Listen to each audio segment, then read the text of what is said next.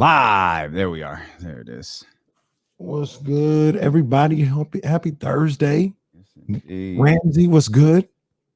Thank you for that update. You know what I'm saying? Ramsey always updating. Appreciate you. Yeah. Warren was good. I saw you, man. That post dope, man, with the D-Lo and KC. Yeah, looking good out there, Warren. You're looking good, baby. Warren looking good. Did you get them blue blocker glasses from Odyssey? I did. Was that a part of your package? Mm-hmm. I haven't used. I've recently. Bro, I can't. Woo, man, bro. I actually think they work. Like I use them too. I use them when the show goes off. I put them on, and I think they work. Reese uses them. I can't. Like I always thought it was like a placebo thing, where it's like if you tell yourself it's gonna work, it's gonna work. But that's like a power balance, right? Right. Oh my gosh, he pushed me and I didn't even move. My balance is crazy right now. Pull my wrist. What? What are you talking about? No, man, I'm not. And whoa. I was working at the basketball facility at the time, and people were going nuts over the power balances. Nuts. Man, we're so stupid. Can you believe? Can you believe that was the name of our arena, man? No, that was a damn shame. That is just like you talk about a damn shame. As Hal McRae would say, got us out here looking like some damned fools. Oh man. Refresh whose page? What you talking about, Poker Pro? What happened? What you mean? Okay, there you go. There you go. The game. No, that's not what I meant. Oh, Max, appreciate you. Okay, all right. I got you. Hey, don't get in trouble in there in game 916. We don't want anything to happen. Hey, Black Bottles in here. What up, baby? 916. What's good? What up, baby? You know, I'm always amazed by this. 1 minute. I really am. And I don't know when I'll not be amazed. But you know, the Yankees, Rangers, no-hitter. We'll talk about it. Did you see the highlights? Did you see how many people were in the ballpark in Texas? I mean, we getting there, man. Like it's time to move on. They moving on from it. Yeah, I'm nervous still.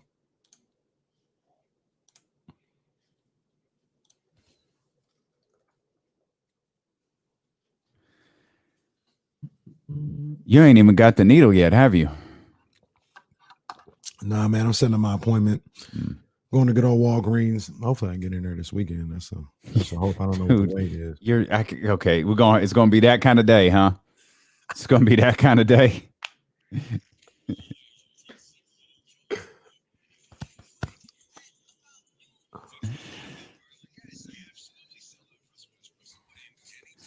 Sometimes you really just vibing out. The street voice out, West Legendary, South Main Brock, West Side stuff that I checked.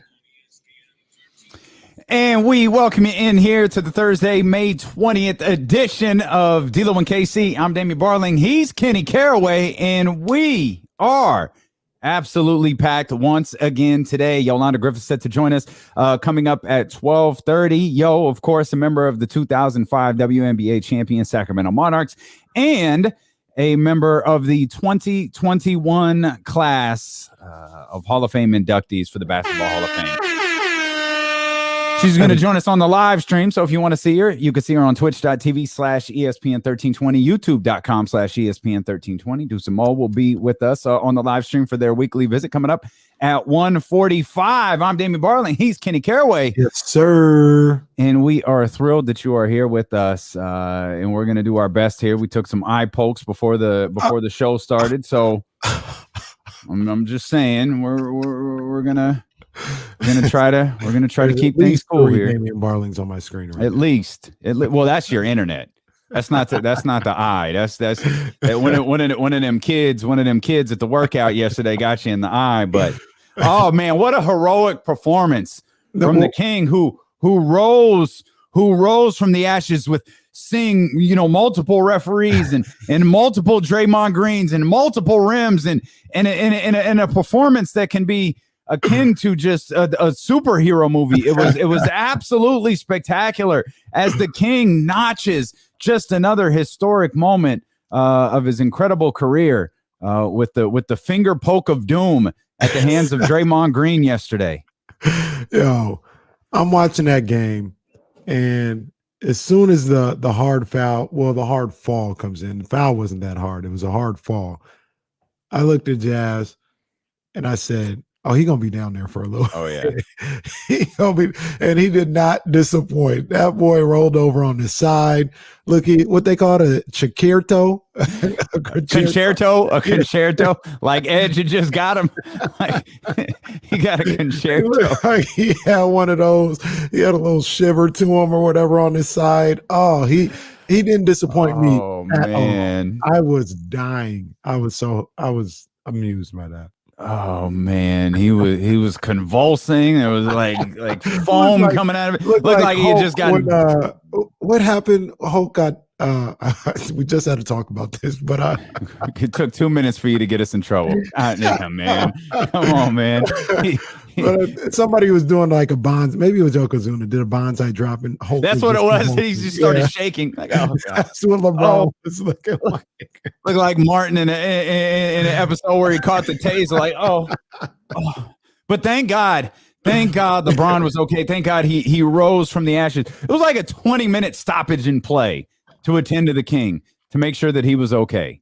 That was something. That was crazy. Oh my gosh. Was crazy, man.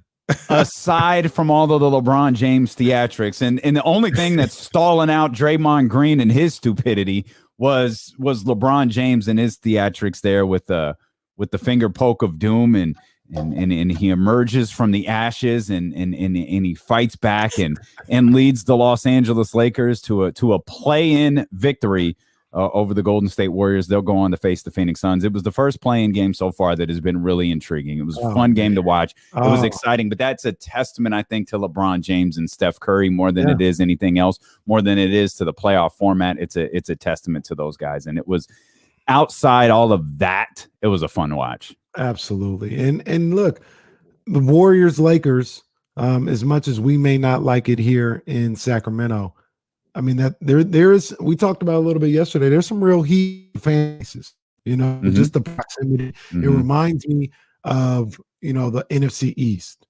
how up and down that East Coast, Philly, New York, Washington football team.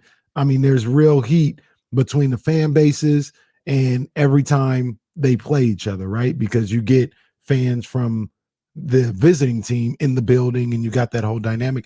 Warriors Lakers has that. When the Warriors were going on their run and making shots and stuff like that, you heard them in the Staples Center. So that's some good stuff. That's some really good stuff, man. Yeah, some good stuff. Again, it was a fantastic game. Steph Curry is just, bruh, like, come on, man. Like, Steph Curry is just incredible. And it's weird now, too, that you have to talk about Steph Curry like he's the old guy.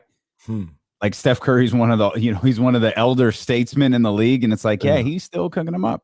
Yeah. He's still just legitimately lighting them up. He went for 37 last night. And the degree of difficulty, that was a 50-point game. Just when you factor in the degree of difficulty of some of the threes that he hit, that was a 50-point game for Steph Curry last night. But I don't know how far he can get this team. I don't know if he can get him past Memphis, not because Memphis is so good. It's just you need performances like this from Steph Curry on a night-to-night basis. You get one off night from Steph Curry, you could wind up losing to the Memphis Grizzlies. I don't know how much further he can carry them. But, man, looking at the way Steph Curry is playing, looking at the way the team plays when he's hot, it really is. It just takes me back to draft day, man, where we get that alert that something happened to Klay Thompson, and you knew that when we got the alert that something was wrong, like past, hey, he got injured during pickup. No, how many pickup injuries have you heard about? Like, I can think of two of them off the top of my head. Klay Thompson, it was bad. DeMarcus Cousins, it was bad. Right.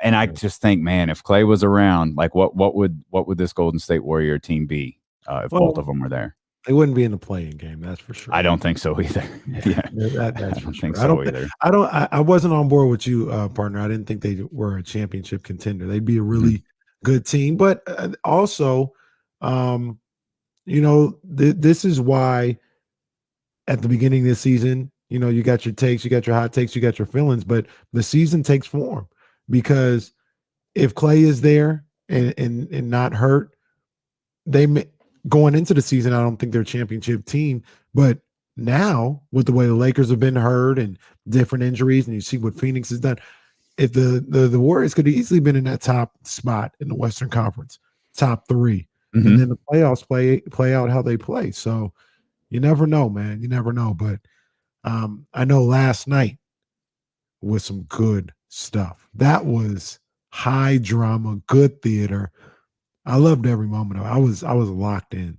Yeah, it was a blast. It was a lot of fun. And as we got into the fourth quarter and I'm watching that game and I'm watching these two teams and I know that they feel different. Obviously as they should. It's going to be a tremendous series with the Lakers and the Phoenix Suns. And by the way, the Warriors and the Grizzlies tomorrow, we'll have that game for you here on ESPN 1320. Did the Lakers impress you? Absolutely not. Yeah, so that's kind of, I couldn't figure out if I wasn't valuing Golden State enough or if I was watching the Lakers too critically, because you watch them a little bit differently. One, when LeBron James is on the team, but two, this is the team that hosted the Larry O'Brien last year. And I just kept looking like, I'm not feeling like they don't look like a championship team to me right now. No, not at all. I don't see that changing. I mean, Dennis Schroeder, I was talking to my homeboy last night about it. I mean, Dennis Schroeder, no disrespect to him, but he's a backup point guard. Yeah. Backup point guard. Yeah. And they had to get him out of the game and get Caruso in there, who did some really good stuff in there, but Dennis Schroeder's not it. And I was high on the pick, or the pickup of Dennis Schroeder. I think you and I talked about that before the season started. Like, I liked it. Like, Dennis Schroeder, this makes a lot of sense. I don't think that it does. And I think with the contract that he wants, the Lakers may be like, we're good. Yeah, no. Going about your business, fam. It makes sense in his role. Like, okay, Schroeder coming in there 25 minutes. If he's hot, you let him cook. If not, you go back to your starter and go that way. That's the starter. That's the guy they're relying on. And they had to get him out of there. Like, Steph saw him and was like, oh, barbecue chicken. Yeah. And they got Caruso on there. Caruso did a good job. And then you got to ask yourself, is Alex Caruso going to be the starting point guard, the lead point guard on a championship team? I don't know about all that.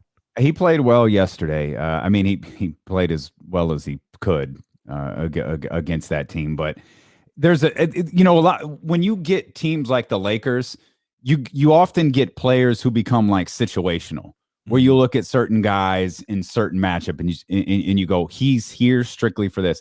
It may not be a play-in game. It may not even be the first round. I looked at Andre Drummond last night on the floor with the Golden State Warriors. It was like, yep, Drummond's not meant for this game. No. And now that I look ahead to Phoenix, I don't know that Drummond is meant for Phoenix as well. Drummond may be here for the NBA Finals and nothing else. Because you asked about Drummond on the Kings earlier. You asked about we talked about Drummond. What was his what would be the contract that he commands this offseason? He's not going to do himself any favors, I think, in this postseason. It doesn't seem to fit with him out there in certain matchups. The Warriors were a matchup that didn't fit. Right. I think Phoenix is going to be a matchup where it doesn't fit. I'm trying to run through the Western Conference playoffs and figure out where Andre Drummond is going to have an impact. I don't know. You don't know because I don't even think it's out there. No, I mean, maybe against Denver, if Denver advances past Portland, that's 3-6, right? Man, but 3-6. So maybe. Well, what's he going to do out there? He ain't guarding Jokic, is he? Yeah, that's the plan. Get a big body against Jokic, but I mean, I don't know. You get a big body against Jokic, and Jokic slowly pulls you away from that.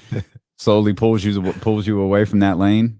Yeah, restricted area. I don't know. I mean, that's a pickup that looked really good on paper, but we knew it was coming. We talked about it for weeks. It's not manifesting itself right now. Yeah. Yeah. I just the biggest takeaway, the two biggest takeaways, which again I understand it's a shame given how great the game was, but the two biggest takeaways, Steph Curry is just phenomenal. I mean, still, he is just absolutely phenomenal. And two, the Lakers are not impressive. They're not impressive. I got another takeaway from that though. Okay. I did get another takeaway, and I don't want it to get lost in everything that happened last night, but lost like LeBron's eye. Yeah. But even with all that said, 22 points, 11 rebounds, 10 assists from LeBron James when they had to have it. And we're going to joke about it. I'm going to joke about it. I'm going to remember the circumstances and the hilarity that ensued. That was a big shot. Oh my gosh! That was a huge shot Absolutely. by LeBron James. Absolutely. That's one of it. Look, I'm. Tell me if I'm speaking hyperbole. I don't think I am. That's one of his biggest shots of his career. Like that's going on his highlight package. His followed by the clip to Rachel Nichols about his eye, about seeing 3 baskets or shooting for the one in the middle. Like those are going to be. How about immediately after he makes a shot? My eye, I can't see. I can't. And I love this. Did you see Steph call him on it after the game was over? And LeBron saying something to him, and Steph essentially gave him, brother, please, and kept moving.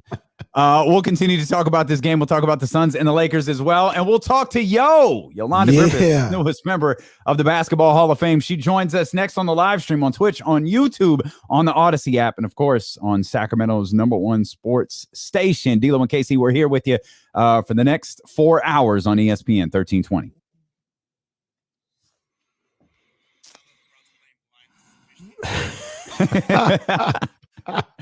I called my friend Stevie Wonder and asked him, like, hey, how do you feel through the music? How do you feel through the notes? Like, how do you feel the crowd when you can't see, when your sight's been taken from you? I thought back to Jamie Foxx and Ray and how he just channeled the noise, and oh man. Oh my goodness. Look. Oh my gosh. Oh, Shaq. Stevie could see better than LeBron could.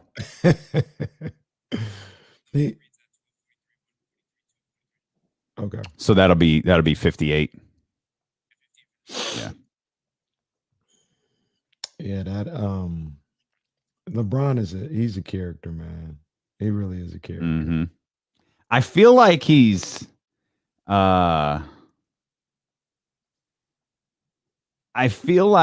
searching for that flu game. You know what I mean? Like I feel like he's searching for that that overcame all the obstacles thing. Like I don't know.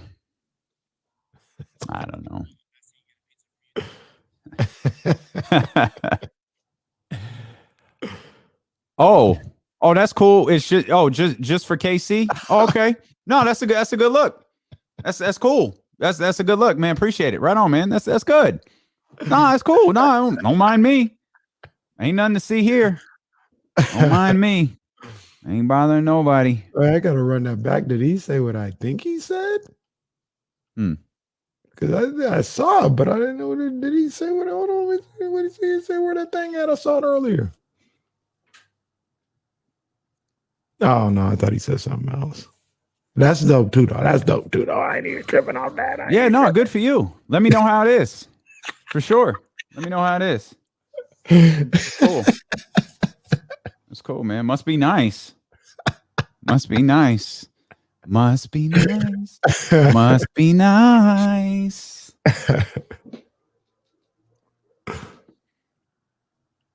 Securing the Bagley. What up, baby?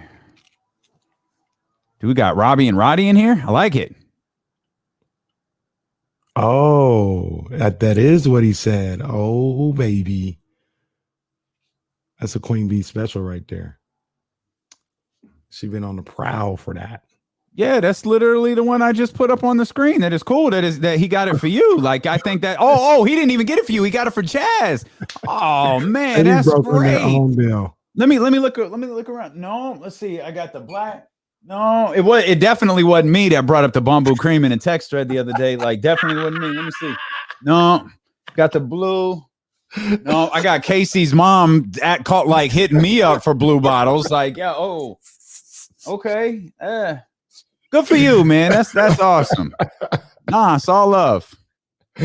All love. Well, you know, I mean, hey, you gotta pull up, Damien. I got to do better. I got to do better in this whole thing. My reads ain't been on point. What's your brother's name, man? So we can show him some love, Bryce. Show him some love. Eye patch. I see you, Bryce. There you go, Jeff. There you go, Jeff. That's what's up, man. Glad you picked it up. We knew you'd enjoy it. Yeah, man. I think I'm big this weekend. Big facts right there. Big facts right there. You know, I could be petty with the best of them.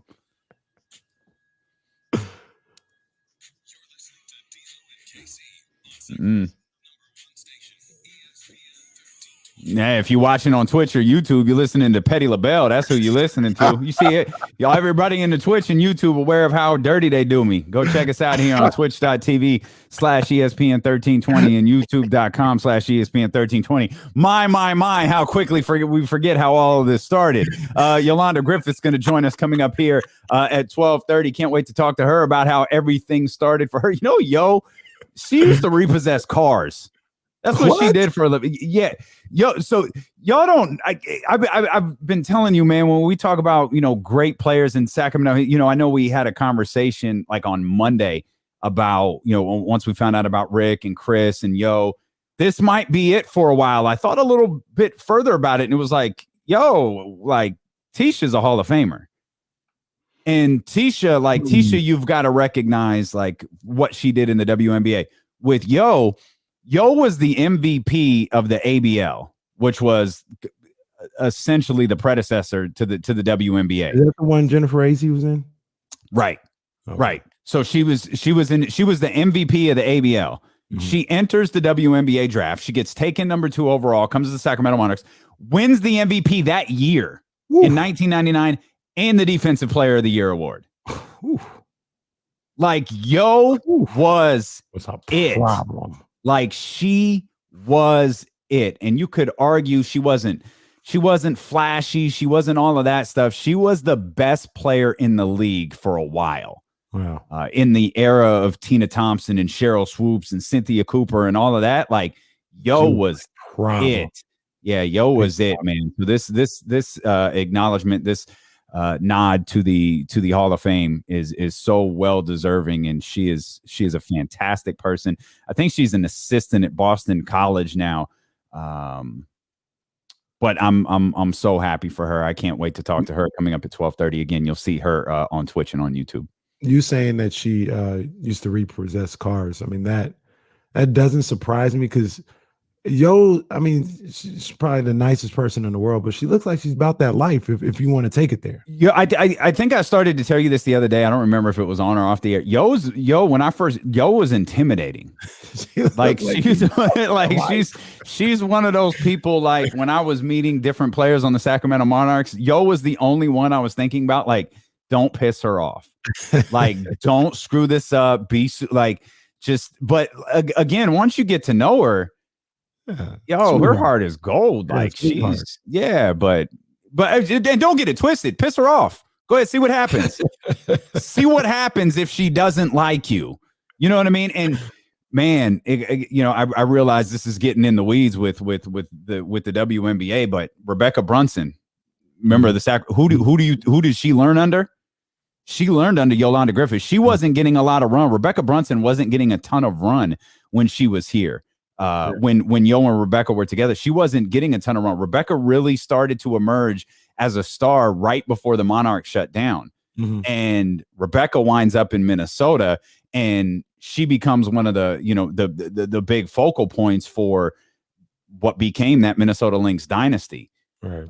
When, Maya showed up, Simone was out ill that first year that she was there, that first year that Rebecca Brunson was there. Once she got healthy, man, that team just went off and started winning title after title after title. I think Rebecca's got 6 rings, man. 5 or 6 rings. I think she's got 6. And she was, I don't want to call her Yo's understudy, but they were, I think their nickname for each other was twin. Like they were just locked in with each other. You mentioned her just a little bit. Just want to say shout out to Simone Augustus. Oh my gosh, man, what a great career. Simone, like the first year, Simone had an illness. Like when the Monarchs shut down, and there was a trade done that's it netted like Lindsey Whalen over there. It was going to be Simone Augustus. They wound up having a terrible year, an awful year. Mm-hmm. They wound up getting the number 1 pick. They landed Maya Moore. So Maya Moore shows up, but it's the return of Simone Augustus, who was ill. She had like some sort of pain, I don't know what the cause of it was, but she wound up having like a hysterectomy. Like it was something really, really bad that took her out for the entire season. Yeah. She came back and was at MVP form. She helped get Maya accustomed to the league. They took off, and man, Moan was good. She was never marketed as the star of the league because Moan has a unique look about her. Mm-hmm. But dude, she was it. Yeah, she was fantastic. She was a problem, man. The league was so different when Yolanda entered it back in 1999. And so, again, can't wait to talk to her coming up here in just a few minutes. We were talking about the Lakers and the Warriors last night. And the Lakers moving on to the Suns. The Lakers right now are betting favorites against the Suns. Mm-hmm. Are you riding chalk? Are you going along with that? Lakers beating the Suns? Because I know you don't like the Suns either. No, and I can't stand. I saw this stupid hype video about the Suns, and Dan Marley and Charles Barkley are in it. They're the best fans in the NBA. Okay, stop. Like they could care less. Stop it. You're like, well, the fact of the matter is, we were here first. They don't care. They could care less about the Suns. So. Yeah, that really turned me off from the Suns ASAP. However, well, that's not Chris Paul and Devin Booker's fault. No, it's not their fault. That's poor marketing, but that's not their fault. The Suns almost, I don't know, maybe I just have a problem with everybody. They're almost on Dallas Maverick status for me. Almost. Really? Yeah. Wow. Yeah, because they don't care about that team. I don't like Phoenix, and I didn't like Phoenix in '93. I was a Bulls fan, at the time. And I was like, I couldn't stand Phoenix. They were good that year, though, boy. Man, they were good. I even liked Sean Kemp and Gary Payton. So they beat them, and they went up against the Bulls. So I'll never forget. I think it was Ahmad Rashad. God wanted us to win the world championship. And I said, God? He's like, yeah, I talked to him yesterday. All right, Chuck, I don't know who you was talking to. He said that after there was I think it was like a triple overtime game against Chicago. That was heat. Yeah. Oh, that game was so good. So, yeah, I've never liked the Phoenix Suns. Don't like them now. However, thought about this. I can't see Chris Paul losing to this Lakers team. Really? Yeah.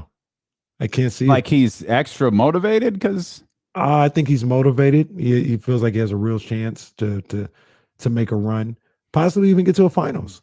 Like he sees an opening there. Yeah. And I think he's going to be locked in. I think Devin Booker is going to have a good series.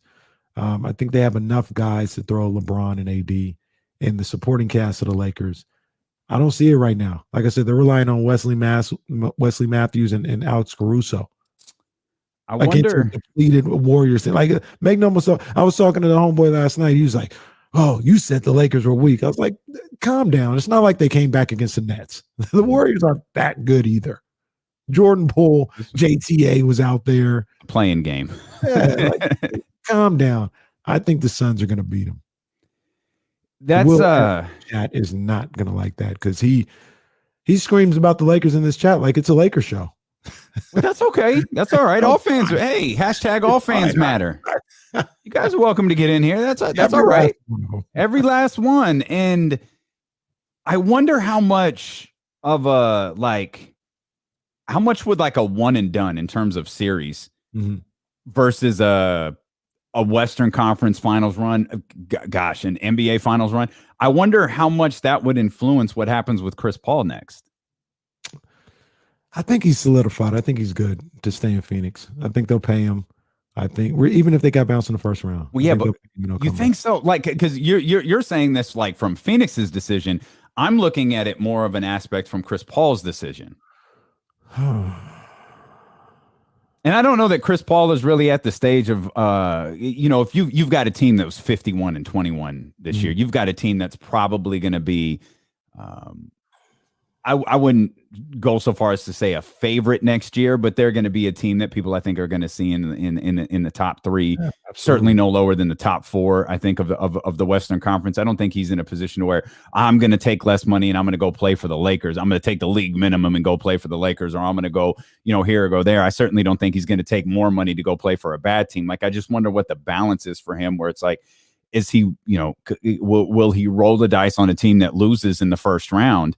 It's like, okay, no, because if they lose in the first round, Chris Paul goes into that exit meeting like, hey, I'd love to be here. We obviously we need some additions somewhere.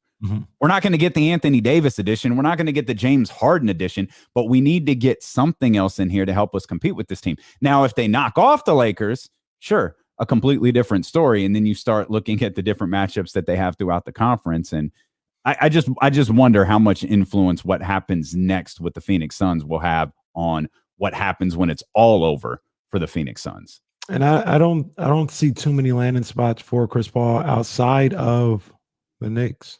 That's the one place I could see him going. They've got the money. It's in the East. Okay, that's what I was going to ask you. You obviously know better than I do. But I think they got the money, huh? Yeah, they got the money. They got money for so many young guys there. Yeah, they got money for a max. Marcus is right. Last week I did say the Suns couldn't make the finals. You're right. I did say that. But you just said you also just talked about them beating the Lakers. Like, you ain't talking about them getting to the finals right now, are you? No, I think the Clippers are going to the finals out of the West. Okay. We got company, man. We got company. Hey, chat house, learn how to act. Let's bring in the I hit the wrong button. Let's bring in the Hall of Famer. Yo. Oh, D. What's going on, buddy? What's up, baby? You gotta I'm closing all of these tabs. Yo, congratulations, Hall of Famer. What? I gotta give her some air horns. Hold on. Come on, I gotta give her some air horns. We got a Hall of Famer. I can't hear. I got another one for you. We got a Hall of Famer here. Air horns. Let's go. What's going on, fellas? Man, congratulations, man. I'm so happy for you. This is so long overdue. We were just talking about how you walked out of the ABL as the MVP, walked into the WNBA as the MVP and in the defensive player of the year. And I just kept looking. Hall of Fame nods coming out soon. Like, when's Yo gonna get hers? Yo, it's okay. Everybody say about time, but I'm looking at it like this is the right time. Mm-hmm. God blessed me with so many abilities and blessed me with an amazing family that gave me the opportunity to do what I was able to do. So this is the right time. It's Yo's time. That's what we say. That's right. It's Yo time. It's my retirement party, so we're gonna do it right. So before my man KC jumps in here, I was telling the story, like, you're all smiles and you're happy. When I first met you, you were intimidating. Okay, listen, let me tell you something, dude. We go way back, baby, but you're not gonna tell people how mean I was. Yo, that was that game face. That's the game face. That's game face. I didn't say you was mean. I just said you was. I remember the moment we met. It was in the parking lot of the practice facility at Arco, and Kara said, "Yo, this is Yo." Yo looked straight at me. Hey, how you doing? And keeps moving. And I was like, well, that's good. I mean, I didn't anger her, so like I'm gonna take that as a good nod right there. Like, that works. Listen, if you was standing next to K-Law, you was good people, but I had to, make that phone call with her later on. Like, yo, who was that? Who was that? Who you talking? So I heard about that. No, great times, D. Great times. Hey, Yolanda, I'm just telling you from the outside looking in. I'm born and raised in here, big Monarchs guy. I would look at Yolanda Griffith. I'd be like, oh. Anybody want to smoke with Yolanda? You asking for the wrong thing. I'm telling you, you don't want that. And that's how it looked on the court. It looked like, you were all about your business, and that's why we loved you here. You wasn't taking no mess. You was about your business. You weren't there to disrespect nobody. But if somebody wanted a problem, not only would you give them buckets, but we can see about it after the game too. That's how it felt on the outside looking in. That's how it felt. To this day, I laugh about it because it's just, I'm just so used to playing European ball that everybody that I know back home in the States was like, yo, how you doing? Want to hang out? And I'm like, yo, they paying me big bucks to win. So I can't socialize like I would do back home. But, and then I always had in my mind, like, yo, you want to be friends and throw me off my game, but you about to throw elbows and bust me up right quick. So I had like, I don't know. It was just like my mindset was like, yo, this is me representing the Monarchs. I got to go out. I got to do my job and enjoy the moment. But at the same time, we was trying to win. I don't know. It's just like, it's hard to separate. Like when you step on, when I pull up into Arco Arena and park my car and get out, it's game time. Mm-hmm. And that's just the mentality I had growing up. And it just was instilled in me that, time to take care of business. We can talk and socialize afterwards. If we still friends then, after I didn't bust you up, but after that, no, but it was like, I don't know. It's like, it's hard to separate it, but when you step on the court, it's business. Yeah. And then after that, we can party, have fun, hang out, cook out, do whatever you want to do. But I got to do my job, and my job is to win games and perform. So I like that. That's what it was about. Yeah. I just tried to leave it on the court because at the end of the day, again, like you fellas, you doing what you're enjoying to do, and you want to make sure you perform for your fans. That's just how I am. No regrets. Mm-hmm. No regrets whatsoever.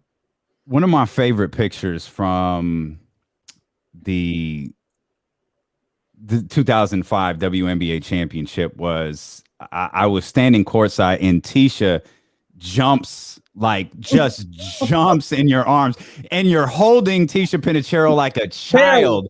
And it's such a great image because you guys were the leaders of that team, and it's such a unique team, especially when you look at the league now and you look how star-studded it is. Mm-hmm. And you looked at that team there, it was like, we talk about this all the time. Until this very moment, you didn't get the respect that you deserved in that league. I still don't think Tisha gets the proper respect. It was basically a starless team made up of just like really, really good players, and to see you two embrace in that moment is always it's always my favorite image from that game. Okay, D, you want to repeat that again? Again, like you said. That Tisha jumped. Nameless superstars leading that team. Mm-hmm. Because to me, TP, over and beyond one of the best point guards in this game. Magic Johnson, hands down. Kayla, one of the best three-point shooters. Nicole Powell, three-point shooter after she made her adjustments. You got twin Rebecca Brunson, who was like my baby little sister. You got Maiga, who will lock you down defensively. You got Olympia Scott. Me and her, we was the old souls of the Sacramento team, but we used to, the highlight was me and her going one-on-one. You got Cass, like I can name. You got Chelsea. You got Haney. That team was special. Demaya Walker, that team was special. And like you said, to me, they put a special team together where there was not any egos. There was not anyone above the game. We formed a bond. We knew and trusted each other. And that was the most important thing. It didn't matter who we had to go up against. The only thing that mattered is we took care of business. We practiced hard. We challenged each other. We got in each other's face. It didn't matter. It was family. We trusted each other. And that's the number one thing. Like you said, the respect wasn't there. It's okay. I've been dealing with that my whole life, playing this game. My name, who I am, was not a household name. Mm-hmm. I'm a blue collar, south side of Chicago, long, lanky, skinny kid, no confidence. But I'm sitting here enjoying this moment with my boy D, hanging out, Casey. Like this is a moment in my life I'm going to always cherish for the simple fact, my roller coaster, my journey, the Sacramento Monarchs, my family. This is for you all. It's not for me.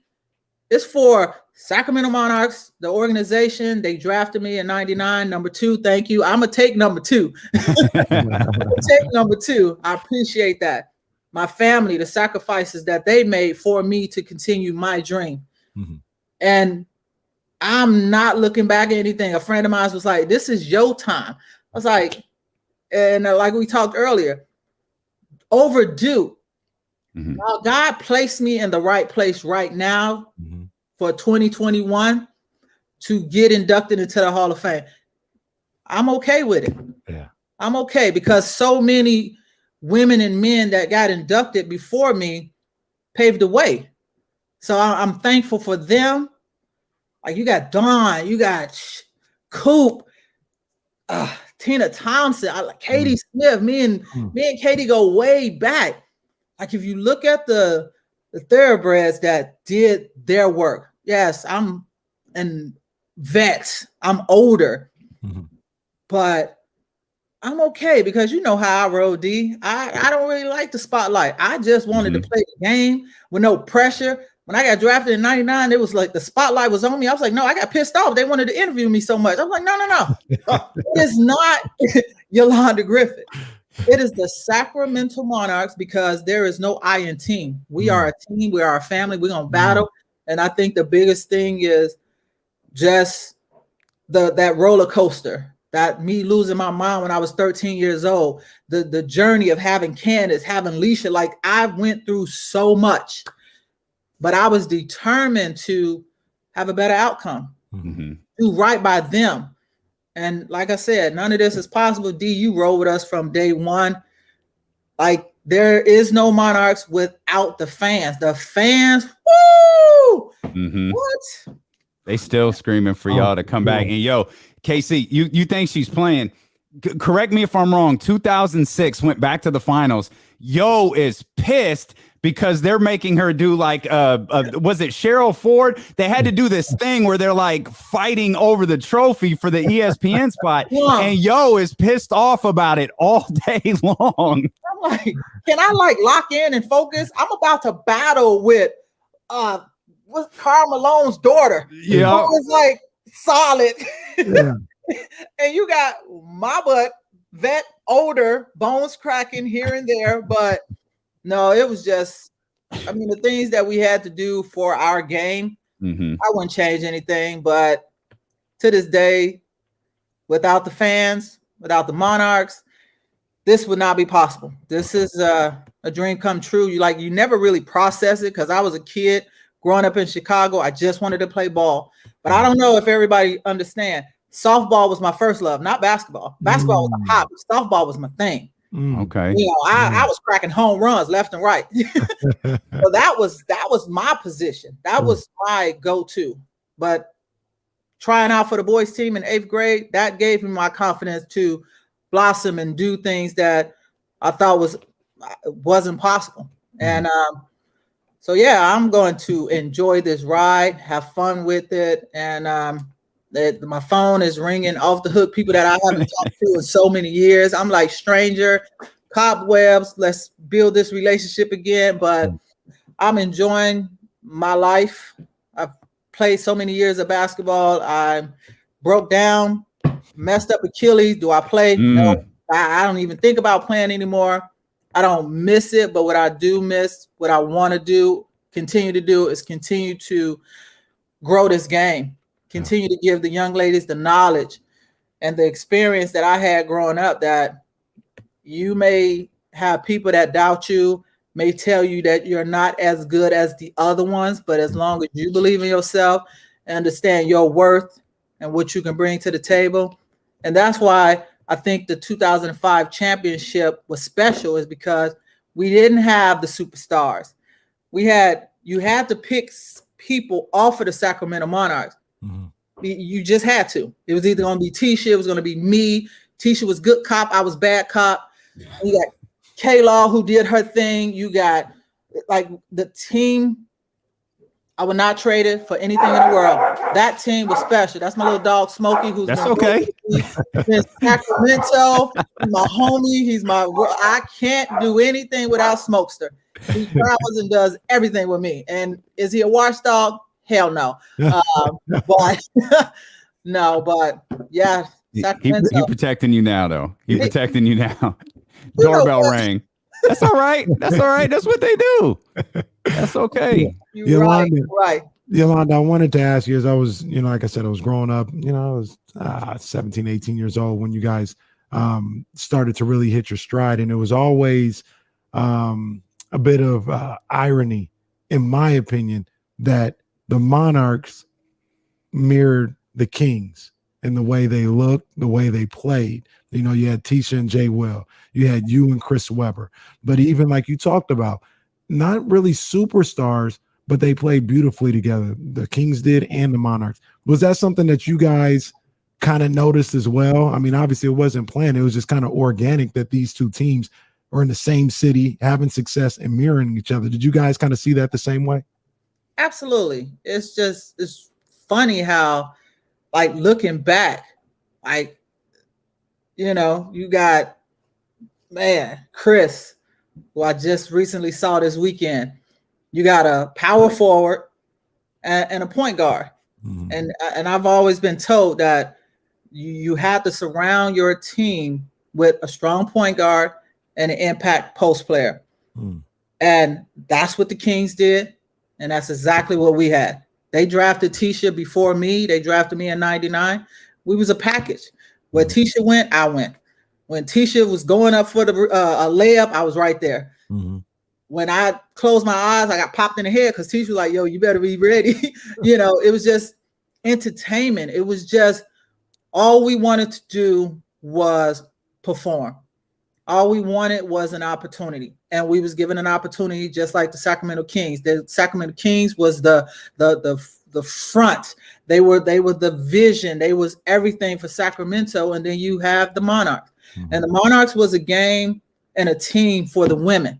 Because, when we look at this game now, it's the NBA, and everybody still only see the NBA. But when you have the Monarchs, you had to respect what we was doing. We was working twice as hard. We continue to have to prove ourselves, but we didn't have to prove ourselves to the Kings. They respected what we did. Mm-hmm. They came to our games. They wore our jerseys. They was there at the championship game. Like, it was just, we was family, from the Kings to the Maloofs to Jerry to everybody.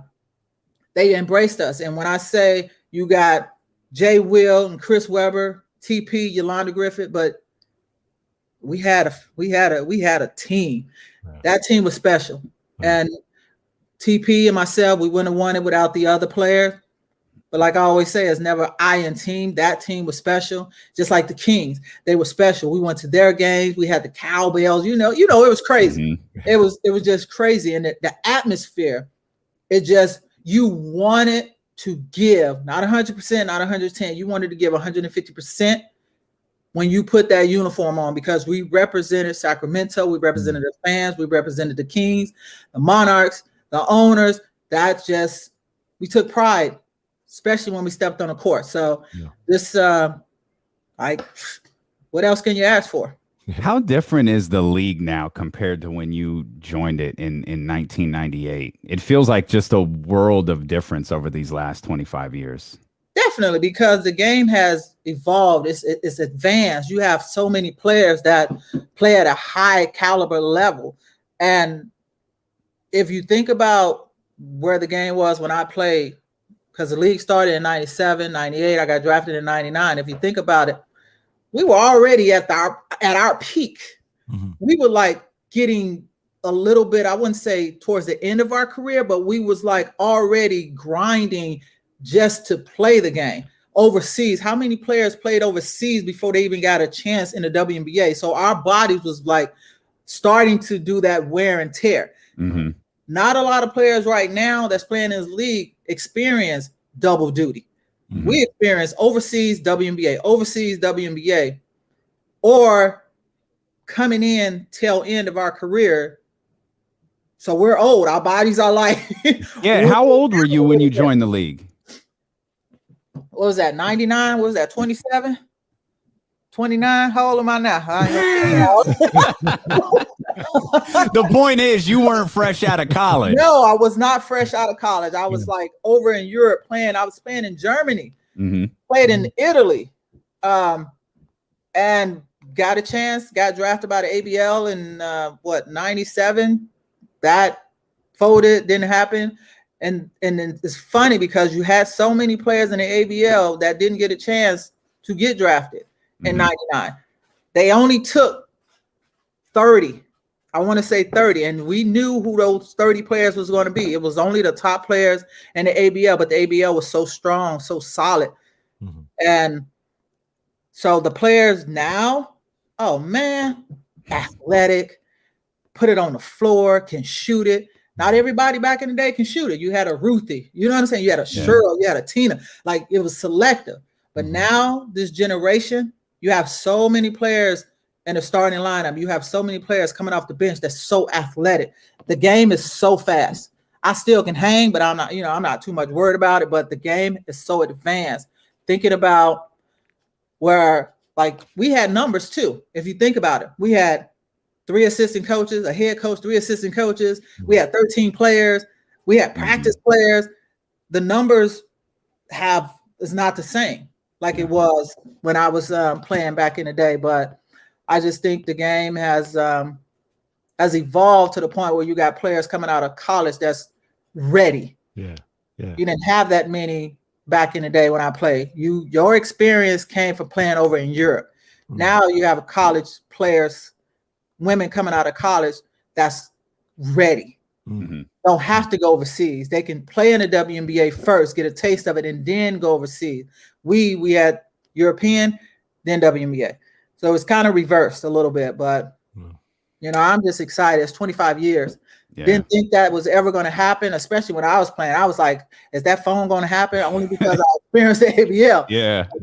Is this the day? Is this, so then after my first year, then after my second year, after my 5th year, after winning a championship, I was like, yo, we here. We're here to stay, and we're here to stay because they're putting the right people in the organizations that's looking out for women athletes, women players, just women overall. And that's what we needed. We need strong individuals speaking up on our behalf.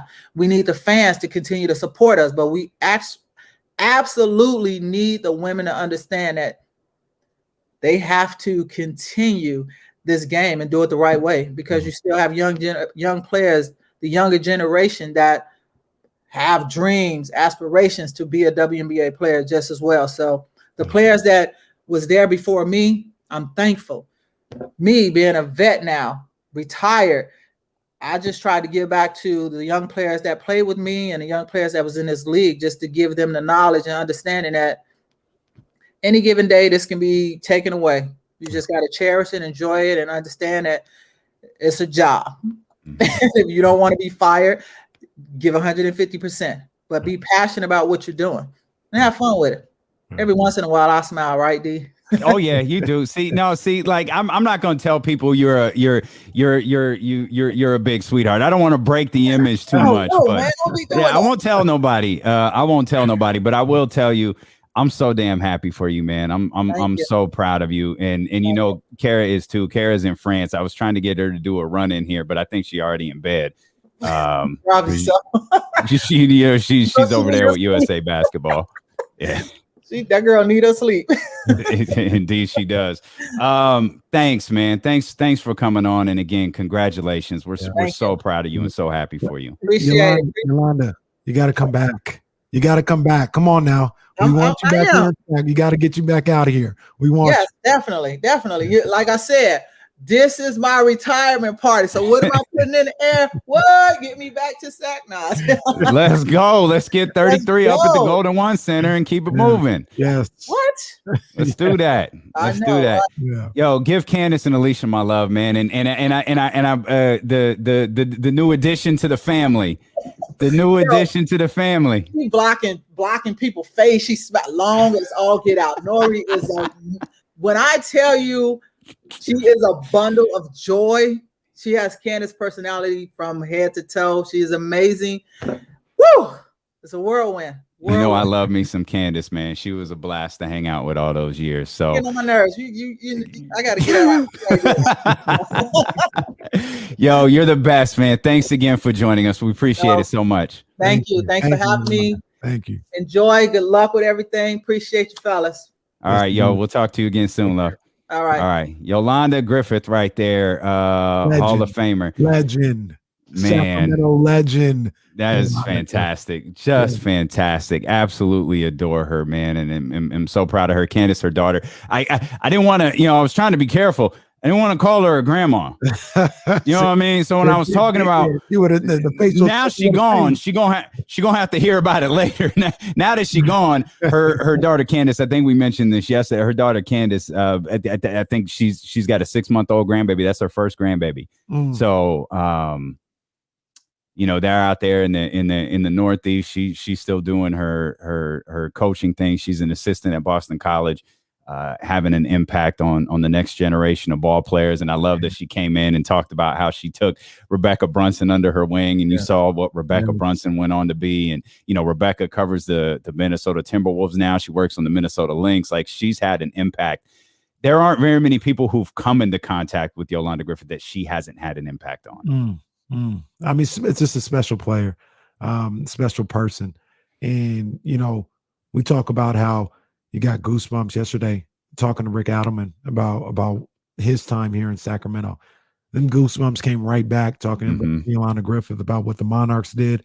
And just that time, that time period, Drake and Future, what a time to be alive, right? What a time to be in Sacramento in the early 2000s with, Damien, I don't think I'm speaking out of term and being a prisoner of the moment when I say it was basketball euphoria. Absolutely. All year round in Sacramento, basketball was being played in the most beautiful way every single night, man. And man, it gives you goosebumps, but it's like, can we get that back? Well, that's the thing too. Like, get the Monarchs, all that stuff, man. The thing with the Monarchs is like, you start again, the concept of time is such an amazing thing. And you realize the Monarchs folded in 2000, following the 2008 season. Like, how many years ago was that? You know what I mean? Like, that was 13 years ago. And you think, like, you often see, myself, Sean Cunningham tweeted it the other day. I know Jill just tweeted it a couple of minutes ago. Jill Adge tweeted it a couple of minutes ago. Bring back the Monarchs. Like, imagine the current version of the league, because Joe's right. In 97, 98, 99, even into the 2000s, I remember vividly having a conversation with Kara about ride this wave as long as you can, because you don't know if this league is going to make it from year to year. And we never imagined, given the success of the Sacramento Monarchs, that was going to be a team that disappeared. But you realize that the league has managed to get stronger and stronger and stronger as the years go along. And it's like, man, what an impact that league could have on young women in our community now. Absolutely. And it's not so much holding on to the past glory of the Sacramento Monarchs. It's holding on to what the WNBA could mean for our community. Like, I hate that the MLS thing is falling apart. I really hate that the women's soccer league is gone. Like, that's the Sacramento Storm being on, like, that's far more upsetting to me than than the MLS, when we've still got the Sac Republic here, and we still got, and don't make no mistake about it, I want the MLS team here, but we've got the Sac Republic, we've got the Sacramento Kings. We have no representation of women's sports here, and to just dismiss that as if it's not a big deal is shallow. Like, it is important for the young girls in our community to see, the way guys look up to De'Aaron Fox.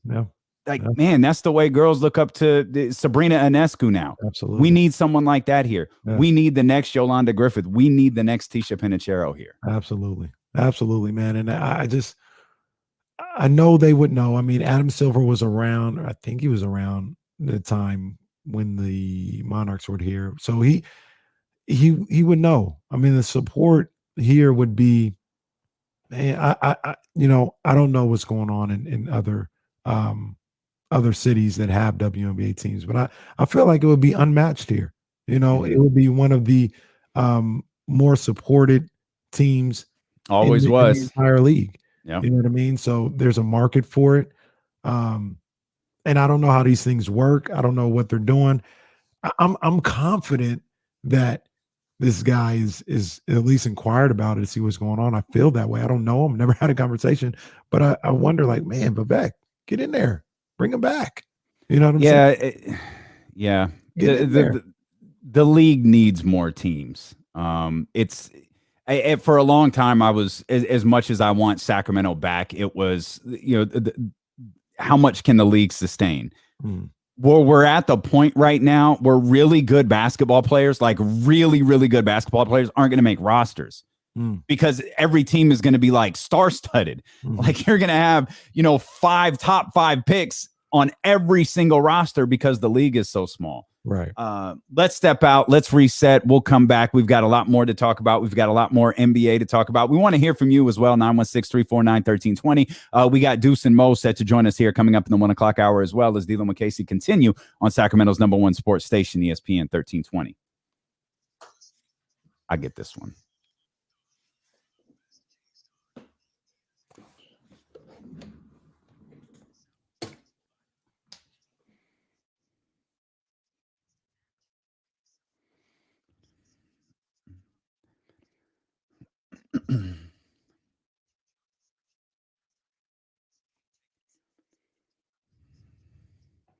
Hey, we jumping in here after that fantastic conversation with Yolanda Griffith, and I'm trying to, if my man Black Bottles 916 is still listening, man, this is for you. We're talking about McQueen and the Violet Fog Gin. I'm trying to win you over and make you love me the way that you love Kenny Caraway and his family over there, because I love McQueen and the Violet Fog Gin too. I love the distinct citrus flavor. I love that the quality in every bottle, it's just chef's kiss, immaculate. This Brazilian gin is produced in limited batches of less than 55 cases per distillation. You know what we say?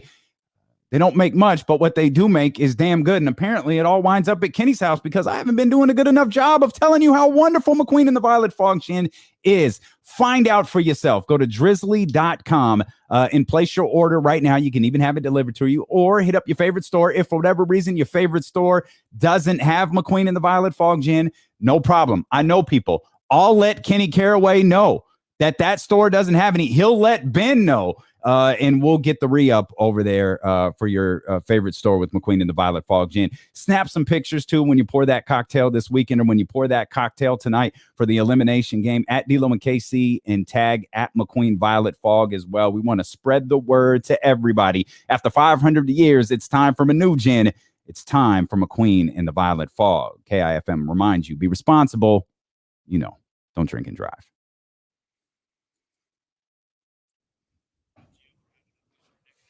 Yeah, right. Yeah.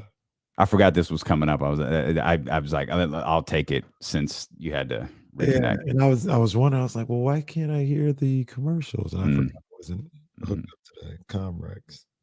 Hey, LeBron James' eye has made a appreciate you. Appreciate you. Oh man.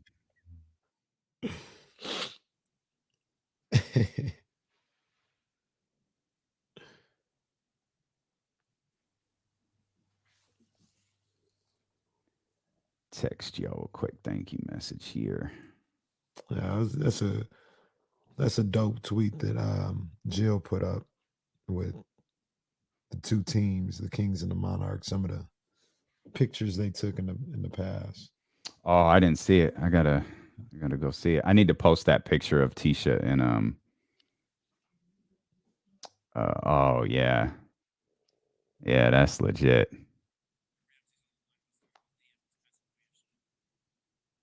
Okay. Why does Ramsey always want to talk about weird stuff? not that. Not weird, just kind of out the box. Out of left field. He a good talker though, so he might have something. Yeah. Okay, Will Z, they sold out. That's what's up. Let's get the re-up and let's get the re-up. You see that black bottle? Sacramento taking over. Sacramento get might that be re-up. leading the nation, man. We might be leading the nation. You know, might be about it. You see all that activity on social media. The Dope Ones is in Florida. They're getting ready to make that trip to see Spike Lee. I said, hit me when you get back. And hit thedopeones.com right now to get your D-Lo and KC merchandise. Shout out to Warren, who's rocking his today.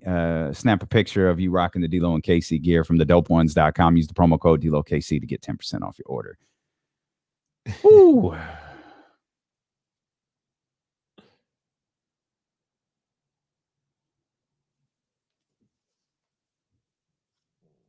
Yeah, there's some great pictures, Jill. I haven't seen. I saw the picture. You know what's wild? Tisha's like 30 years older and younger. Tisha looks younger. She's Benjamin Button.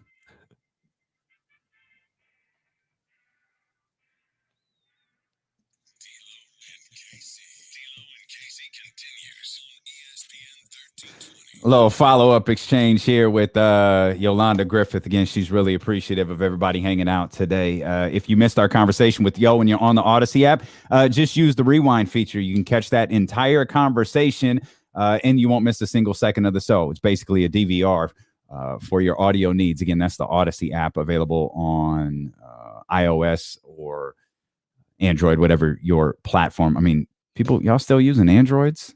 Yikes! Y'all still got the green text messages? Yikes. I know if Coach Molly was in here, she'd be like, I can change my text messages to whatever color I want. They only green for y'all. They're always quick to talk about all these features that nobody care about. Man, dude, Android versus Apple is like Bloods versus Crips, boy. Like you are in deep with your set. When you're repping Apple or Android, man, that's just how it is. And regardless of the platform you use, the Odyssey app works, as does youtube.com/ESPN1320 and twitch.tv/ESPN1320. And I'll say this: I had an iPhone. I went to an Android. It was cool, but I came right back. You know what I'm saying? That's what it is. I came back. Come on back. You know, so it's cool. Like I see the stuff that you could do, but I came back home eventually. It is what it is. What's been cool this week, man, is you talking about coming home. The response to the conversation with Rick Adelman yesterday, and how it just took people down, memory lane, and I think that's really eased. I could completely be speaking out of turn, so that's fine. Like Deuce and Mo are going to join us coming up at 1:47. We'll talk to them a little bit about the Sacramento Kings, about Luke Walton, and about the NBA playoffs as well. But I feel like the sting of the season was. Again, correct me if I'm speaking out of turn. Maybe it was alleviated a little bit by the announcements of Chris Webber and Rick Adelman and Yolanda Griffith going in the Hall of Fame, because it was very much like, all right, like I know what we say, I know what we talk about, I know what the 15 years have been like, but it's really not basketball hell. It feels like hell right now, and maybe in its exact moment, it's as close to hell as we're gonna get. But man, it was special here once. It was really, really special here once, and it's recognized worldwide now with Rick Adelman. And again, as we talked with Rick yesterday, he had a tremendous career in Portland. He had a really good run. He had a very important run. I think that's something that shouldn't be lost, is how important his run was with Houston, because as he noted, he was coaching Yao Ming. You're coaching, you talk about being a coach for LeBron James and not being able to screw it up. You talk about being a coach for Zion Williamson and not being able to screw it up. Yao Ming has meant billions of dollars for the National Basketball Association. Imagine being the coach who got that wrong. Yeah. Did Jesse, you trying to talk to me? Yeah, we got to just give the people the particulars real quick where they listen to it. Okay. You're listening to D-Lo and KC on KIFM West Sacramento, KRXQ, HD2 Sacramento, and Odyssey Station, and driven by Lashers, Elk Grove Dodge. She's Kenny Caraway. I'm Damian Barling. I'm thrown off. That's about as yeah. Where are we, man? What are we doing?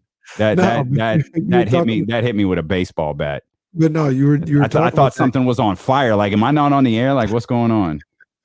But you're 100% right when you talk about Rick Adelman, and the importance of his coaching tenures. Here in Sacramento, he had a very important one, like you mentioned, in Houston. But this one, like I said, I may be biased, but here in Sacramento, I mean, it was the perfect storm. You know, it was a changing of the guard in the NBA. At the time, the NBA was kind of looking for a little bit of the face. Mike was gone. Nobody really cared about the Spurs. Yeah. They tried to make us care about the Utah Jazz. Nobody was interested in that. I forget there was a lockout in there somewhere that wiped out part of the season. Yeah, the first year the Kings took off. Right. Right. They were coming off a lockout. And now it wasn't, if anybody remembers the last lockout, people were kind of like, oh man, like it sucks. Let's get back to basketball. It wasn't like that in 99. They were like, nope. These people are ridiculous. Yep. Yeah. These people. That's Yep. how they would say, right? Yep. Are ridiculous, greedy, thugs, all this other stuff. And there are a lot of people turned off by the NBA and just the lockout in general. Mm-hmm. And the Kings, I don't want to go so far to say they came and saved basketball, because I think Shaq and Kobe and what they did with the Lakers was huge as well. But the Kings were part of it. They were part of making the NBA cool again and making everything all right with the NBA. And that's right there with it. That's the operative word, like made it cool. Right, because the Spurs, we all know the narrative around the Spurs because it's not wrong. It's not hot. You're winning NBA Finals game 71-65. Like that's it's tough to pull in an audience with that. But you had Kobe and Shaq.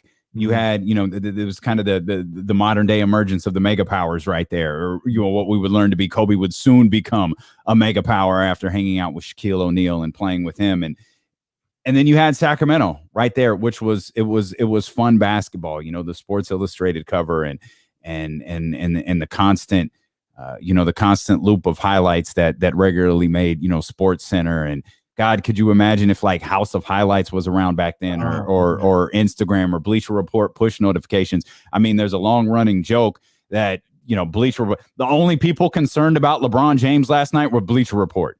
Bleacher Report was scared to death that something had happened to LeBron James last night, but they get those notifications out there quick. These services get those notifications out there quick.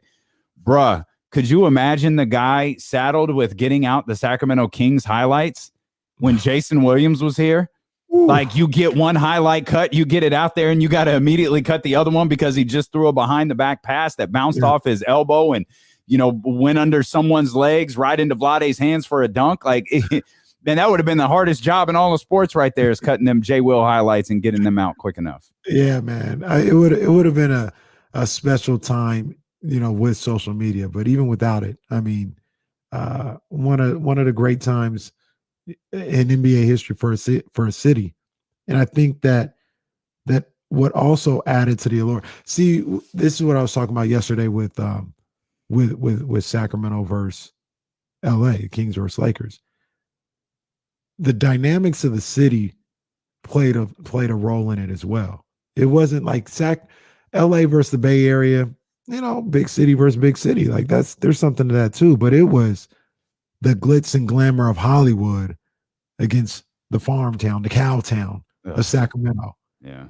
Still, I take that. I was almost about to say, still never seen no cow in this city. So I don't know how it became, but there are some. You don't know? Oh, I do. It actually, I didn't really fly a lot when I was younger. I didn't start flying until I was like an adult. And when I would fly into Sacramento and see what Sacramento looked like from the air, I got it. I completely understood. I was like, oh, this is what it, because I didn't understand it at first. Like, I didn't get it. I was like, what, Cowtown? Yeah. What are you talking about? They no farm. Like, we ain't a country. But then I flew in and out of Sacramento. I was like, oh, I get it. Like, you fly in and out and you see nothing but like fields and open land. You fly into so many, cities. Like, you could be out trying to get lunch and there's a plane 10 feet above your head in Los Angeles. You know what I mean? Like, right. You go to various cities, like, there he is. He's back. You're good. Airports are right there. Sacramento, no. Natomas, we in the middle of nothing. We in the middle of nothing. We in the middle of nowhere. Yeah. I didn't get it growing up. And I was like, Cowtown, what? Like, where are you guys getting these cowbells from? I don't even know where to get these things from. But that played a part in the whole dynamic. You know what I mean? And that's what appealed to a lot of people too. It was this at the time. It was this small city in California that was the show. They were the show. They had the bright lights. Mhm. So you combine that with the Monarchs too, and you got somebody like Tisha Penatero who's like doing the same things that Jason Williams is doing on the WNBA level. It's like, yo, this is crazy. This is the epicenter. This is showtime here in Sacramento. Mhm. Great time, man. And I'm fascinated to think what could be like now as the league has grown. You know what I mean? What could be now that the league is bigger? Because back then in 2005, 2006, 2007, it like Yolanda was talking about, you were waiting for the call. You were waiting for the call. We're not gonna make it. We're not gonna make it. We're not gonna make it. Well, I don't think the league isn't in that place anymore. Mm-hmm. And so, what would the Golden One Center look like? Because Arco was always in really good shape, especially for a WNBA credit. It was all, that lower bowl. You were really, really good shape. Yep. What would it be now, man? And I hope one day we could find out. I hope one day, really, really soon, we can find out.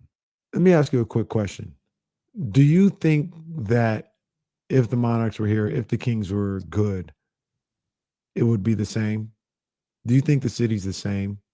And the euphoria, the restaurants packed out with people to watch the game. Do you think it would be the same? I kind of have my doubts because I think and I don't mean that in a negative way, but I think the city has grown up a little bit. It's not this one-trick pony town no more. There's a bunch of people here now who might not care as much about the Kings or the NBA, whereas it felt like everybody cared about the Kings and the Monarchs in the early 2000s. Well, I'll answer that. We'll also dive into the Grizzlies and the Spurs. And I mean, I feel like we've asked this question. Is this it for the Spurs? We'll get into that. I know what that noise means. Kenny will explain what that noise means as well. Deuce and Mo coming up at 1:45 as D'Lo and Casey continue on Sacramento's #1 sports station, ESPN 1320.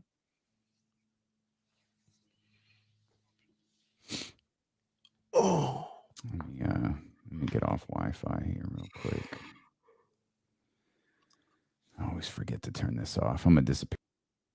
For sure.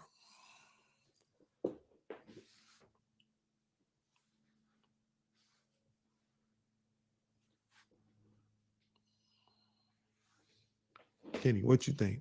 I don't know. Oh man, I was having a show with myself. Kenny and Kenny, Monday through Friday here on ESPN 1320. What's up, Tim? That avatar. Oh, that is great. That is fantastic. Marty Jannetty tried to jump through the barbershop window. Hey, there you go. Good. Look at Sean King. That's knowledge right there, boy. That white line defense. That was Coach Wiz's staple. Oh man, I forgot. Gosh dang. Sorry, yeah, brother. Ramsey, we got you. Yeah, we got it. We got it right out the break.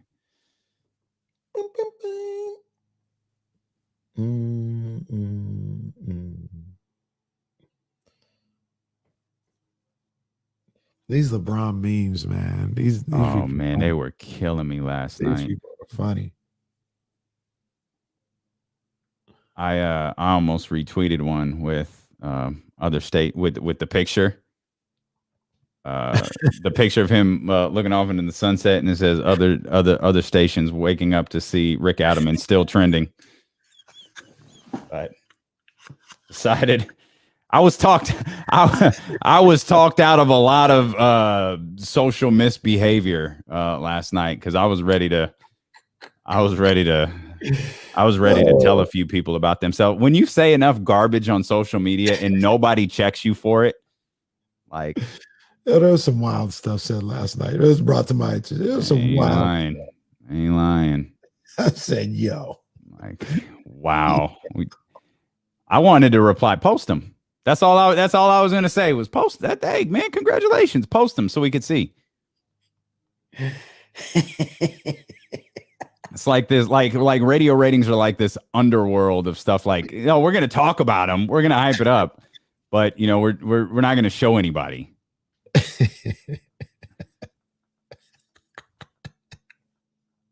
Goofy, man. Oh man. 2,000 YouTube subscribers, same 200 views every damn day. Nothing to see here, people. They're all women, apparently. Only there's only one of them in here in the replies. Only one. Yeah, well, she don't even listen. She don't even listen. How you got so many? And none of them are on Twitter, I guess. I don't know. Oh man.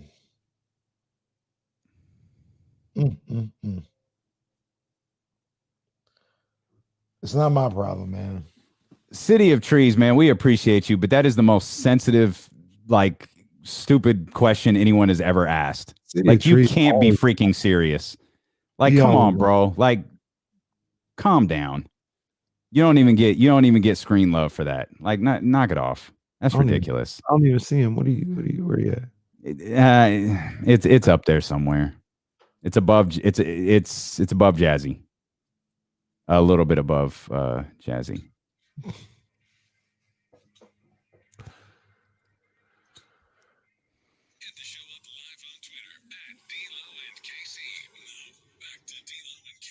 Hit the show up on the phone lines as well, 916-349-1320. You too can call, and D'Lo and KC can forget that you're on the phone, and you can sit there for 20 minutes or so. Hey, Ramsey, sorry about that, fam. I got a little thrown off. We went to commercial at a weird time, and I didn't handle business like I was supposed to. That's my bad, Ramsey. It's all good. I mean, I don't mind actually coming in at the beginning of the segment anyway for what I wanted to talk about today.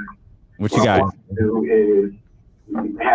is pay our respects and give our memories to Lee Evans that ran on the 1968 Olympics. 1968 Olympic track team with Tommy Smith, John Carlos, San Jose State, and he was the one basically that started the entire movement after the 1968 Olympics with the gloves. I mean, he did the right actors, Tommy Smith and John Carlos.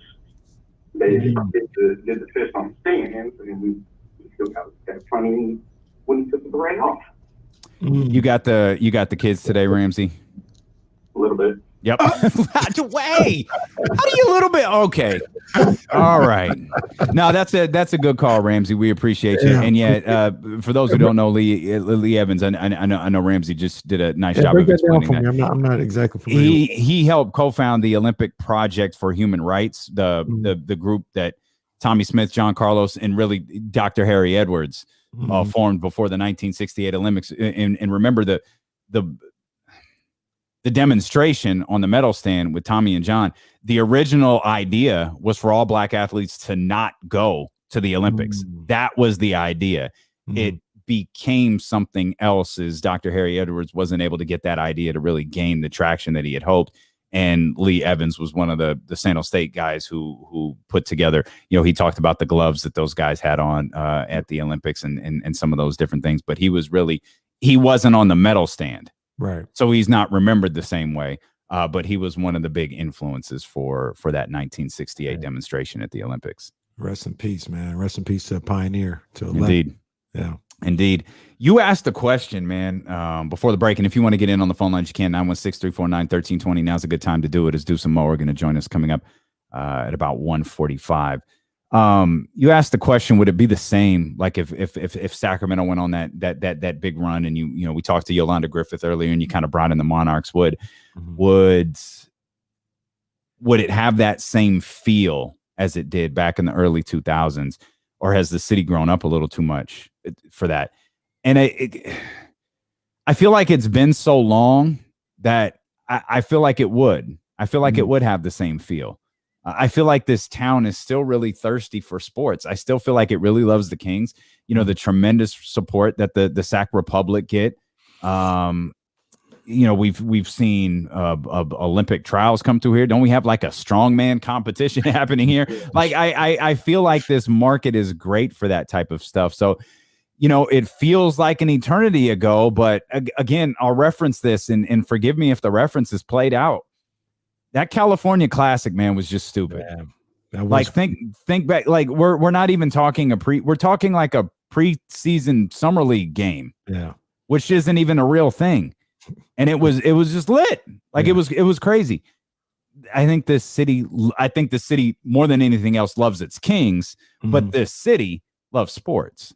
And mind you, I'm trying to think. They've had these little pit stops on their way to Vegas in Utah. You know what I mean? And they didn't sell like that. They had it in Boston for a little bit. And I know Orlando was closed. But I mean, what Sacramento did at the Golden One Center for the California Classic, I mean, both levels filled up. Energy, people there. Wild. I mean, it's beat LA. Like, wow. It's crazy to see. And I mean, they were there the next year too, because there was a lot of energy for that one because it was Bagley, Harry Giles, Fox, all this other stuff. But the following year, people were there still the same. And I don't even know if they had a pick that year. I don't think they had a first round pick that year. And it was just, okay, California Classic, it's time to have a good time. T-Pain in the whole little promenade area packed out. So there's that. But I don't think it'll be the same. That doesn't mean it wouldn't be good. That doesn't mean it won't be great. But I don't think it would be the same. Damien, you lived it. I think you were at the radio station at the time. So, I mean, that was insane. I remember game 3 of the Western Conference Finals. It was a Friday night, and they had, I don't know who set this up. I don't know if it was the Malouse or whoever, but they had about 4 or 5 watch parties throughout the city. And when you say watch party, you think, we're going to be at Punch Bowl watch party. One of the watch parties was at McClatchy High School. They got big screen TVs, put people in the gym, and they were watching it at McClatchy High School. It wasn't restaurants or anything. These were like your community center. They were watching, and they were packed out. And I remember after the Kings won, they won that to go up 2-1. And I was just kind of riding around. I mean, the streets were buzzing. Like, I don't think they can reach that again. But on that level, like, see, like I was thinking about a good, regular season. I'm talking about a team that 2 weeks before the season ends, they're in the playoffs. Like, I'm talking about a team that's entering the playoffs for the first time. I'm thinking about a first round playoff series team, a second round playoff series team, not necessarily a Western Conference Finals run where they're the favorite against the defending champions. You know what I mean? Like, I'm not really thinking like that. Yeah, you're right. But if we're talking that level again, I think you're off. I think the city lights up. And you're like, I remember, just like you do. I mean, for those who didn't live through it, it was very much the scene from Major League where Cleveland gets good and everybody's walking around and they got their Wild Thing shirts on and they're pointing at each other, and like everybody had, the Mike Bibby jerseys on. They had the Kings jerseys on. They had something purple, something Kings related. Like, I absolutely think we could get back to that 100%. I hear you. And as you're speaking, and we talk about the California Classic, and that's amazing. Remember what they did for Fox versus Ball, the watch party at Golden One Center. You remember that? I don't remember the watch party. They had a watch party. The game was in Vegas. They had a watch party yeah. At the Golden One Center. Okay. Yep. I don't know if they went to the upper deck, but the lower bowl was full for the watch party. So maybe I am off on that. I just feel like it was a different time. I feel like, they got, the city's grown, and with the growth, you lose a little bit. I still think that love is there. The love is still there for the people who experienced it. And remember, there's kind of a generation of people who haven't experienced it yet. Right. I mean, 15 years is a really, really long time. So even if you're 21 right now, even if you just bought your first bottle of McQueen in the Violet Fog or Luke Belaire, you were 6 Like, you probably don't have a ton of recollection. And we're just talking the Spurs series at this point. Right. We're not even talking 3 years earlier or 4 years earlier when it was the Lakers or Chris's injury or anything like that. Like, I think you have a generation of Kings fans who haven't experienced that, and they're ready for that moment. And they used the debut of Marvin Bagley and Harry Giles as that moment. Like, here's an example, and it appears based on some things that concern my partner a little bit, but that we've seen over the course of the last couple of days, and it feels like we're moving towards it. There's going to be 17,000 at the Golden One Center in October. Mm-hmm. Mm-hmm. And when I say there's going to be 17,000, I mean, it's not just, oh, we miss basketball, oh, let's go. It's not going to be, oh, we want to, introduce Tyrese Halliburton to the Sacramento crowd. No. It's going to be Sacramento Kings fans who are expecting a playoff run because their general manager told them to expect a playoff run, that's what we're aiming for this offseason, and they're going to pack the arena next year. Now, I don't know what games 2, 3, 4, 5, 6, depending on the opponent and all that different stuff is going to look like, but I know game 1 is going to be packed, and I know that atmosphere that you're concerned might not return. I know that it's going to be there. I just don't know if it's going to be there. They've got the team has to earn the franchise, the fan base's trust again. Yeah. Well, and so I sure hope so. They've got the foundation here. One thing that I always remember, and I think I mentioned on the show, and I've talked to you a couple of times about it, is the NCAA tournament being here, and that was a Friday, and it was St. Patrick's Day, and basically from the Golden One Center all the way down to the Convention Center, K Street was crazy packed. And I remember being there, and I was like, I bet Vivek is looking out of his suite window into downtown. He's like, okay, this is what I envisioned. This is what I paid money for. Yeah. And I wonder if I think there's this setup for the Kings if they, are a major team, a major player, a playoff team, hell, right before their first playoff game, to have that type of effect on the city. I hope so. I hope I'm off on that one. I think it would be big for sure, but I think you're off. Yeah, I think you're off on this one. Have no proof. Yeah, exactly. Like let's all collectively find out. 916-349-1320. Again, it feels so long ago. It's hard to tell. Lex, we appreciate the call. Lex, what's on your mind? Hey, I was just kind of going to touch on another thing that might be happening in Sacramento. We've kind of become a fight town. We've got like 12 people in the UFC right now, and they're doing big things. We've got just like Uriah Faber, Andre Felix, Josh Emmett, Max Griffin. Yeah, no, that's a good call there, Lex. We appreciate that, and that's something I've heard like rumblings about. I wasn't sure. I know Josh Emmett's an awesome dude. I did some things with him last year with Sky Natural CBD, and obviously it felt like Uriah was the anchor to all this. But yeah, as you said, Max Griffin, a Black Bottle Boy. Welcome to the family, Max. Indeed.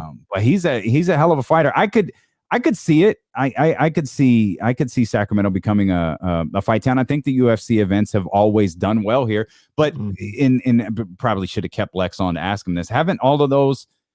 Maybe not all of them.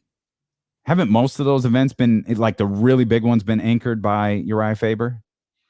I think so. And I know I saw of one that, I know there was more than one that happened, but the one that was like on Fox or something like that, it was Faber and Page were kind of.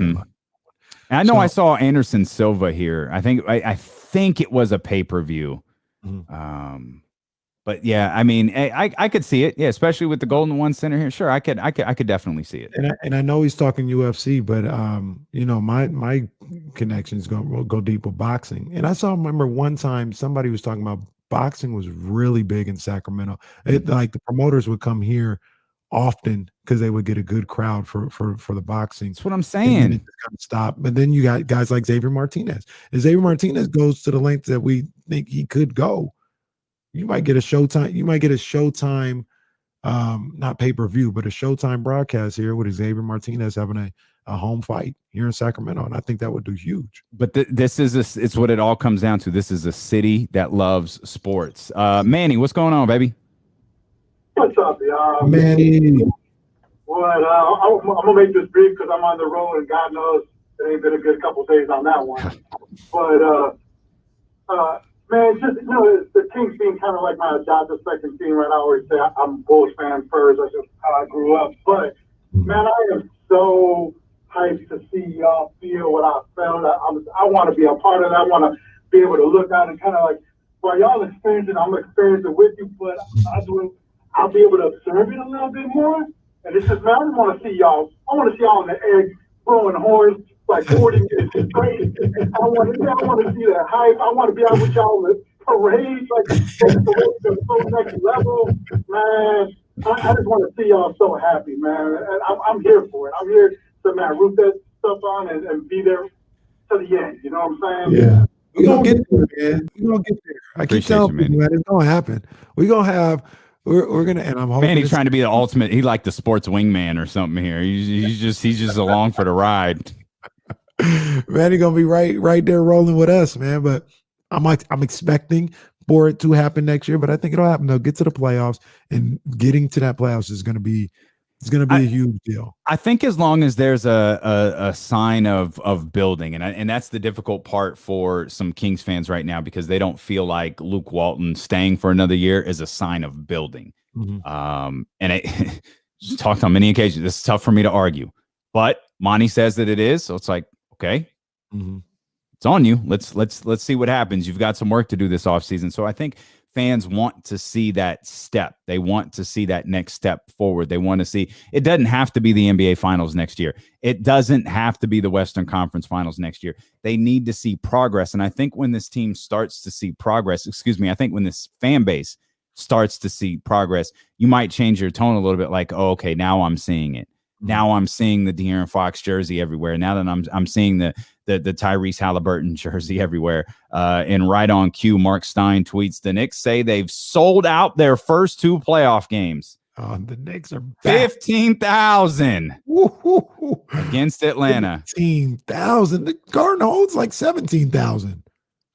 At that point, it's like social distancing. The next 2,000 come in. At that point, what are you waiting for? Social distancing, I guess, is what they're. I have no idea. You put 15,000. The Garden don't hold no more than 18,000. Well, with the renovations, does it still hold that many? Did it get smaller now? I thought it got smaller. Yeah, because I thought they made some of the surroundings and all that other stuff in there now. So it's probably it might be 1,000 less than the capacity. Could very well. Yeah, what you got to do there. But point is, the arena is going to be packed next year. Yeah, they're all the way back. But next year. But you lose 9 games in a row.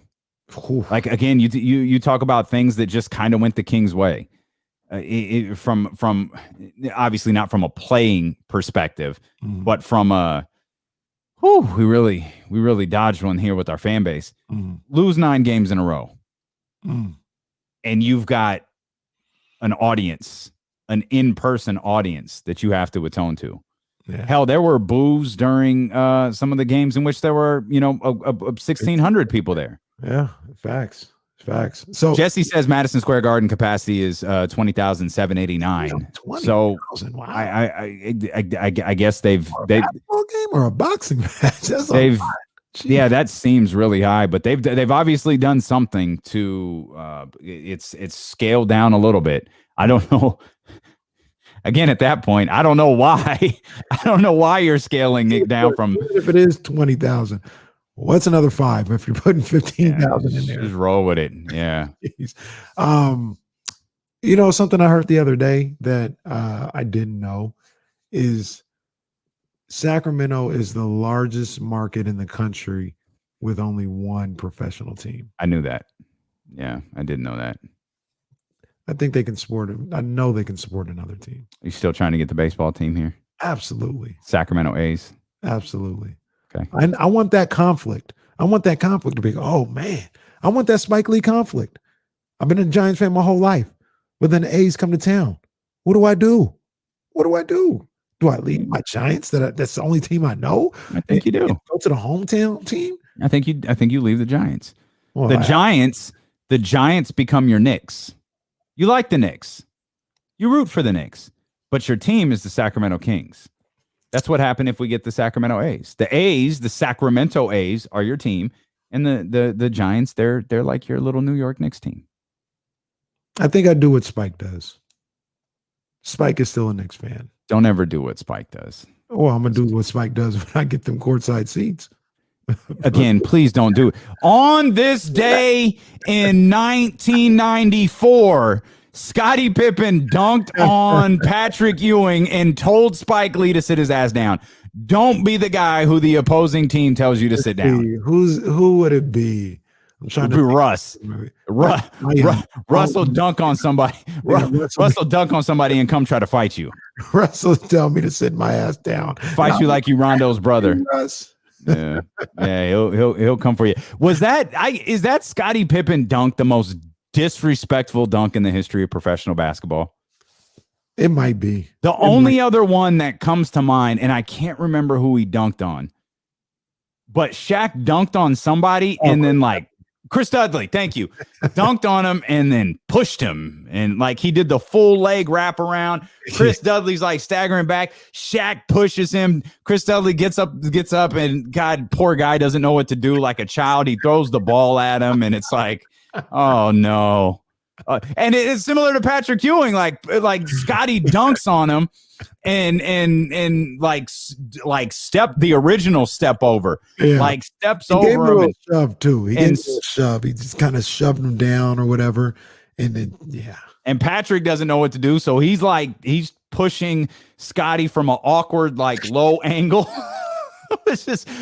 which going back and seeing is like, oh.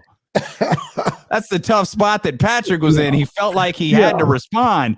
So he just kind of tries to push, and then they, and then Scotty's walking away. I love Scotty. I think has one of the best reactions to a big dunk ever. Doesn't smile, doesn't do anything, tells Spike Lee to sit down, walks over. And I don't think he cracks his first smile for like 30, 45 seconds. Oh, he walked around like a boss. Oh, yeah.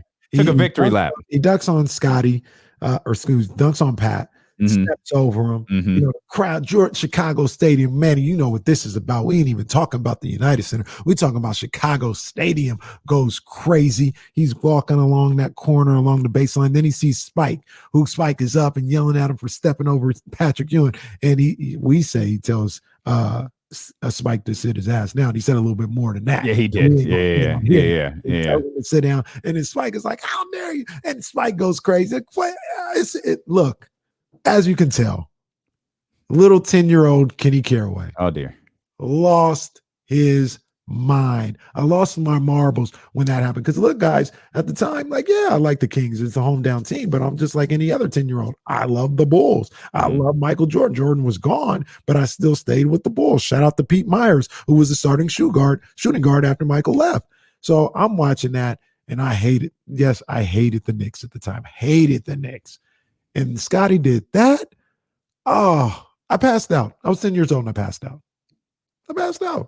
I mean, there's something to be said for, Patrick Ewing. And I don't know when the term business decision was coined, but Pat never made one. No, because Pat's on the receiving end of a couple of Chicago Bulls dunks that will be played forever. Obviously, Scotty and then Jordan baseline. Oh, yeah. Oh, shout out to Marv Albert. Yeah. Shout out to Marv. Shout out Marv. Yeah, Pat. And that's what I love about Pat. You know what I'm saying? Pat will get dunked on. That's okay. Penny Hardaway got him one time too. He did. You're 7 foot tall. All right. If you don't get dunked on, I got a problem with you. Look around the league, fam. There's a lot of guys who make that business decision who are like, go ahead, get those 2 points. Yeah, I got a problem with that. Somebody dunked on Damian Jones one time. I remember being really bad. Or Damon Jones. Somebody dunked on Damon Jones. Was it LeBron? Was it really LeBron? Was LeBron treated Damon Jones like a child? Yeah. I remember people tweeting at Damon the next day like, "Hey fam, you okay? Like, you good, bro?"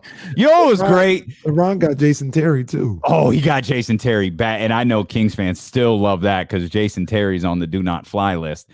NBA players' reaction to LeBron last night was fantastic.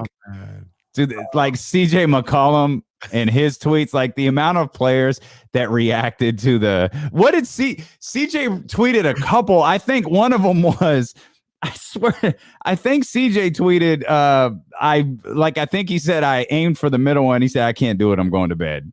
He said, I'm done. I'm going done. to bed. That's what it was. 3 rims. That's what it was. Oh, that was so good. That was so good. I was seeing 3 rims, and I said, "What?" As soon as LeBron put the headphones on, I was like, he's gonna say something really stupid.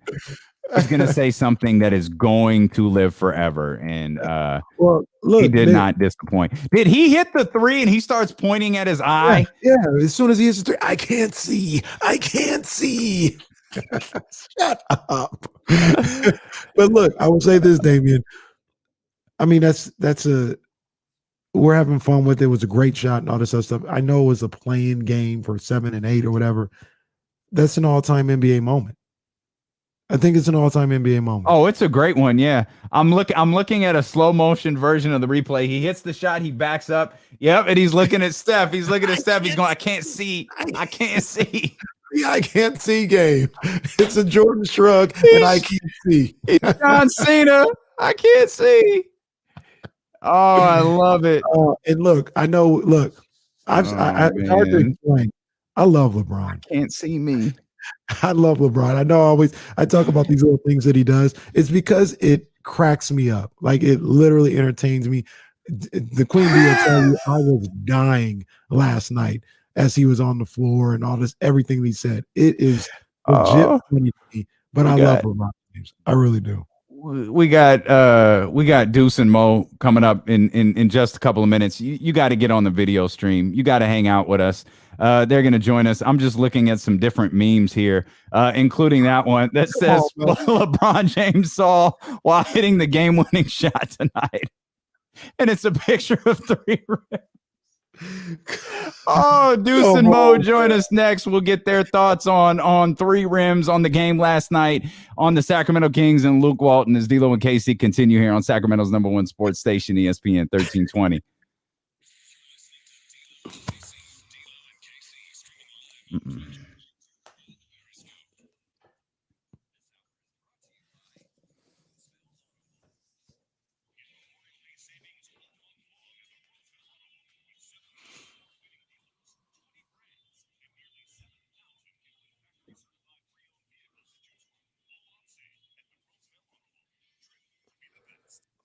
Kenny Caraway here. And while LeBron James sees 3 rims, I only see 1 gin out there. Okay. Only 1 gin is in my eye right now. And that's McQueen and the By the Fog gin. And you guys know the thing that I love about it the most is the smooth, distinct citrus flavor. It cools and refreshes my taste buds every single time. No lie about it. The Brazilian gin is produced in limited batches of less than 55 cases per distillation. So that tells me 2 things. Number 1, because of that, the quality that you get in the bottle, every bottle of McQueen and the Violet Fog is just completely unmatched when you talk about its competitors. And number 2, I'll tell you this, they don't make much, but what they do make is damn good. All right. So check this out. Go order a bottle online at drizzly.com or grab a bottle next time you're at the store. And then if the store doesn't have it, let me know. Let Damian know. I'll talk to our guy, Ben. Damian will talk to our guy, Ben, at the Sovereign Brands. We'll get the re-up. We'll get you your bottle, okay? You'll be fine. You can also show us how much you enjoy McQueen and the Violet Fog gin by tagging us on your post at D-Lo and KC and at McQueen Violet Fog. We just go ahead right now. Let the whole valley know. Let the whole region know who the biggest boss is when it comes to being the best gin in the game. That's McQueen and the Violet Fog gin. After 500 years, it's time for a new gin. It's time for McQueen and the Violet Fog. KIFM reminds you, be responsible. Don't drink and drive.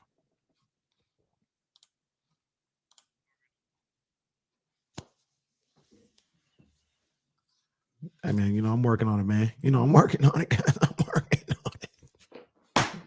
What, do I break my chair every time I do this? What is this? I don't know what that is. Come on, Ramsey. You know I got bars, man. I'll kick a little freestyle right now. You know I got McQueen. We doing a thing.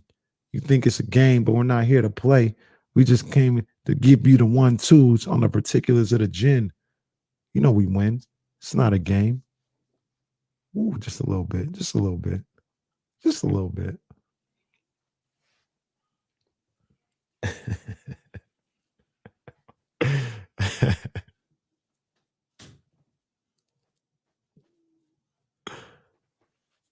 Yeah, Tim. Yeah, try the champagne, man. Try the McQueen. The whole family is bomb. I finally had some bamboo the other day. Ooh, I was digging. Okay, I was digging that. Yeah, I had the black one though. Mm. Rumor has it that the original is a little tastier than the black one. I like the original. I hadn't had that one. The original is legit. I Only love the black that. bottle is a little strong. It is, yeah. Deucey, Yo. what's up, buddy? How we Mo, doing, man? what's up, man? Dude, I can see like 3 screens right now. Hold on, let me just try to focus in. Okay, there you go. Focusing on the middle right now. Look at the middle one. Yep. That's an all-time moment, right? That's going to be an all-time moment. Yeah, it's something, all right. We're going to always remember. Your guys' reaction was so good. I mean, LeBron. And you know, LeBron is my favorite player, but I'm not a LeBron homer like some people would defend him till the end. And it's like, oh no, you got to point out the flaws. Some people will buy into that and be like, yeah, that's why I love him, man. He fights through it all. Stop it.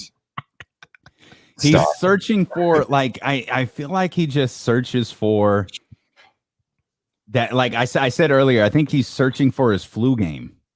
Yeah. He wants that, like, unbelievable. Oh, I can't believe he did it. So Kenny caught what the blind game, like the shrug game and the I can't see game. Like, I can't see the moment was cool without him even saying it, right? Like the visual of him hitting a shot over Steph is a pretty cool moment, right? Shot clock winding down like crazy. That was great. Yeah. Hang on one second.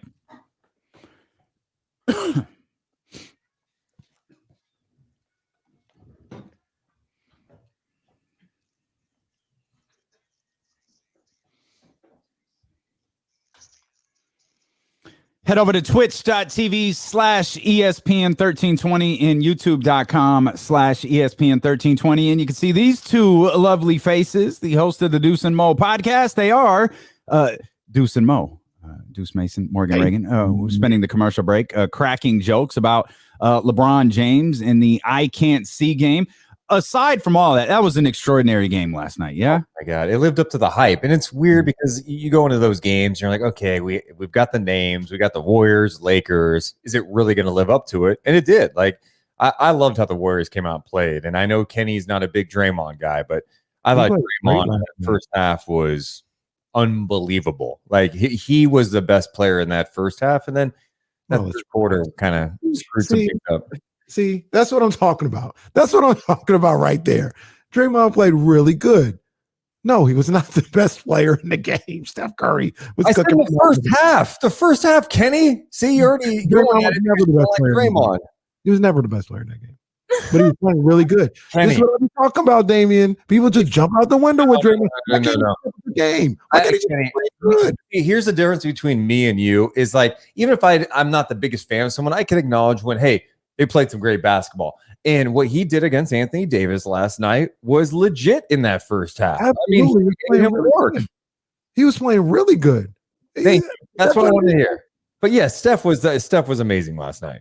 Yeah. You know, everyone can have different opinions. No, they cannot. No. Kenny's wrong on this one. Like, even when Deuce was saying that, because we were watching the game live and live streaming and everything, and Deuce was saying that a lot about Draymond, and it wasn't until the end of the game that I actually felt and connected to what Deuce was saying and how much I believe that impact that Draymond really was having. So again, what a fun game. Needed that fun game.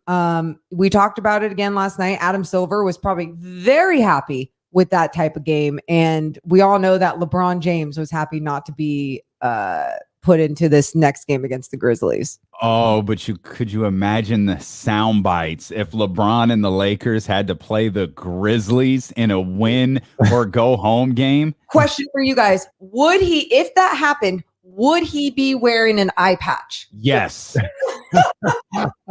An eye patch and goggles. And maybe a mask, like an eye patch, a goggles, and a mask. Yes. Yes, I completely agree. And it, again, he's dramatic and we saw it in his post-game interview, but at the same time, he's also great and he's clutch and he made that three. But why? Why does he you can acknowledge, hey, I got hit in the eye. I couldn't see that great, but hey, man, crazy shot. Glad it went in. We got to get ready for the playoffs. Instead, it's got to be next level. I was seeing 3 rims. You were seeing 3 rims? No, you weren't, man. Like, the shot was great. We get it. Desperation heat. You're the king. We love you. But you don't have to take it to that next level. The eye wasn't red. When they were on the sidelines with eye wash, I about lost my mind. I'm like, stop it. We got eye wash out? I was like, did his eye fall out in the first row? Like, what are we doing here? And like I told Damien and everybody else, I was sitting there watching the game. When he went down the way he went down, I said, oh, he going to be there for a while. Oh, yeah. He didn't disappoint. I said, he going to be there for a while. And he milked it off. When did all this start? I feel like this wasn't always LeBron. Oh, I think he's one of the biggest floppers of all time. And exactly. He is, but I don't feel like the first Cleveland run he was like this. I agree. When did all this start? Kenny, I think he started adapting to the game more and understanding what his role was as a superstar in this league. And it's like, oh, I can influence a call and manipulate a call and do this with the call if I do this, this, and this. And then as he gets older, it becomes more and more dramatic. We saw the same thing from Chris Paul, and I feel like Chris Paul has kind of shifted that energy a little bit. You still see it. It's still there, but that's why it's crazy when you have LeBron James, who we were talking about in the beginning of this season, being the MVP of this season. Well, some people were alongside Joel Embiid to start the season. But when you see that from such a great player, I understand why so many people get frustrated and why it takes away. Because you're right, Kenny. I don't know when exactly it started, but I think it just gradually kept coming like, okay, I'm going to keep adding this to my game. Why? You don't need to. You're that great. You don't need to. And the thing is, it's not even the theatrics of the call. It is the aftermath. Like what he did afterward had nothing to do with the call. The call was already made. It was already happening, but it was the aftermath. I feel like it's either when he got a cramp oh my God, in San Antonio, or it's my infamous Game 7 2006 when he shattered his wrist. That I think that was the first time I said, what the cramp was way worse because the cramp was Miami, right? Yes. The cramp, like the man got carried off the court like he had just shredded his Achilles. Yep. Both of them. He's getting carried off the court because he's got cramps. That's the one. At least he actually had cramps. Nobody knows what happened in Game 7. We thought he had Joe Theismann his wrist. And then all of a sudden he's back up there shooting free throw. Mm-hmm. It's got to the point now though with him, and this is what I hate because it's like I really do love watching LeBron play, but like it's so predictable. Like I was telling Morgan where we were watching the game, I'm like, I can't wait till his post game interview because he's definitely going to exaggerate this to the max, and he did not disappoint. And yeah, I don't know what it is. It's like I don't know if it's trying to craft his own narrative, like Damien was saying, just like trying to make this the next flu game or something. It's like, no, man, you want to play in game. Like you hit a big shot. We move on. Yeah. Well, I laugh. I enjoy it. Yeah. I think it's so hilarious. Yeah, I'm not like one of those people that's gonna be like, oh, this is why he's not great. No, let's be for real. Like he still is great. It's just a different era of basketball. He's an insecure guy, and he's been criticized by every way that he blinks his entire life. Since he was such a young man. And again, I'm not justifying anything, but if you're gonna talk about it, you have to be realistic about it and humanize the situation a little bit too. On a side note. How about Steph last night? I mean, it's just so fun to watch. And how he has elevated his game this year. 33 years old, better than ever. And that team is like nothing without him. I mean, it's amazing. We were talking yesterday about must-see athletes, like athletes the Warriors play tonight. I got to watch Steph. Lakers play tonight. I got to see, LeBron. I don't think there are a lot of them like that will like that. The Lakers aren't your team. The Warriors aren't your team. Like you're tuning in to see this specific athlete. I don't think there are a lot of them, but Steph Curry's absolutely one of them. And he might be if he's not at the very top of the list, he's damn near the top of the list. I completely agree. I mean, last year without him, it sucked. It sucked not having him. And you take for granted like his greatness. And I don't know. I feel like there's just like this interesting dynamic. I know with social media where people want to clown the guy all the time. I'm like, how do you not like Steph Curry? Like he's a good dude. He's changed the game completely, right? Like he's the best shooter we've ever seen. Like he's a joy to watch. He's on my list, Steph, and then Dame is up there too. Like when Dame's on, you just never know when he's going to get hot and get going. Yeah. Would you guys did you guys watch that game last night and think, oh, as much as maybe I was against the playing game, like this is awesome? Or is it a situation where this is awesome, but this is also a little bit of an anomaly? Like you're not going to get Lakers Warriors every playing game. I like the playing game. Play them all. I don't care. But I understand that aspect of this was a special set of circumstances. Yeah. And I'm with you, Kenny. I really do like the play-in game. I like the play-in tournament. I think it's a really cool concept. Not only was it important for teams even as crappy as the Sacramento Kings, down the stretch to have these important games, but then you are seeing this play-in tournament now, and it's in some ways must watch basketball because you want to know how someone's going to win. And oh man, what kind of intensity are you going to get in this win or go home type atmosphere? So I really do appreciate that. But I kept going back and forth when I was talking about this because I'm like, but I also hate that we reward so many losers in this league. Like, okay, here you go. At the end of the year, you still get to like trinkle on in here. So if there's a way to make some adjustments, I don't know the answer to it, but I hope that they can figure something out. I like it. I mean, I have the same concerns as Morgan. I mean, the fact that before this, you had 16 of 30 teams get in the playoffs, and now, we open it up to more. So the good is you get more teams engaged in wanting to play for something. Mm-hmm. Because, I think we're all pretty much on the same page talking here. I can't stand, I understand the math behind tanking and lottery odds. I can't stand it because I'm a competitive person.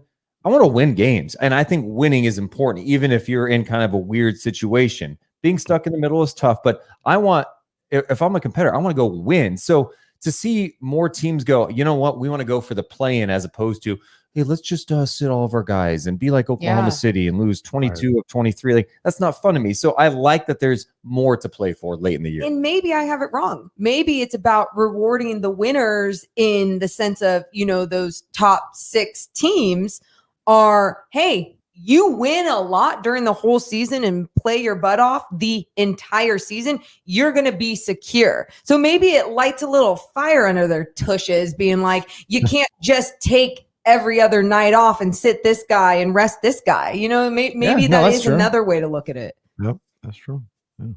You're listening to D'Lo and KC on ESPN 1320 KIFM West Sacramento, KRXQ HD2 Sacramento, and Odyssey Station, and driven by Lashers, Elk Grove Dodge. I'm Damien Barling, along with Kenny Caraway and Deuce and Mo, host of the Deuce and Mo podcast, which you can get here on the Odyssey app or wherever you get podcasts from, including Apple, Spotify, Google Play, and of course, they got Twitch and YouTube channels as well. With all that said, who the hell's coming out of the West?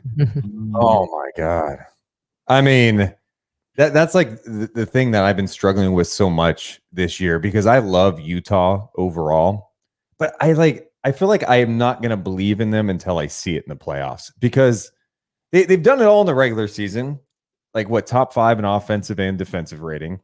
They've got depth. They play defense. They've got shooting. If Mitchell is healthy, they're going to be a problem. But how are they going to do going up against a team if they have to take on LeBron and AD, or if they have to take on, Kawhi and Paul George? Those are kind of the questions I have, but I really want to say Utah.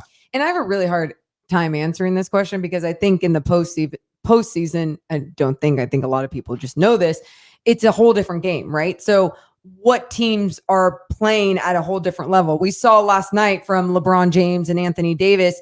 It's, again, LeBron James still had a triple-double, and that's still not the best game that we can see out of LeBron James. We didn't see that postseason magic from him. Are we going to see that going forward? Because if we do, I do not count out LeBron James. But I should note this now. On Lakers, they're not winning a championship. They're not coming out of the West. But that's what I said last year. And that's what I said last year. I know last year was a little different with everything that happened in the bubble. They obviously even had some different players on their team as well. But because I doubted them so much last year from the beginning of the season on, I'm like, I can't doubt them that much yet, especially seeing what they did in the bubble. That's fine. That was a different team. Golden State handed them that game last night. Those turnovers were terrible. And Draymond had some really bad turnovers in that second half, just forcing the ball too much. And the Lakers took advantage of it. Too many mental mistakes by Golden State. The Lakers, the weird dynamic is that Drummond AD thing doesn't work to me. It doesn't look like it's feasible. I mean, the fact that Drummond played 18 minutes last night, they can't play him. Definitely doesn't work. That rotation needs to change. So why I still have this faith in this team, I think it's more because of track record. I go on sometimes. Deuce knows this. So with looking at everyone else, though, in the West, you have teams that play as complete units. And I think that's so important in the postseason. We saw it last year from the Miami Heat in the East. I do have a lot of faith in the Jazz and how far they can take their entire squad, especially because they have that depth. But I sit here today and I say, I have no idea. I don't. There was a couple of times during the Warriors run with KD and everything, and I sat there and James Harden was doing what he was doing, and then when Chris Paul was there, I said, I think the Rockets finally got enough. I think they're going to get over the hump. And then James Harden would disappear. He would flame out, and I'd come out of that saying, why? Stupid. Why would I put my faith in James Harden? It's just stupid. I'm never going to do it again. Especially that one time when Stephen A. Smith asked, was he drugged after one of his failures in the postseason? Bro, if someone's asking you if you're drugged after a game, that's the worst thing you could ever say. So I've had these moments, and I feel like I'm about to have it again. Because I think the Clippers are coming out of the West. Ooh. Say, why? Why the Clippers? No, Paul George, why? But there's something about the Clippers. I think they're going to come out of the West, man. I like the Clippers too. Yeah, I think the tweaks they made, right? I mean, even getting Rondo, the playoff Rondo thing, I think is a real thing. And we saw it last year. How good was he with the Lakers in the bubble? Right. You talk about, he's now with the other LA team. I think they've gotten some interesting pieces that they've added. They've got some toughness, and there has to be something for that group of how last year went that they've got to prove themselves. I don't know. I don't feel like many people are talking about the Clippers right now. Oh, man. And how fun would that be, you guys? Clippers and then Doc Rivers in the Sixers. Oh, man. East. Yeah, that'd be good. That would be, because then it would be like Doc would be saying like, no, it wasn't my fault last year. But then the Clippers would be saying, no, it wasn't our fault last year. And then they battle it out in the championship. Oh, give me that storyline. Dramatic Mo is my favorite Mo. Dramatic Mo is my favorite Mo by far. Speaking of drama, and I think Mo mentioned, you're allowed to have different opinions. Well, Luke Walton's back as the Sacramento Kings head coach. Deuce and Mo's reaction to that news this week was what? There it is, folks. That was Deuce and Mo's reaction.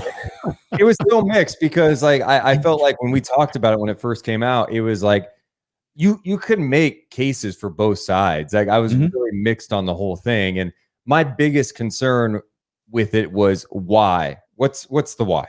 Why is he the guy going forward? And was it because of the financial thing? Monty says it's not. And I don't know, Monty, I'm not gonna call him a liar.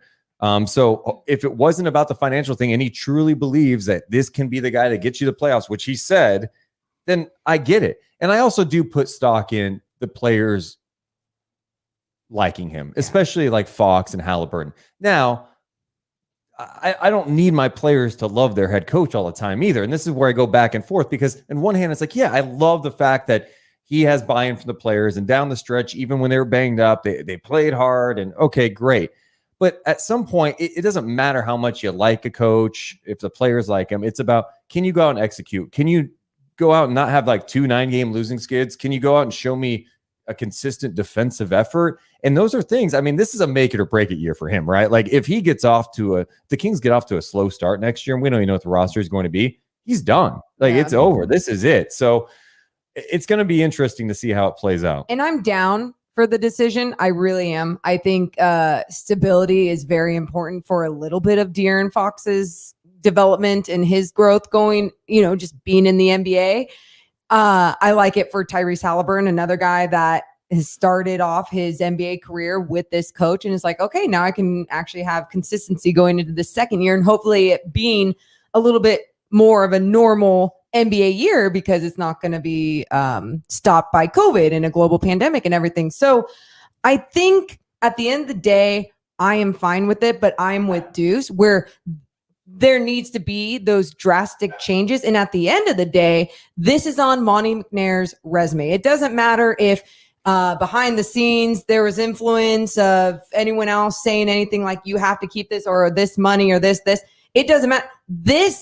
If Monty doesn't make things happen the right way and then has to find another job, it's not like he's going into another job being like, so I know this is on my resume, but like I was forced to do this. Then you're a pushover. Is that what Monty sounds like? I know I was forced to do this, but I swear it wasn't me. Oh no, let's not get this twisted. Like Monty may not have hired Luke, right? But like Luke's his guy now. Yeah, and I feel the same. When I asked Luke on his about their relationship, it was interesting to hear like Luke say, yeah, it was tough at first because of the circumstances and we had to grow together. Now they talk every day and it seems like they've got a pretty tight bond. And, at least for now, things can change. But Luke is one of these guys that I think even all the Kings fans who don't like him, if they like sat and talked with him, they would like him. You would like him. He's a great guy. I do, believe it or not, believe he understands basketball. I think some people question that. I think he understands it. That's crazy. But I know, but no, there's people who do, and I get it. I know.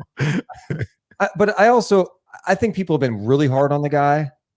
Not to say he deserves blame for where the Kings are at for sure. But like, it's not all him. Like, let's not get it twisted. It's not all him. Now it's up to Monty to be like, okay, Luke, we're going to get you the pieces you need to get the most out of it because we got to get to the playoffs next year. This can't be like at the end of next year going, man, that was tough. Luke got bounced at the All-Star break and they replaced him with an interim guy. They finished strong. Maybe next year that can't happen. If that happens, and look, this is the thing that I take out of this whole week that I don't know if encouraging is the right word, but I like. And this isn't a reason that you keep Luke Walton around solely. I mean, there's more that has to go into it.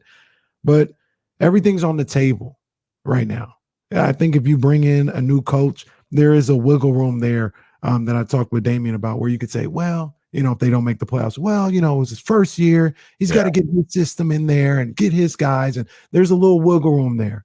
And there's no wiggle room here. Everybody knows what the task is.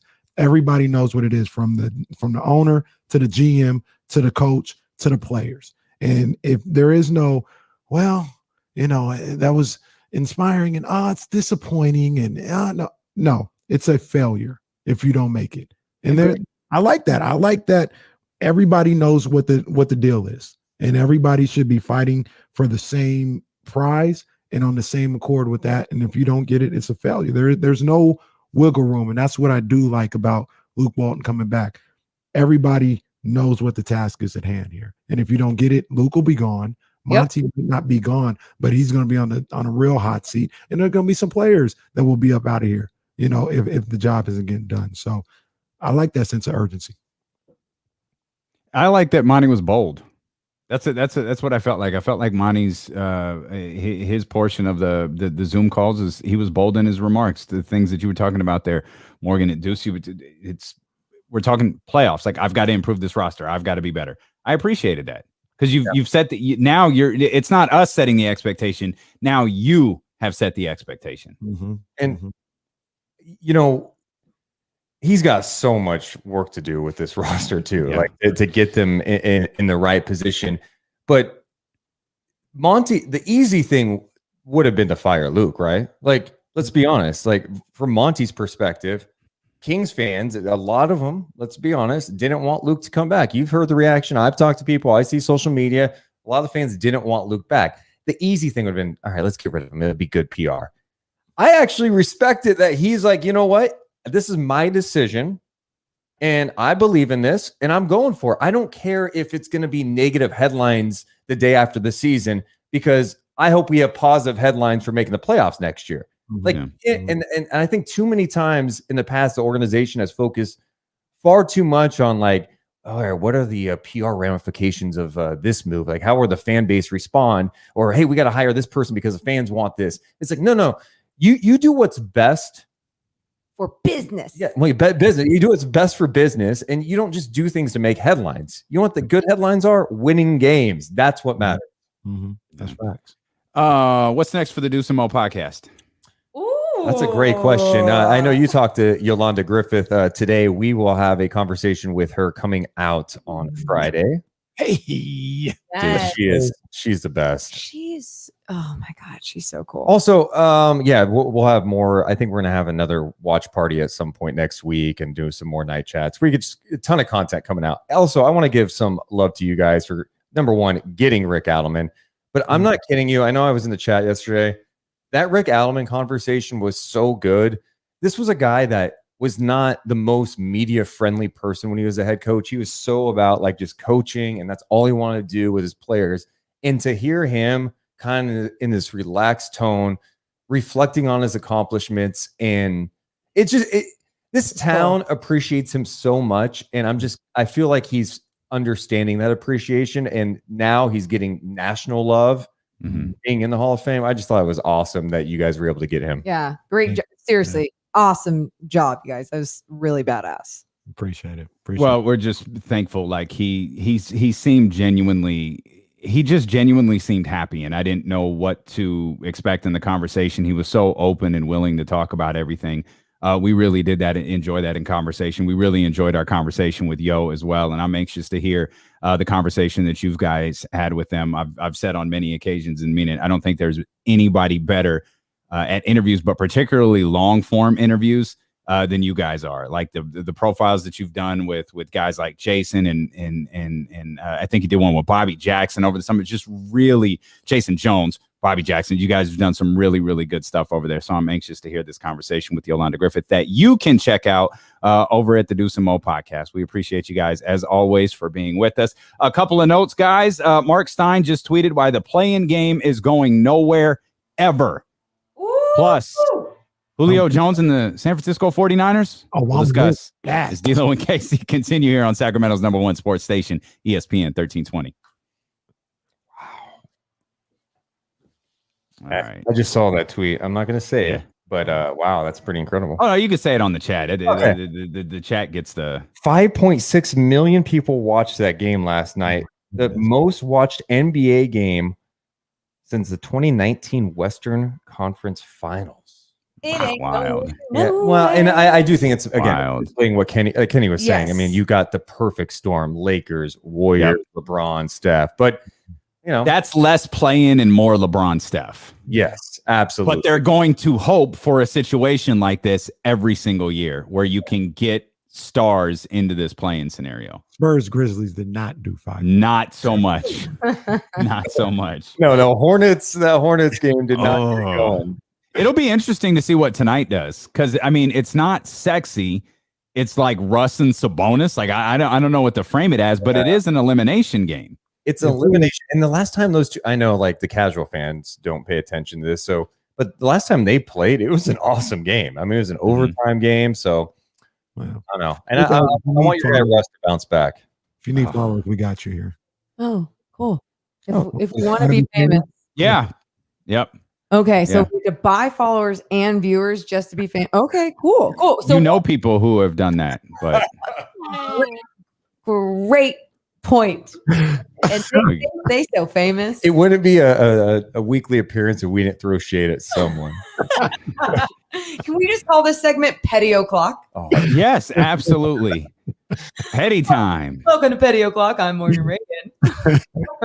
Make a great Well, anchor. Damien, you just need to do. Here's what my advice: like, just do better with the female audience. Oh yes, That's We're working on it. when you look at those numbers, those are numbers that you should really work on. yeah. Yeah. We're trying to get better. I mean, competition over there is. you got They you got they really understand women. Yeah, when I think of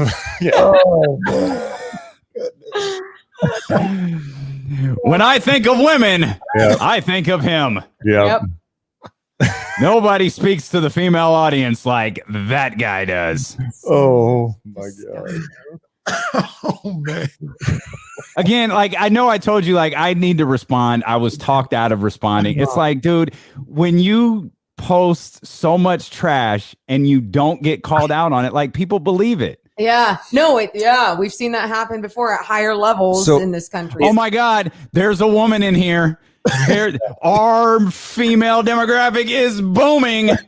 Like, and it's always that stuff always comes out at the weirdest. Well, it's not really weird. It's always like you know, like, oh, okay, like Damon Casey got Rick Adelman on, and there's like a lot of attention. They're getting a lot You of attention. feel So insecure. let me. Oh, I was looking at the numbers today, and here's what I saw. Get out. Host them.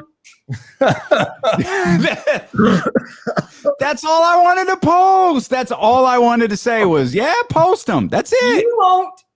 Oh, geez. They won't. Anyway, thank you for being a absolutely won't. station that actually does understand women. So I appreciate you guys. I just be trying to be over here do the show, and you guys just take Casey don't want no. you guys take me to another place, Nice, man. Take me to another place, man. Kenny, you got to get on the petty level with us, man. You're like that with Draymond. I gotta be. I'm the type of trash talker where I don't say much. I'm like McQueen. I don't say much, but when you get me going, I mean, I'm just. I can't be stopped. So, Dude, that McQueen, by the way. Speaking of, when you need more, say the word. We You're- got you. yes, Too sir. kind. Too We kind. got you. All right, you guys. Well, enjoy the rest of your Thursday. All right, we're going back on the air. Love All right. you guys. Love it. Bye. Thank you.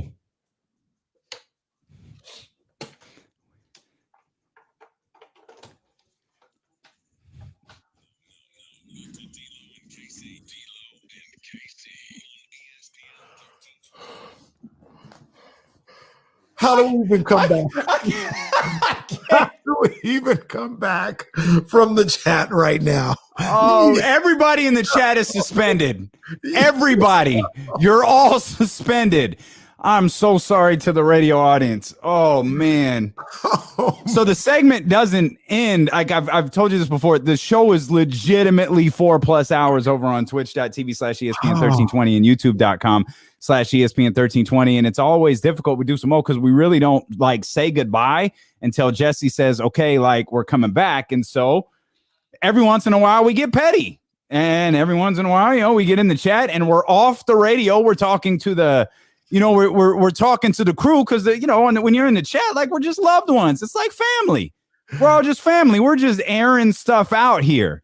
And y'all know I'm petty AF. Don't bother me a single bit. I get petty. Deuce started it, but like I had no problem running with it. He jumped in there. And now the chat is just full on doing a lot. Abs is watching the show. I didn't stutter. Damien's Abs is watching the show. It's accurate. That is accurate. That's a crazy pick, though, bro. Hey, Crazy pick. okay, I appreciate you. Again, twitch.tv/ESPN1320, youtube.com/ESPN1320. We appreciate you all so much for hanging out with us. I mentioned, and we were just discussing this as we were saying goodbye to Deuce and Mo over there on the chat, on the stream, excuse me. I had mentioned the play-in game going nowhere. Not that it was really in danger of going anywhere. Lakers Warriors play-in game last night drew an average audience of 5.6 million people. Wow. The most watched NBA game on its air since the 2019 Western Conference Finals. Now, I am aware this probably has a lot more to do, not probably, let's be honest about it. This has a lot more to do with LeBron and Steph than it actually does the play-in. Yeah. But what the NBA is going to do, I assume, is hope for a situation where you can get a couple of stars in a 7-8 matchup and you get the audience response that you did last night for the Lakers and the Warriors. And you know what? I mean, that's not that far-fetched. I mean, it's far-fetched to get Steph and LeBron in there. Sure. But, I mean, it's not that far. Like, he's not there yet. But if you had De'Aaron Fox going up against John Morant, I mean, that's appealing. Mm-hmm. You know what I mean? And, you know, you could have had Zion in there this year. So while 5.6 is largely due to LeBron, Steph, Lakers, Warriors, you know what I mean? You get a Zion in a winner go home type of situation, a Luka in a winner go home situation. Well, that's wild. That wasn't a winner go home situation. The Warriors play tomorrow night here on ESPN 1320. Right. But it was the other thing, KC, is we had built this game up for a while. When it started to kind of get within reach, and it was like, yo, we might get the Lakers and the Warriors in a play-in scenario. Like Sarah Hodges, God bless her, over on CBS 13, posted a clip of her and I where she said, and it's so embarrassing now because like she posted and she asked me if it's Lakers Warriors, what happens? And I just looked there, was like, I don't know. Like, I have no idea. But that was weeks ago. Yeah. Like that was from when her and I talked like weeks ago. So we had the opportunity to it had a big fight feel to it. Like we had an opportunity to build this game up. It had adequate promotion, though we weren't 100% sure that it was going to happen until last day of the season. Second to last. I think it was the last day of the season because we were waiting to see if Portland was going to win. Yeah, there you go. So it had a chance to like build and fester. But again, when you look across the conference and you realize, you know, assuming Chris Paul stays with the Suns, you have some really good teams here. It's like the frustration with the Sacramento Kings, right? We're talking about, you know, even Luke was clear to bring this up in his when he was discussing postseason. He was talking about, yes, if the play-in scenario is still a scenario next year, that's going to be a goal to get to the play-in game and to move on to the playoffs. Well, when you run through this, you mentioned Memphis and John Morant. We're looking at Golden State with Steph and the return of Clay. Of course, things could go wrong from now till then, but you've got a stacked Western Conference that makes things really difficult for the Sacramento Kings. Point being, you get a 7-8 matchup, there's a good chance that you're going to have multiple stars in that game. Yeah, absolutely. And then maybe not 5.6 multiple stars, 5.6 million multiple stars, but you'll get something that'll pull an audience. Yeah, man. And then you get like situations moving forward where this is established, this game, this play-in tournament this year, right? Mm-hmm. Right now it's a little clunky. Like people are like, wait, what? Play-in tournament? Because it's new. Like, oh, play-in tournament, who wins and what happened? I was trying to explain it to Jazz last night, and she right. thought it, and then she was like, wait, what? They get to play again? Wait, Warriors play again? Yeah. Play again? Why? Wait. So there's all that. But if you can get this as the opening act, so to speak, people will get used to the format. They'll get used to what's at stake in what games. And then they'll be like, oh, it's play-in tournament time. You know, I'm gonna watch this week because, you know, I know what it's all about now. I know how the format goes. So it's a great introduction. Like you said, it's not always going to get 5.6, but, you know, three is a lot. 3 is good. Oh, absolutely. You get 3.5, like which is why I think the Pacers Wizards tonight draws will be interesting because, you know, Russell Westbrook, he's a superstar. I don't know that he has this same appeal that LeBron and Steph does. You know, obviously the diehards like myself are going to, you know, watch him. Diehard basketball fans are going to watch that. It's got a 5:00 start, so that's a little bit more complicated, I think, for the West. Or is it a 6:00 start tonight? I think it's 5. Okay, that's what I thought. A 5:00 start tonight. So it's a little bit more difficult for the West Coast, but it's win or go home. Like it's elimination. It's a March Madness type thing. It's like it's all or nothing. So I think so, right? I think so. So it'll be fun to see that, and then the Warriors and the Grizzlies tomorrow here on ESPN 1320. That'll be fun as well. And what a story it would be for if the Warriors got eliminated yesterday. given how well that or if they get eliminated tomorrow, excuse me, given how well that they've played over the last month and some change, and how important this game must be. And the reason I point that out is because how important is this game for Memphis? Like, Memphis got up big on San Antonio yesterday, let the whole thing slip away, and all I could think was, they're about to do this again. And we were talking about scenarios where could something go really south? If Memphis falls apart late in the season and then gets trounced in a play-in scenario, could this be the situation that we talk about? And I don't know who on the roster, is even appealing, but you look around and could there be a situation where Valanciunas and Metu are playing together next year? Like, you start to form these opinions if that game goes south, and they fought back. They got to feel good after beating the San Antonio Spurs, despite the Spurs, I think, won one game in the last month and a half. Jeez. And it was against who, but still not good. The Bucks, that's the other one. Okay, I gotcha. Memphis, I think, is motivated, and I think they're feeling good. I think they're feeling good after holding on to that win against San Antonio. That doesn't mean they're better than Golden State. Right. That just means they've got to have, you wonder in this situation, how does the team that react? How does the team that lost react? Like, the Wizards lost to get into this game. The Pacers won to get into this game. Mm-hmm. The Warriors lost to get into this game. The Grizzlies won to get into it. Does that have any sort of impact? We have no idea. This is the first time we're going to see it.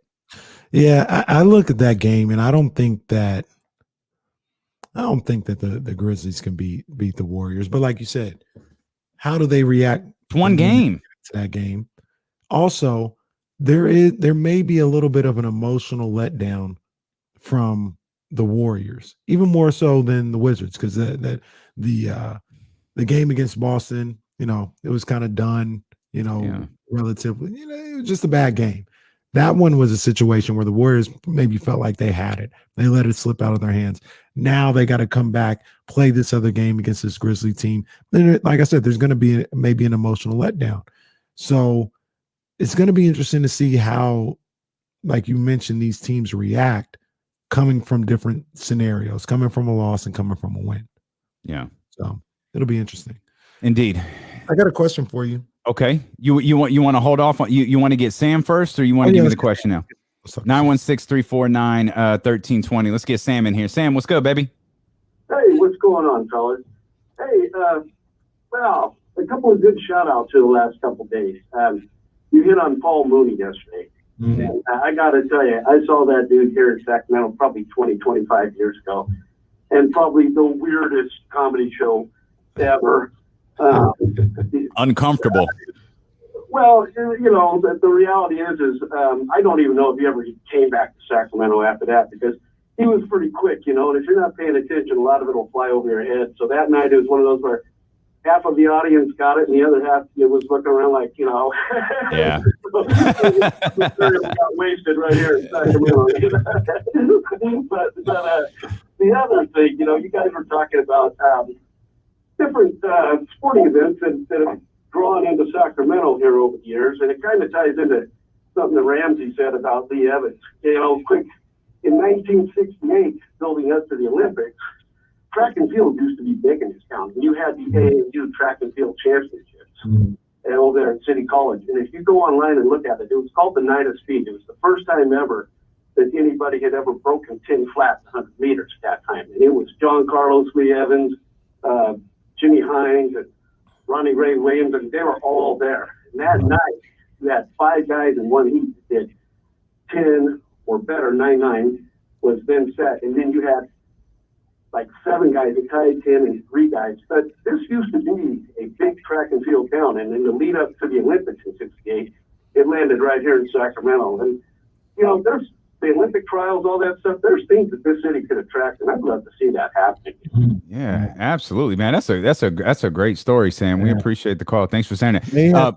Paul Mooney did come back. Just to throw that out there, like he definitely did come back. But Paul Mooney's, like, again, as we said, he is not a he's not a knock guy. Like he'll make you uncomfortable quick. Go ahead. Yeah, no, I was just gonna say they had the track and field trials here, and man, I can't remember the number now or the year, but it was relatively soon. It was like 2003 or whatever year that was. Michael Johnson, Maurice Green were here over at Sac State, and that was a big thing. It's hot out there. It was hot as hell out there. I remember I was there. It was hot as hell. But yeah, the Sacramento, like you keep saying, Damien, it's a sport. Indeed. Yep. It's definitely a sports. Yes, town. sir. So yes, sir. If there's any kind of competition involved, any kind of stakes involved, they'll show up and show out. Absolutely. That's why we get petty during the commercial breaks. You had a question you wanted to throw our way? Yeah, I just I wanted to ask you, schedule's out for the playoffs. Can you guess what the NBA, it's hard to say if this is the series, but they got 2 games on NBA TV lined up right now. Can you guess? They're already set, or are they waiting to be set? Oh, they're already set. They're set. These games are going to be on NBA TV. On 2 oh, wow. Let's see. So we're waiting on, and certainly not that. I'm going to go Denver and Portland. You would think so, but no. No. At least on Tuesday and Wednesday. Now, I think they'll end up there because they don't play on Tuesday and Wednesday, but I'll give them to you because you won't guess it. Okay. Clippers Dallas on Tuesday is on NBA TV? Yeah. I definitely wouldn't have guessed that. And that's because the Lakers Suns makes sense now. Got it. On Tuesday. Got it. And then on Wednesday, to be determined, at Philly is on NBA TV. Okay, so that I could have guessed. It's going to be the Pacers or the Wizards at Philly. I could have guessed that. I thought also because the Knicks play on Wednesday. No, it's because it could possibly be the Pacers, and no one wants to watch that. Yeah, but if Milwaukee played on Wednesday, I think they would get that. I think Philly would be on TNT and Milwaukee would be on NBA TV. But it's the Knicks, so Philly. Yeah, you got to go to NBA TV. But you're right. It's not Philly. It's the Pacers or the Wizards. You're just trying to hype up the Knicks. Will you knock it off? Will you stop this? Will you stop, please? I did. Who told you to say New York is back? New York is back. Okay. Okay. 916-349-1320, twitch.tv/ESPN1320, and youtube.com/ESPN1320. But the audience last night on ESPN certainly seems to hold that this play-in tournament is here to stay. And given the fact that it's sponsored by State Farm, who is already, I think, the NBA's biggest sponsor, this tournament is going nowhere. I can't wait till they work in the 15-team tournament on each conference. It won't be. Oh, look, you finally got someone in the chat to Knicks are back. Yeah, and you searched all over to find that one message the first time it's popped up in all of this months that we've been doing this show. I've been trying to tell Damien since before we did the show. New York. Yes, you have. You've been singing the praises of the Mecca and the New York Knicks and all of that stuff. Okay, let's shift to another topic that you love. From the New York Knicks to your San Francisco 49ers. Let's go. So I need you to you've got to help your boy out, because you and I have had discussions about Julio Jones before. We've had discussions about Julio Jones for a long time, and it appears there's several reports that Atlanta may be looking to do something here, and I think the one that has garnered the most attention is Jeff Schultz from The Athletic. He says there's a number of different factors at play for the Atlanta Falcons, but it sparked up the potential rumor, and I think there was even a line in there that says they would like to move Julio Jones. Now, there's money involved, there's years involved, there's all these different things involved, and of course, this has sparked up rumors here in Northern California about the San Francisco 49ers. I need you to help me with, is this a position of need for San Francisco? Like, does this need to be done? I think so. I know Julio's the guy. Like, that's not, I'm not debating Julio's credentials or saying we don't need Julio Jones. We've got Brandon Ayuk. That's not what I'm trying to insinuate. Right. But it's going to cost you something to go get him. It's going to cost you some money too to bring him in. Is this really what you need to do? At the wide receiver spot, they don't have obviously Julio's different, but they don't have a big, tall wide receiver. I think about somebody even like Kendrick Bourne, losing him, having that big target for Jimmy or Trey. They don't have Debo and Brandon Ayuk. They're great, but they're smaller, not like width wise, or as Morgan, let's say, girth wise. All right. But Debo's not, he's not 6'4". You know what I'm saying? And he's more of a hybrid receiver type running back, the way he's using Kyle Shanahan's system. Brandon Ayuk, he's not the tallest guy either. So you need that bigger target on the outside. And does it get any better than having Julio Jones with Kyle Shanahan again? No. Oh, but Ayuk, like, are you willing to give up Brandon Ayuk? no. Ayuk, in my opinion, he could go to the slot. Okay, you've been screaming for a slot receiver since the draft, so okay, I get it. Brandon Ayuk. So now it's Debo and it's Julio, and then George Kittle is your primary target. You've got Brandon Ayuk. Oh my. Okay, calm down, breathe. Hey, focus on me. Stop thinking about it. Look at me. How does this realistically get done though? Because you've got to have cap room, and in order to have cap room, are we talking waiving your boy? Are we talking Trey Lance week 1 with who's the backup quarterback in San Francisco? Rosen one. Oh yeah. Oh, I know. Okay. That thrills you and virtually no one else in the 49ers fan base. So I need you to step out of the Kenny Caraway body and look at it from the rest of the fan base who's like, no, Josh Rosen is not the emergency plan. Don't you like this only works, right, if you get rid of Jimmy Garoppolo? From what I'm hearing, you got your ear to the streets. Yep. Yeah, I got my, and that's right around the corner. I got you. You can do it with Jimmy. You can do it with Jimmy and still have a situation where you sign Fred Warner, which is a huge priority for me. I got to find somebody to break that down for me, but you can do it with Jimmy. Julio has 15.3 fully guaranteed.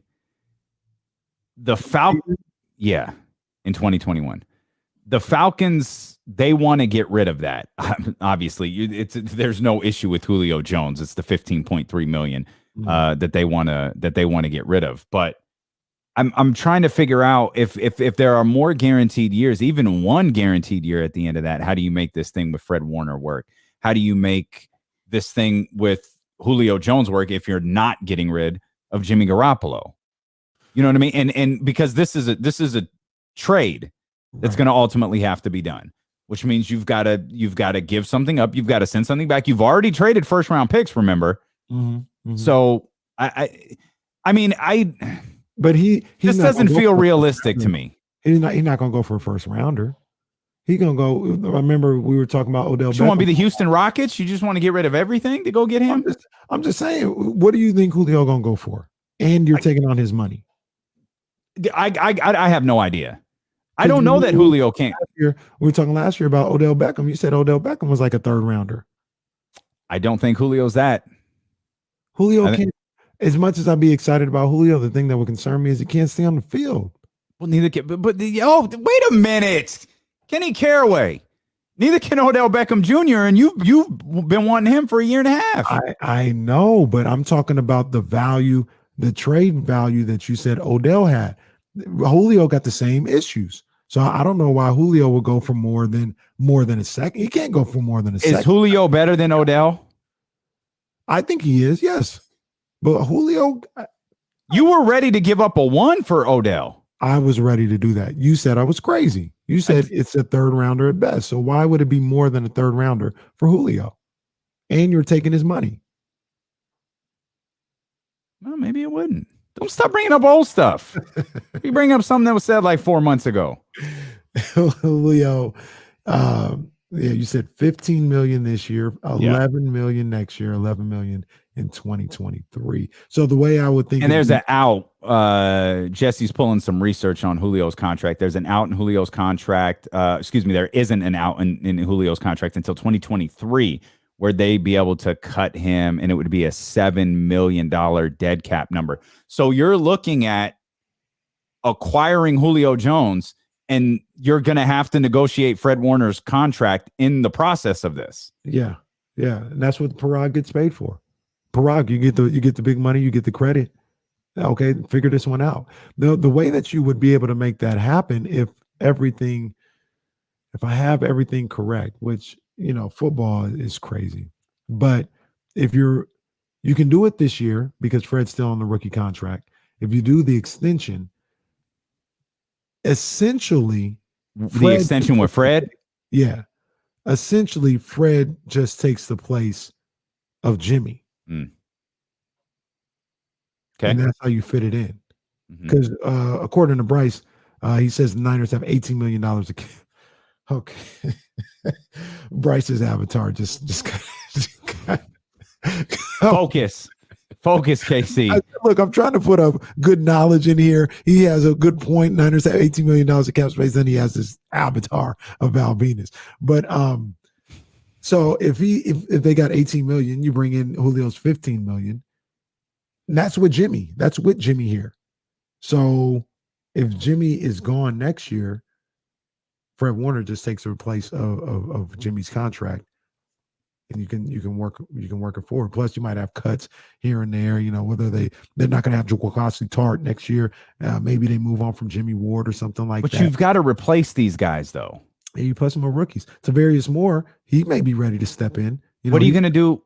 Okay, let's go with your original idea. Fred Warner's contract takes the place of Jimmy Garoppolo. Jimmy Garoppolo is obviously gone next year. I'm sorry. Josh Rosen is not your emergency quarterback. You're going to have to fill that backup quarterback spot with Trey Lance starting potentially his first full season. Hey, you go draft somebody. You're going to draft another quarterback? Absolutely. Not number 3 overall. Of course, because you ain't going to have number 3 overall. Draft him in the You 4th can't. round. No. You go get an old guy. You can't have a rookie backing up Trey Lance. As long as he's willing to take nothing, sure. Next, as long as he's look at you. I never thought you would be. I think you'd probably get a little bit more money. Now, I think Kittle's contract might start. I got to figure this all out. But Fred Warner, he's going to be making a lot of money. I don't know if Jimmy's making $23 million. Is Fred Warner going to make $23 million a year next year? Well, next year, probably. Okay. Because remember how it's going to be worked. He's going to get a massive signing bonus. He's going to get a ton of money the second his, pen touches paper. Wow. And so it just depends on what counts as a salary cap bonus, what counts as a salary next year. It could be one of those things where he makes like, $8 million next year, but the following year his salary bumps up to $22 million. So maybe so. I'm looking at, I just grabbed somebody out here that's great right now. I'm looking at Bobby Wagner. Bobby Wagner's making $13 million this year. Okay. Fred Warner going to make $20 million in his first year? I think in his first year, yes. I think in his first year he will, but it'll depend on what counts against the cap versus what doesn't. You know what I mean? Like what's the salary? Like he's going to make a lot of money next year. It's going to be in excess of $20 million. It's just what counts against the cap and what doesn't. And that's what they get paid to figure out. We'll step out. Keep doing your research. Stay out the chat. Stop looking at the avatars. If you want to get in on the phone lines, you can. 916-349-1320. Another no-hitter. I'm trying to tell you, these things don't matter anymore. We'll come back. We'll talk about that. And we'll get back to the Lakers and the Warriors as well in the playing games tonight as D'Lo and Casey continue on Sacramento's #1 sports station, ESPN 1320. Julio Jones to the Raiders. It's over in what way? And how? How, Chad? How, Chad? How, Chad? Let me see real quick. Yeah. I don't know why I'm so down on the Raiders. They're not a bad football team. I don't know why I'm so down on them. It'd be interesting. I like Derek Carr too. I want Derek Carr to succeed. Okay, Chad, calm down. Knock it off. That's a tough division, man. That's the one thing I look at with the Raiders. That is just a tough division. Y'all are funny.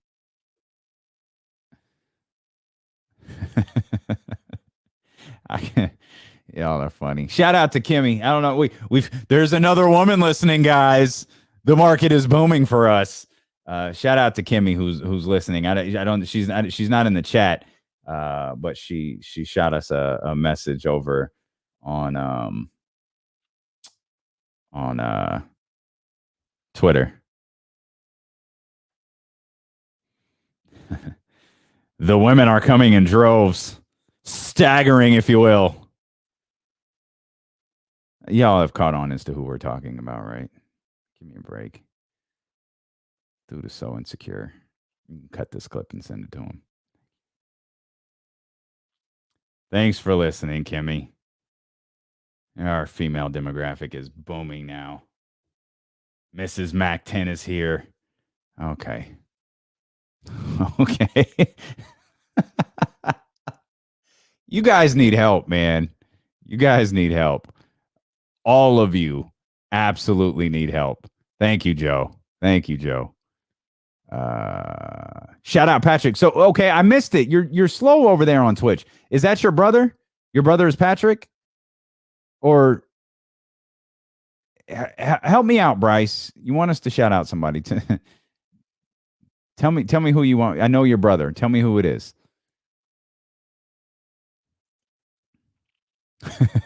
I see you, David. Oh, man. I don't know what I'd do without you guys. You guys complete me.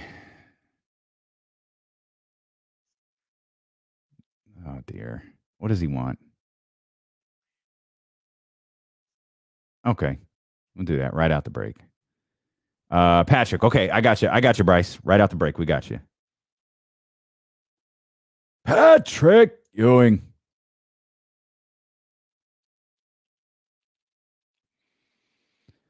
Yeah, it's all right. It's all right, King Boss. Don't worry about it. Don't worry about it. King Boss. Nothing important.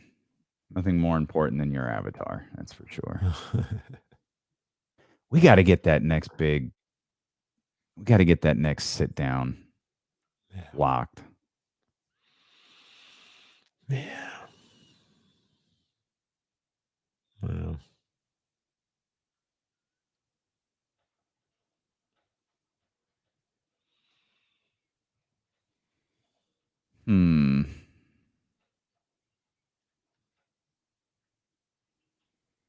Got a book to. What happened? That's one thing.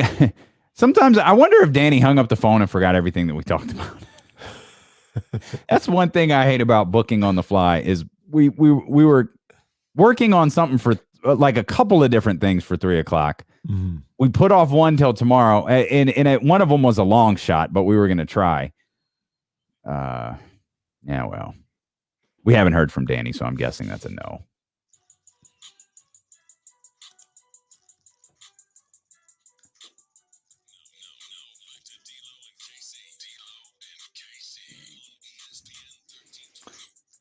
Shout out to our man Bryce and his brother Patrick. Brother Patrick turning 21 today. Oh, gotta give him some air horns for turning 21. You know what the perfect gift for someone turning 21 is, don't you? Oh, for sure. That would be some McQueen and the Violet Fog gin, some Luke Belaire champagne, some Bamboo rum, and if you can find it in the coming days, that Luke Belaire blue. Go and get you some of that. There's only a handful of people here in the city that got that. You see two of them behind me if you're watching on Twitch and YouTube. I can't even open them yet. Did you open yours? Is that why we can't see them? Did you cave and open it? No, where are they? I think they're I was about to... You left them in Old Sacramento? No, they're in my wine cooler.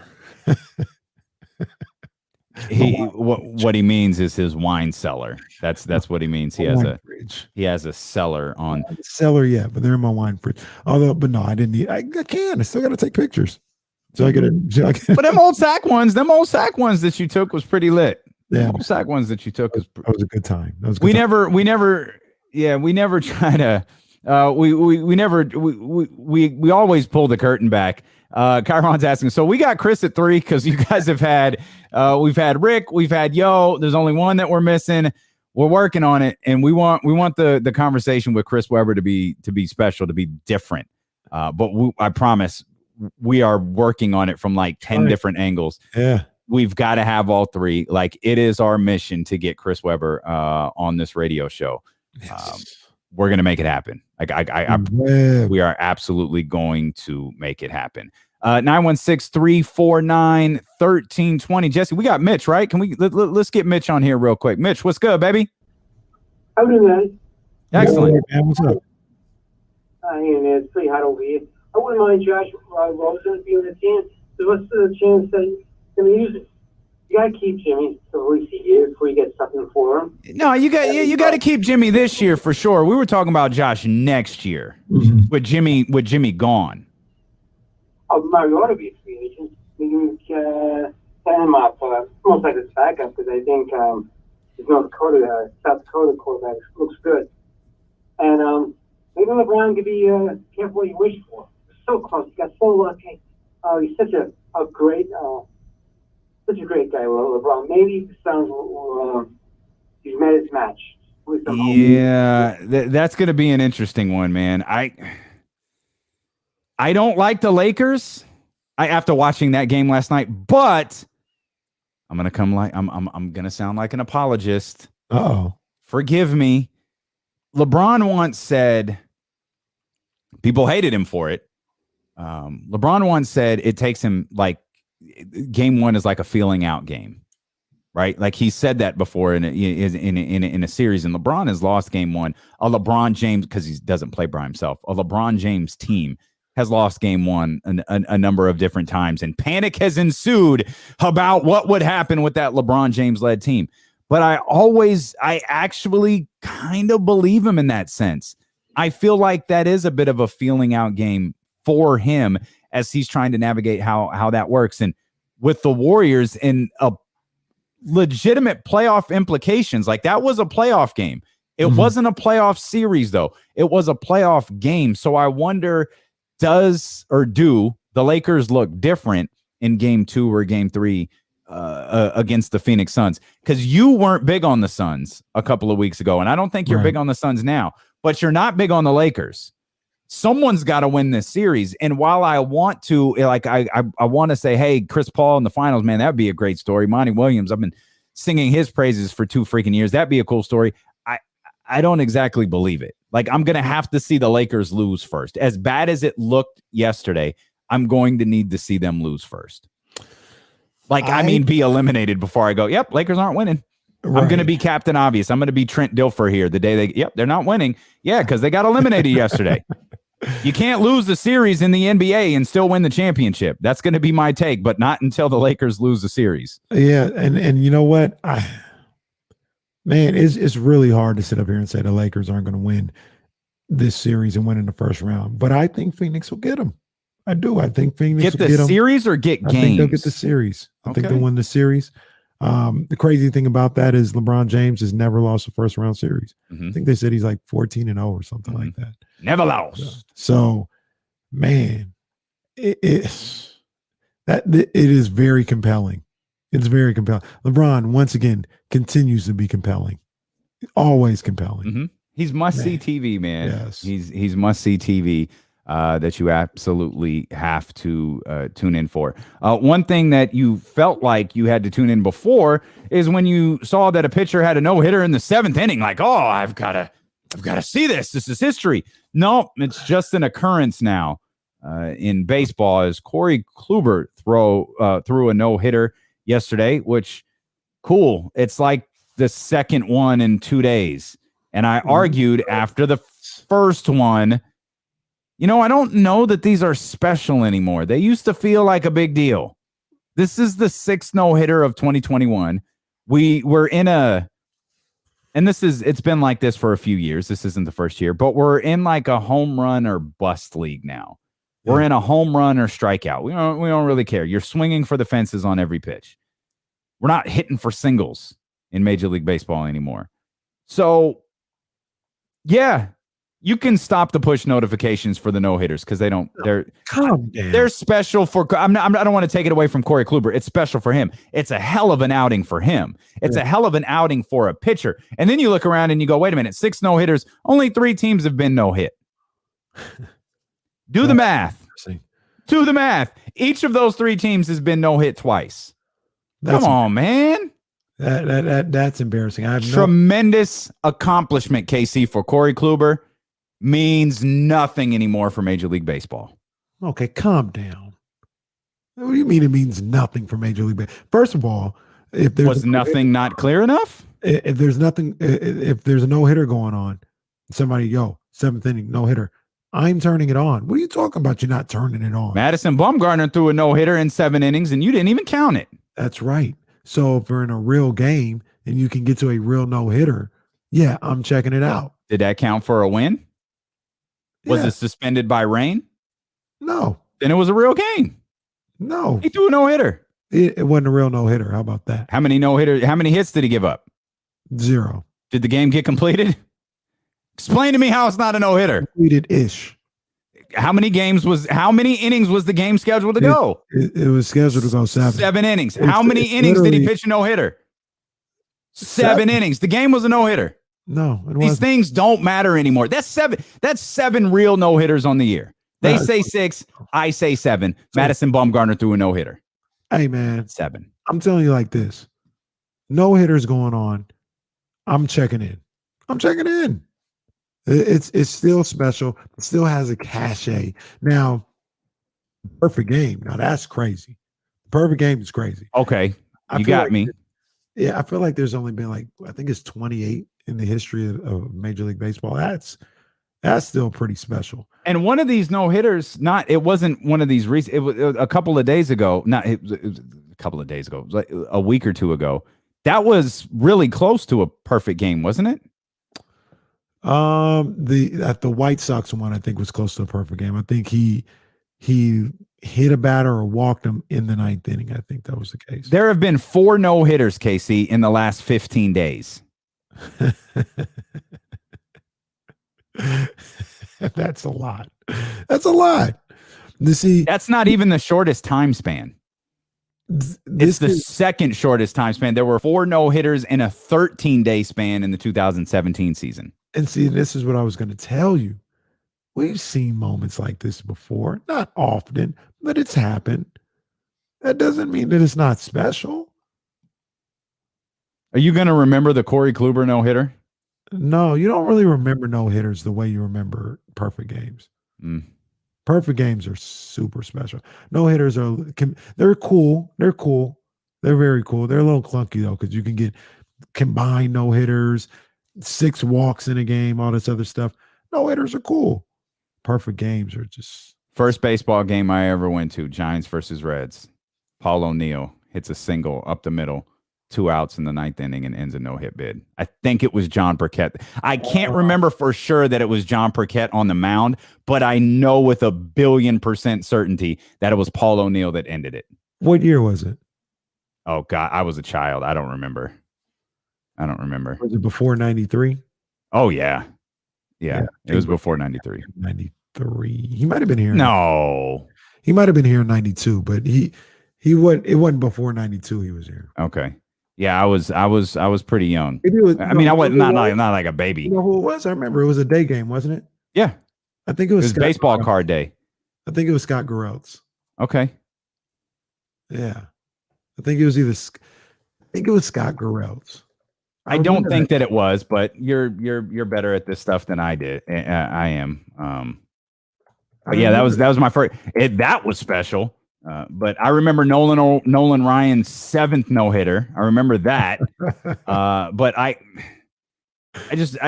can't, like, I don't even remember. I can't even tell you the 4 pitchers who have thrown. Oh, you're right. July 30th, 1990. Scott Garrelts with two outs in the 9th. Yeah, I'm looking at it now. There it is. Yep. Right up the middle. Yeah. I remember the look on everybody's faces. They were like looking around like, I can't believe that just happened. Like the crowd, like they were ready to explode. It was lit from I'd say the 7th inning. It was, I can't, again, I was 9, but I remember how loud it was. I remember everybody's reaction. I remember my cousin looked at me and said, "You're going to be able to tell people your first baseball game was a no-hitter." just no, building you up. Put the Kenny Caraway jinx on it. Hated baseball ever since. Ever since Paul O'Neill. Paul O'Neill ruined baseball for me. You know why I remember that game is because an odd quirk. It was not on TV. I remember a Saturday day game, not on TV. I was listening to that game in my grandmother's living room. And how old were you? Like 6? I was 9. You had to be 5 or 6. Why do you remember that? 7. Probably because I traumatized too. I thought I was going to see a no-hitter. Paul O'Neill ruined everything. Yeah. Back then, so the game wasn't on TV, and that wasn't common. Back then, what y'all know about this? Giants Vision, pay-per-view Giants games. Mm-mm. You had to pay. There's probably about $10-15 to watch the Giants game. For a game, $15 to watch a game. Yeah. Oh, fam, no. To watch the game, and I don't think they were. I wish I had on asked my Giants mom Vision. for $15 to watch a baseball game on I don't TV. think I they were all on wish. Giants Vision, but there were some that weren't broadcast on Channel 31 or something, but it was going to be on Giants Vision. $15, and I remember one time my grandmother got the $15, and the Giants lost to the Expos 14-1. She was so disgusted. She was so upset. I paid $14 for this. See? Ah. See? Shout out to our man Paul here in the chat who said Westbrook gets a ton of triple doubles. Does that make them less meaningful?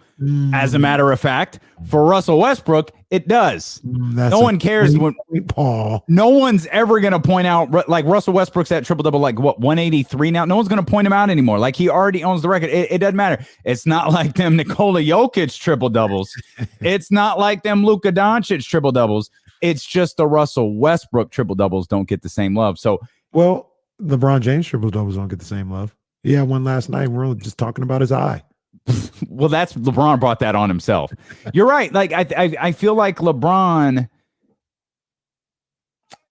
because we expect a certain level of we expect LeBron to be great in everything that he does. Mm-hmm.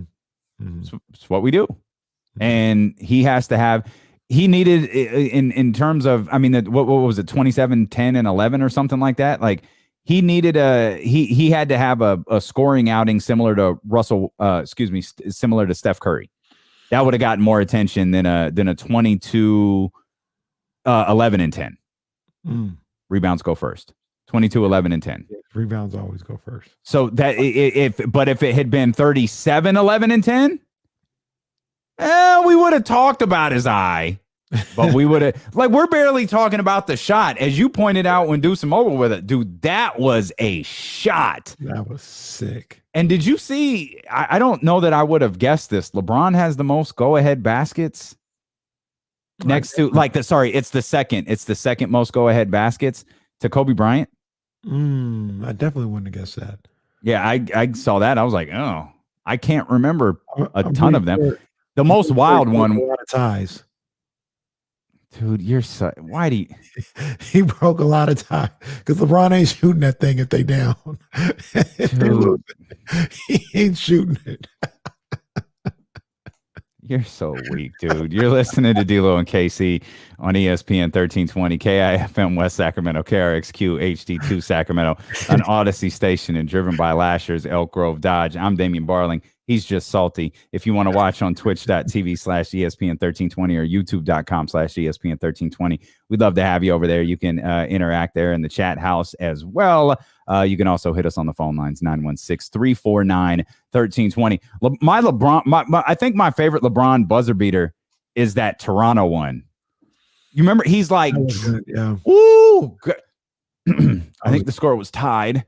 LeBron was like drifting out of bounds and like, oh, it is a phenomenal shot. And then he gives, you guys can't see it on the radio, but he gives a little point to the the bench. Yeah, that was a hell of a run by LeBron. He had another buzzer beater that playoffs against Indiana.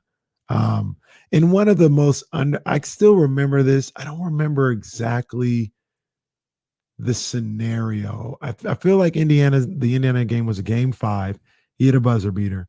The game right after that, OKC with Paul George and Russell Westbrook were in an elimination game, and I think they were down like 25 in the third quarter, and Russ brought them back to stave off elimination. And I always remember that was like one of the great playoff nights in recent memory. That was a great night.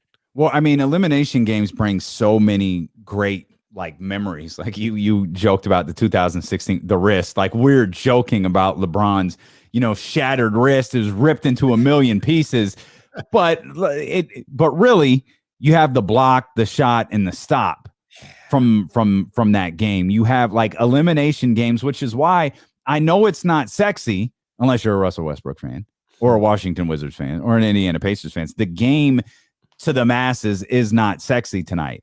Mhm. But it is an elimination game. Mhm. It's win or go home. And I think that breeds like a certain level of I think everyone's play is going to be up. I think tomorrow's game with the tomorrow's game with the Warriors and the Grizzlies that you can hear on ESPN 1320, I think it's going to be intriguing. Yeah. Because there's that, that do or die moment. And you just run through, like we talk about this all the time. Greatest shot in NBA history for me, that Kawhi Leonard shot. You disagree. That Kawhi Leonard shot is just the greatest shot in NBA history. It's an elimination game. It's win or go home. It has that extra, and it's at the buzzer. It has that extra appeal to it. Yeah. I mean, that Kawhi shot, it's up there. I came across this video the other day of like, was it? I think it was Game 7s. Yeah. So it's kind elimination games. Mm-hmm. But some of the great Game 7 moments of the last 15, 20 years. And man, there were some moments on there. There was some moments for sure. And I know it's not at the buzzer, but that Kyrie shot for everything, the shot itself. So the actual shot and the visual of the Kawhi shot, that is something special because you got everybody looking, bounces around, Kawhi's, sitting there, and then you see the explosion. The actual visual of it all is crazy.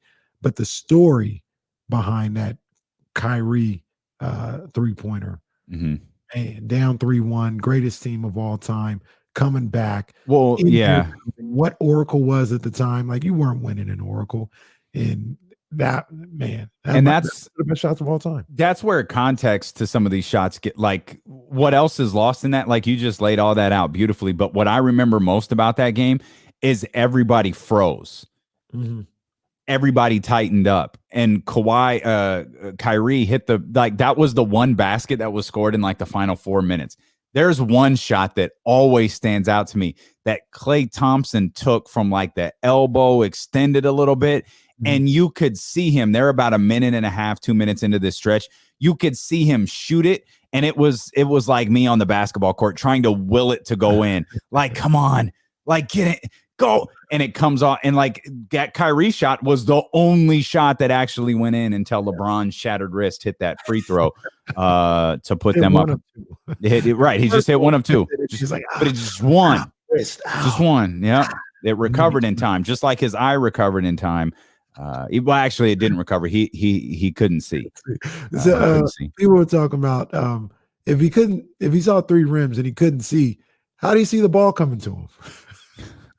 Well, if he saw 3 rims and he couldn't see, how did he see the 3 rims? Like because he's literally looking. I can't see. Okay. Did you see? How come? Like, see, man. Like, could you have? I would have asked him. Rachel, follow up. Like, I wish he had hit Aaron Andrews with potentially the greatest follow-up question in history. Who was talking about you? If Rachel had just hit him with, how did you catch the ball then on the pass? Did you catch and frame it in more of a, so when the pass came at you, did you just catch the ball in the middle? Is that what happened? Is that how you made that work? But like context, like when you watch a highlight video, you don't have the context, but it can take you back into that moment. Like Shaq to Kobe and Shaq's alley-oop. I know that's sacrilegious out here, but was a it was against Portland, so that's okay. That makes it a little bit more palpable. But the story behind that, people may not like. Portland was up like 17. It started the 4th. When you look at the Laker dynasty, it wasn't even supposed to. Like, you could go back to the first 2 years ago. It shouldn't have even happened between Portland and Sacramento. It should have never have happened.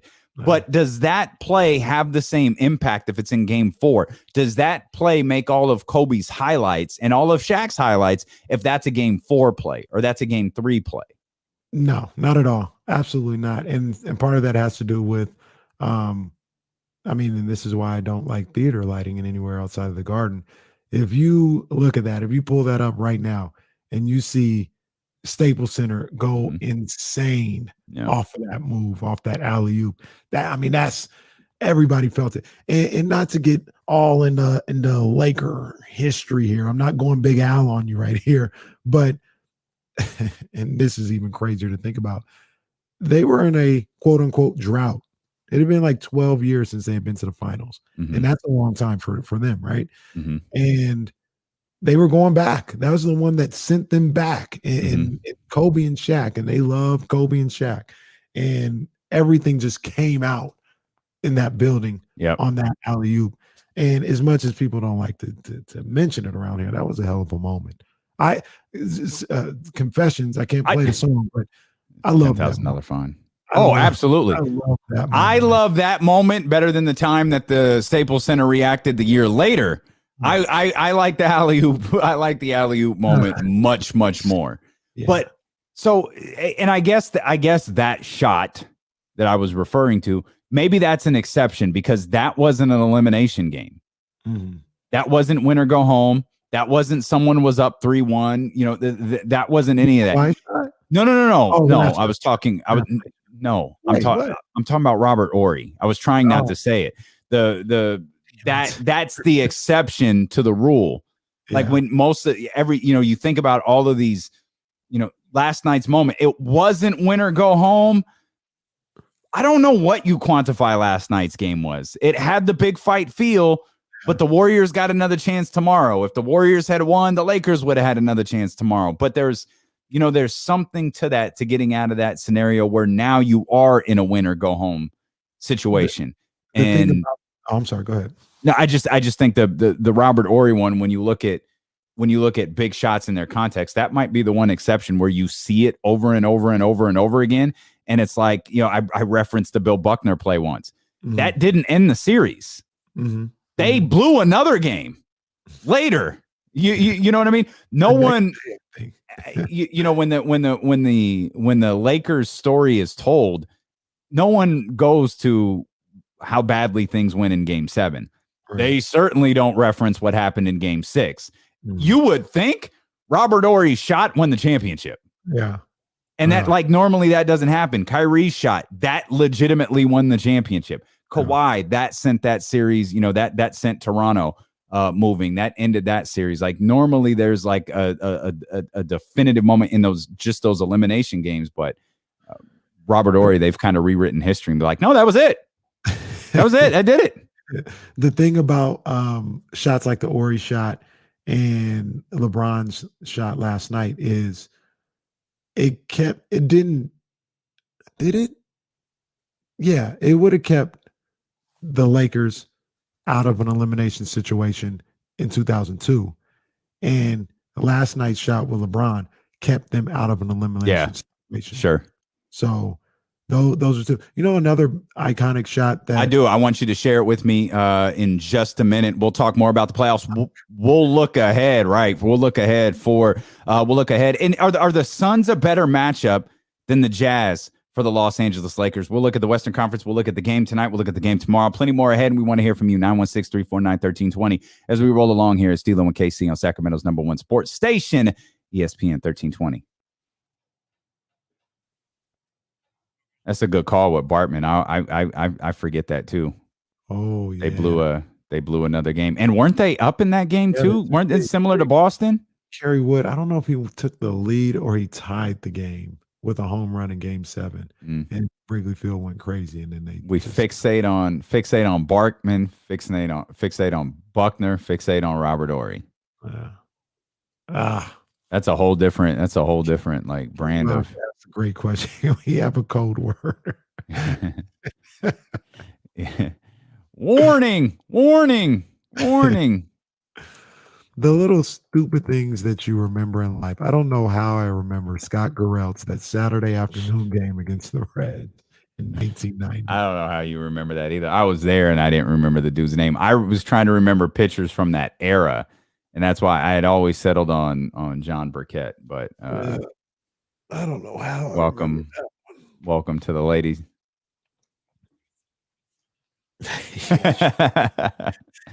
I was at Fenway when A-Rod hit 600.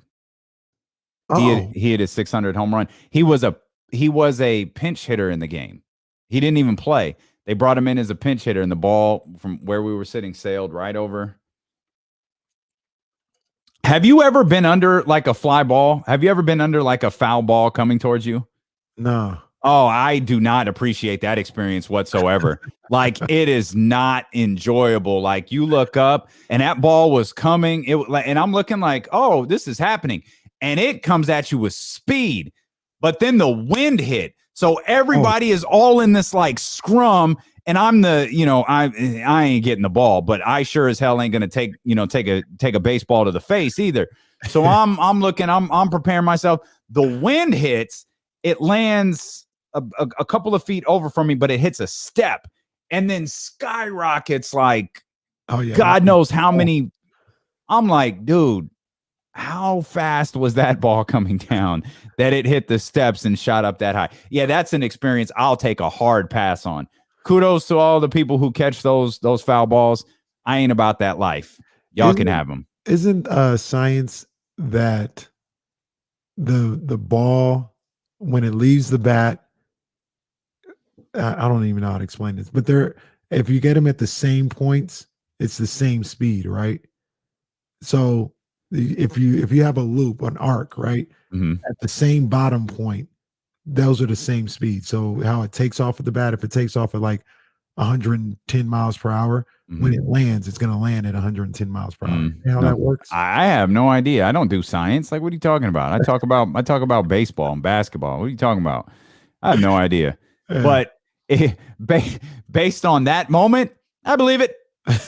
Yep. I believe that is exactly what happens. Everything in between, like the further up in the air, and obviously the miles per hour goes down. But as it's coming back down, it reaches the same part of when it took off. Shut up, Ramsey. Great. I didn't want to hear that. Oh, hold on. Here we go. Over to Shaq. Oh, why do you do Pippen like that? Oh. If I was a Laker fan, that's a pass out moment. I would have passed out on that. I don't know if Warren's in the chat. Warren just tagged us. And Big Papa Crunch. What? Manny, you got some Big Papa Crunch. Oh, damn, that's terrible. Oh my gosh, Dan. Jesus. That's terrible. Big Papa Crunch.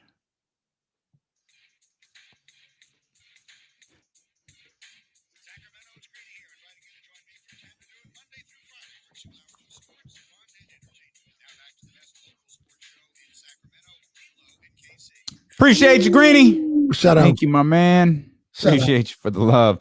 You can get at us 916-349-1320. You can also take part in the behavior in the chat house on twitch.tv/ESPN1320 and youtube.com/ESPN1320. You had something teed up for me there a moment ago. I know you're watching some of these Game 7 highlights, some of these elimination shots, but you had something teed up for me right before the break. What was it? Well, no, you just talk about an iconic moment in NBA playoff history that didn't have to do with elimination. And you talked about that shot. And then you talked about what was the other one we talked about? Of shots that the Kobe it doesn't matter. Continue. Oh, the shot last night. I'm tripping. Well, we don't know how to classify the shot last night. Right. But it was a postseason shot. Did you hear? Mike was trying to explain. Mike Breen was like, so these stats don't count for postseason stats. They don't count for regular season stats. So Jason Tatum's game, his 50-point game, it lives in purgatory. Yeah, well, it lives in the play-in. The play-in is its own. This is the first of its kind. Call it the postseason. I heard that last night or this morning. Matter of fact, like people check with the NBA. Like, no, it's not regular season. Like you said, it's not the playoffs. Yep, it's going to be its own play-in lane. So there's that. But now they're going to be stats. LeBron James, he's only got 20 points in his playing career. He never plays in another playing game again. Right. James Harden doesn't have any points in it. Russell Westbrook hasn't had a triple-double in a playing game. Can he perform in the play-in? He literally has no stats in the play-in. Can he handle that pressure? Just call it the postseason, man. I like the play-in. Leave it by itself. Play-in by State Farm. Let it happen. But the other iconic non-elimination moment, maybe the biggest one, is Allen Iverson stepping over Tyronn Lue. Oh gosh, yeah. They won, There you go. That's a good one. Mm-hmm. they won that one game, then had the gentleman's sweep. Yep. But yeah, it's an all-timer right there. I mean, there's always moments that you remember more than others. One of my Charles Smith under the basket. Blocked again. Yeah, it's just so good. I was hyped in my grandmother's living room. That was 2-2 at the Garden, right? The Bulls took a 3-2 lead with that stop on Charles Smith down there. Man, that again, there's iconic moments. That one kind of like shapes the series. It shapes like the narrative of the series. You go back and you run through the Knicks and the Bulls that year. I remember two things: the fight with Jordan, or not the fight. It was a skirmish with Jordan and Xavier McDaniel, yeah. And then the Charles Smith blocked. Smith blocked again. As Jordan would say, sometimes you got to go up to the bully. You got to let the bully know. Your Jordan sounds similar to your Shaq. Very. My Shaq is a little more like this. There you go. Okay, I got you. Jordan got a nice little deep voice too. So he goes, sometimes you got to step to the bully. And then they go to the video of him head to head with Xavier McDaniel talking crazy. Mm-hmm. Airtime. You guys go check that out. Airtime is so good because you go back and you watch him like talking trash to Steve Smith. He's like talking trash. Like they and I think Jordan said this, like they toyed with the league for an entire year. Like I had always thought until even more so, and I recognize the stupidity of this statement. It's fine. I'll take the heat. I always thought that 92 Bulls team was the best. Even better than the Rodman 70 whatever win. Like I felt that Bulls team was the absolute best. They were I don't think that team compares to the Golden State Warriors one, but that team was so good. That team was bad, like in a good way, and right? They knew it. Like they knew it. That's what made it so. And that's one of the funny things about watching the Warriors right now is they were the bully. Mm-hmm. Mm-hmm. And now like they're down, Draymond's still talking about championships. And it's like, fam, you're probably it's been a while since you've won a championship. Like you're talking about it like you just won one. Right. Like the Draymond Green led Golden State Warriors won 15 games. That statement's unfair. I recognize that. But the Draymond Green led Golden State Warriors won 15 games. Y'all lost the championship the year before. Kevin Durant, Klay Thompson, that's fine, but you did. Draymond talks like they haven't stopped winning titles since 2015. Right. Like, yeah. No, you haven't won a title for a couple of years here. And the bully is down. And yeah, of course, the bully goes down, you kick some dirt on him. Absolutely. That's what you do. You brought up Jordan, and that brought up two. These are figurative bullies, by the way, kids. If you're being bullied, talk to your parents about it. Don't kick dirt on them. Yeah, don't do that. Two on this dates that I have in my head. We got to there's three. Scottie. We got to Scottie. Oh, there's three because I have two more. So okay. Scottie one. Scottie. By the way, Scottie's dunk on the New York Knicks, arguably on Patrick Ewing, arguably of all time, the most disrespectful dunk in basketball history. Damian, pound for pound, the greatest dunk in NBA history. Okay. You're doing a lot with that. You're doing a lot. All things considered, the story, pound for pound, there was not a better dunk in NBA history on somebody. I mean, I don't even know that it's the best dunk on Patrick Ewing. No, it's better. It's better. Okay. All right.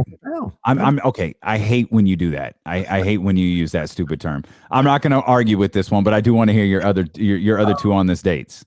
So the other on this date in 1995, I'm doing this for the chat, and I'll talk to the people in the on the radio. Does this spark anything? Okay, I got you. Kiss of Death. Yep. Mario Ellie. Look when when you saw that was on this date? Did you see the clip of it? Did you see it? How did that happen? Like, go watch the clip right now. Like Mario he's just over there It's like, one, it's a hell of a pass. Yeah. Two, I think they're doubling Clyde Drexler, who doesn't have the ball. That sounds about right. Off the top of my head, I'm gonna watch this right now, but off the top of my head, I think Robert Ory makes the pass cross court.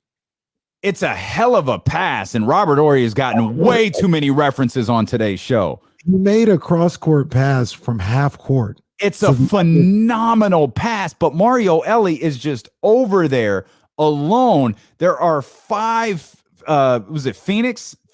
All like on one side of the court, and I think 2 of them are guarding Clyde Drexler, which I guess maybe it wasn't illegal at the time, because I feel like that's illegal now. But and not like they're hiding it, like they're just legitimately guarding him. It's a phenomenal pass, and that's the thing that stood out to me today was, how did that happen? Yeah. How did Mario Ellie just get over there in that corner like that? It's some. I don't know. I'm trying to figure this out here as I watch it. I don't know what's up with that. Go back and watch it when the show wraps up here in about 30 minutes. You're already on YouTube. Just check it out. When you wrap up here on the Odyssey app, go check it out. I know the shot gets all of the love, but it really is an incredible pass. What's the other on this date? This day in 1996. Okay. Receiving 109 of a possible 113 votes. Okay. Then record. I got it. Michael Jordan wins his, I think it's 4th MVP award. Mm-hmm. But that's not even important. What's important is this is 96, 72 wins. Mm-hmm. Michael Jordan put up 30 points a game that year. Mm-hmm. And he gets 109 of the 113 votes. What the hell were the other 4 people doing? I know who they voted for. Do you? Oh, geez. No, 96. Wow, this is a good. I don't. No, and I'm gonna save the boredom of trying to guess. So, help me out. Who do we got? Penny Hardaway got a vote. A vote, one singular vote. Okay. Yeah. Akeem Olajuwon got a vote. One singular vote. Okay. And don't quote me on this one because I know the names. I don't know how many votes they got. Karl Malone is the other one who got a vote. And they give the award to Karl Malone the next year or 2 years later? The next year. 97? Yeah, I think they give it to him in 97. But what are we doing here? What are we? I don't know. The man wins 72 games. I don't know. 30 points a night. He comes back after retirement and does this. And you got 4 guys that are like, nah, it's not good enough for me. I'll tell you, Karl Malone's the MVP of this league. Stop it. I forgot Karl Malone won the MVP twice. I completely forgot that. He won it in 97. He won it in 99. He won it in 99. He won it in 1999. Wow. Completely forgot. And bring that full circle. He almost got bounced in the first round. Mm-hmm. Did you go to the airport at all at any time during these runs? You know, that was the big thing when they come back and they come in and like, no. I went to the airport after game 2 against Utah. Yeah, after that win. They were that's something that I never did. I think tonight, by the way, talking about these postseason awards, I think we get the like, you know how they announce like the finalists, like the Heisman Trophy gimmick. Mm-hmm. We get those tonight. Okay. So I just the MVP. No, I think it's for all of them. Okay. So I assume when the show's over, we'll get those though. I think they'll do that at 4:00. Is it Tyrese, Ant, and LaMelo? Because I think they do 3. Yeah. So who's the MVP then? It's Jokic, and then I think it'll be. Is it Joel? I think Joel gets in there, and I think Steph gets in there. Giannis doesn't even make the top 3. It's crazy, right? It's crazy. To be honest with you, Giannis probably should make it over Joel. I'm not going to. Okay. But he should make it over Joel. Okay. I don't know, dude.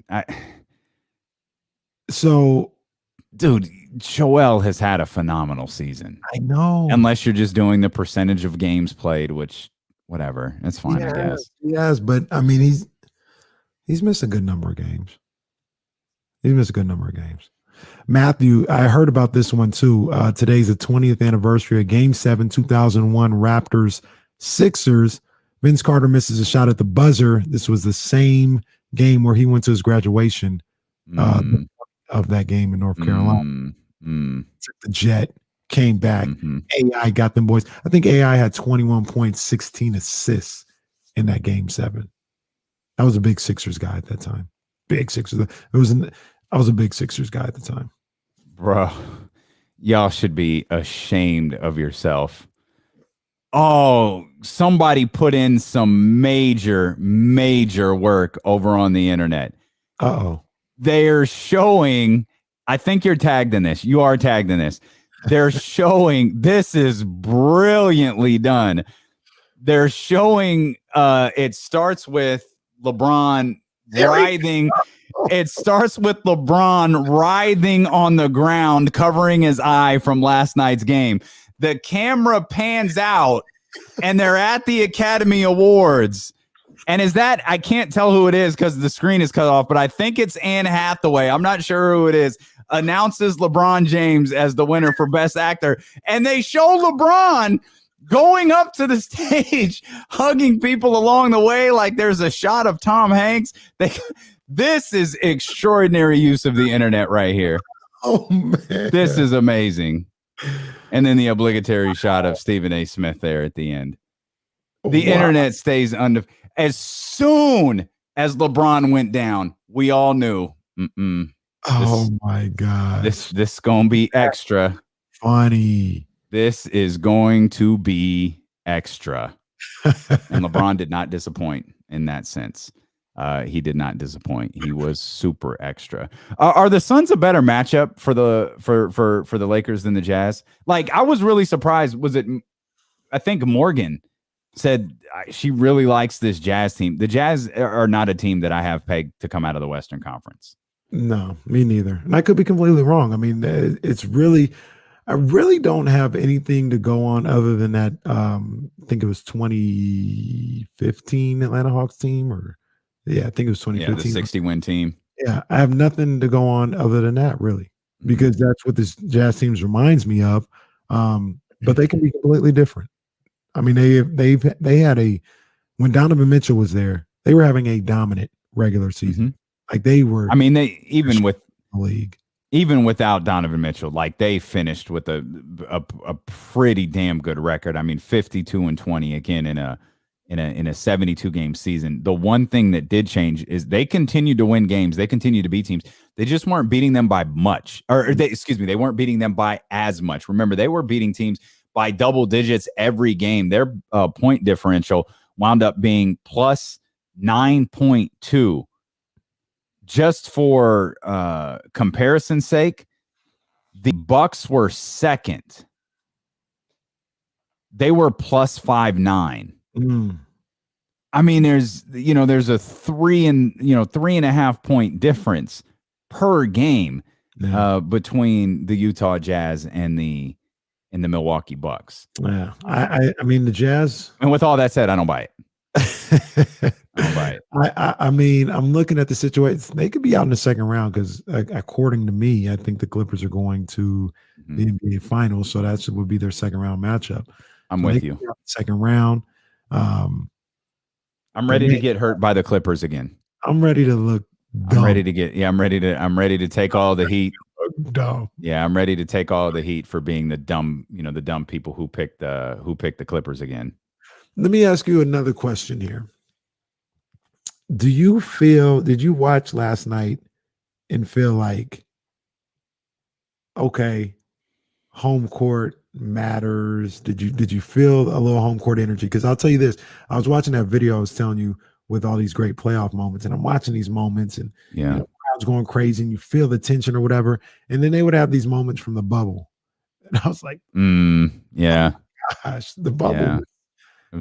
It was not real life almost. You know what I'm saying? Like, and I feel like, and I don't want to, I'm not doing a Dodgers to Lakers championship. I'm not doing that. But it was different, man. It's different. It Yeah. was completely different. And I think, that played a factor a little bit in what happened with the Clippers against Denver. Like, I don't think Denver wins 2 games in LA against the Clippers. Mm-hmm. So, now they got their home court advantage back, kind of, whatever one that they had. Well, I mean, given what we've heard today, given what we've seen in recent days, like, yeah, I think home court advantage is going to be a thing. It apparently it's really going to be a thing in the Western Conference, or excuse me, in the Eastern Conference, because there's what did we see? I think 15,000 at the Garden. Yeah. I think there's 10,000+. Here are the numbers right here. Let's see. Knicks, Nets, Jazz. Okay, it's pretty balanced. 6 teams: Knicks, Nets, Jazz, Mavericks, Sixers, and Suns are all projected to have first-round crowds of 10,000+.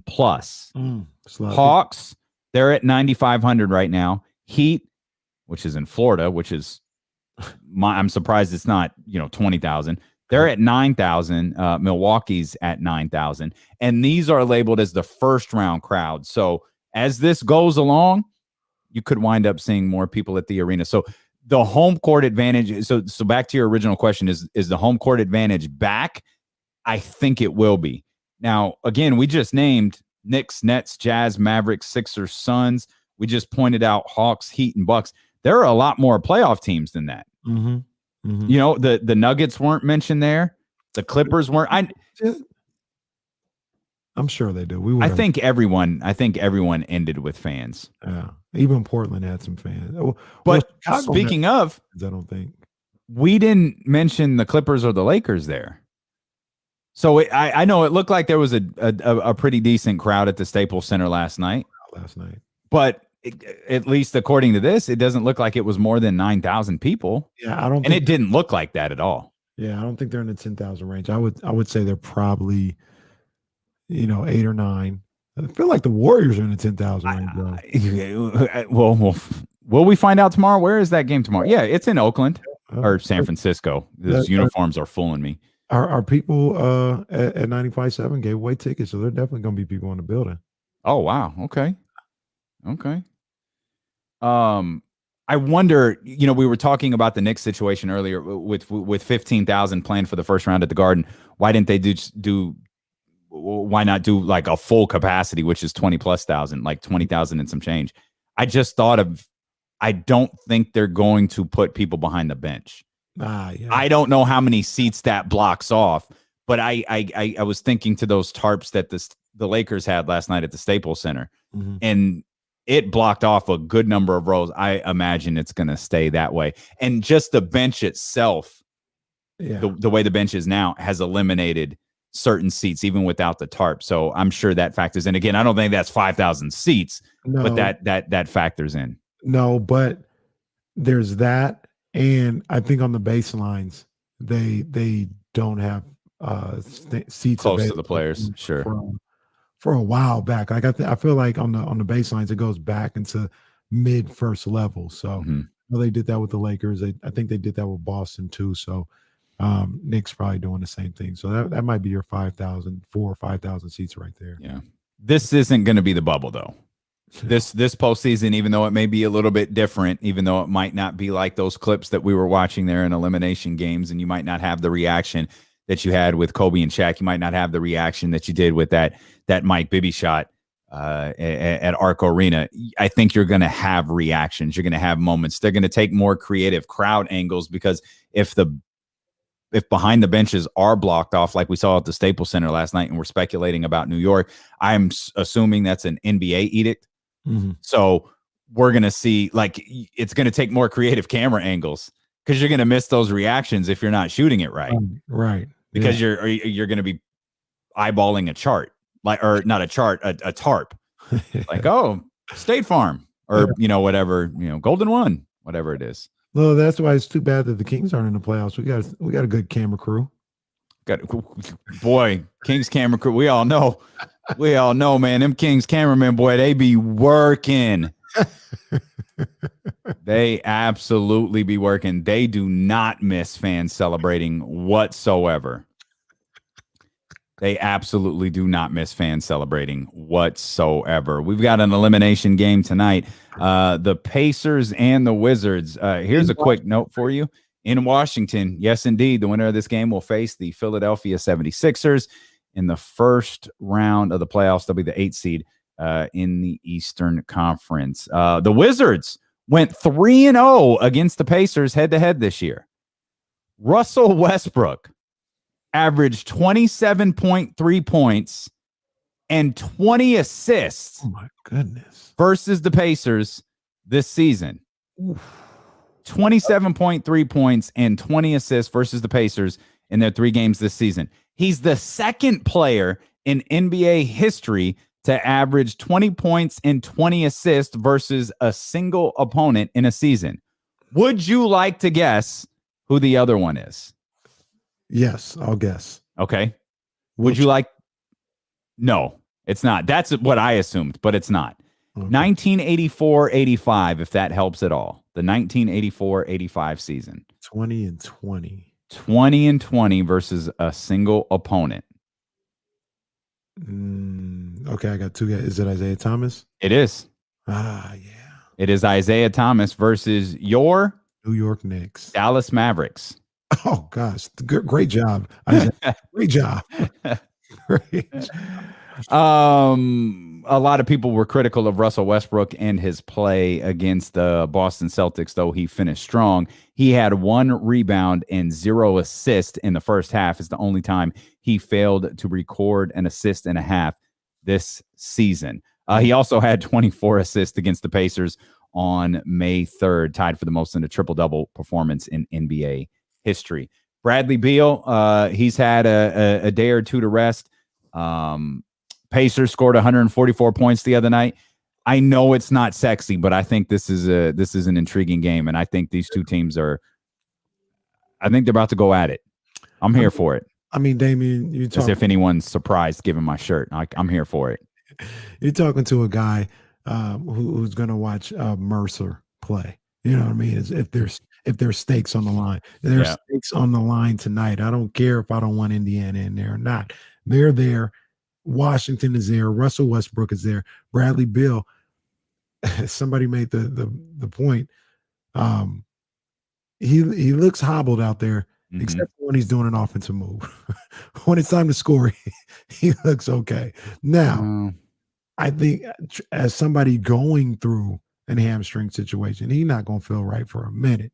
So Russ is going to have to step up. These other guys around Russ are going to have to step up, though, too. They're going to need Bertans to make shots. They're going to need to be. Bro, pause right there. We're clowning LeBron. Did you see Bertans the other night? No. Dude, Bertans took you would have thought Bruce Lee just chopped him in the throat. Like he sold it, like he went down on his back. It was almost as bad as LeBron. In fact, it was more awkward than LeBron because he goes and he's clutching his throat like Ricky the Dragon Steamboat when the Macho Man dropped the bell on him in 1987.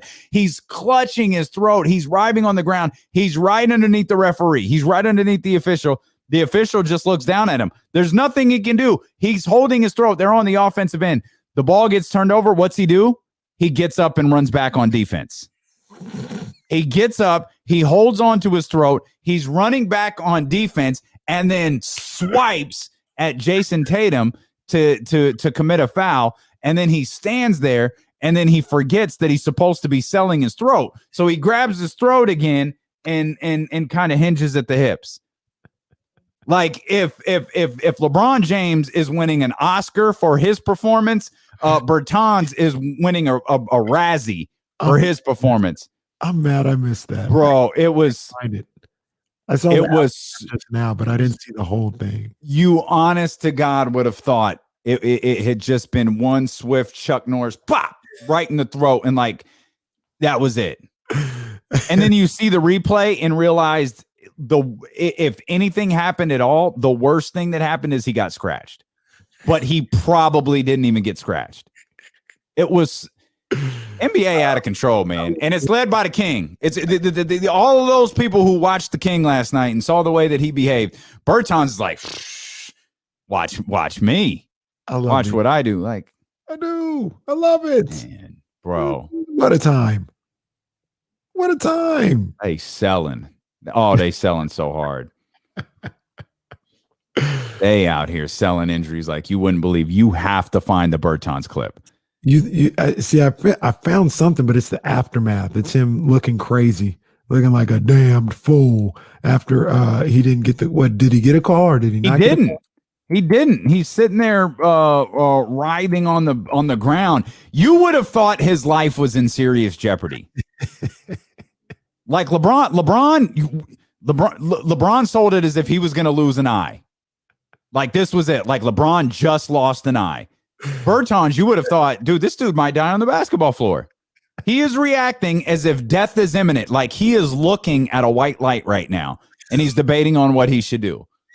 And then magically, the Celtics get the ball, and he gets up and runs back on defense. NBA's out of control, dude. Oh, man. Out of control. Get your mans. Though. They do. They crack me up. Wizards take care of business tonight. Let's get into playoffs. Yeah, I just read that 3-0 makes me nervous. The fact that they've beaten them 3 times make me nervous. But I really don't want to see the Indiana Pacers move on. I want a team to blow up. I want Monty McNair to call somebody. I think the Pacers would be a good team to call. So I'm gonna go. Yeah, I'm always gonna pick Russ. So I don't think the Pacers want to win tonight. I don't. you think there's more ammunition to get Bjornsson out of there if they lose? I think that I heard somewhere where, like, after the Kings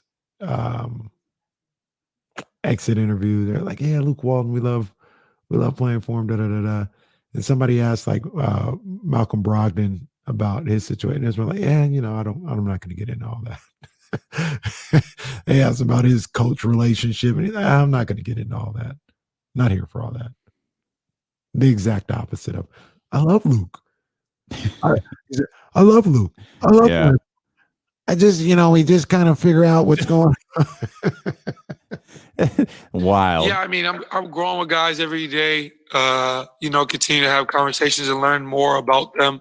That's just important to me as a human being. Even before I'm a basketball player, is just knowing the people. It's like the filter wore off right in mid-sentence. Oh, that's still just a phenomenal soundbite. You know what I'm gonna bring back for the playoffs? Kenny's keys didn't end just because the King season ended.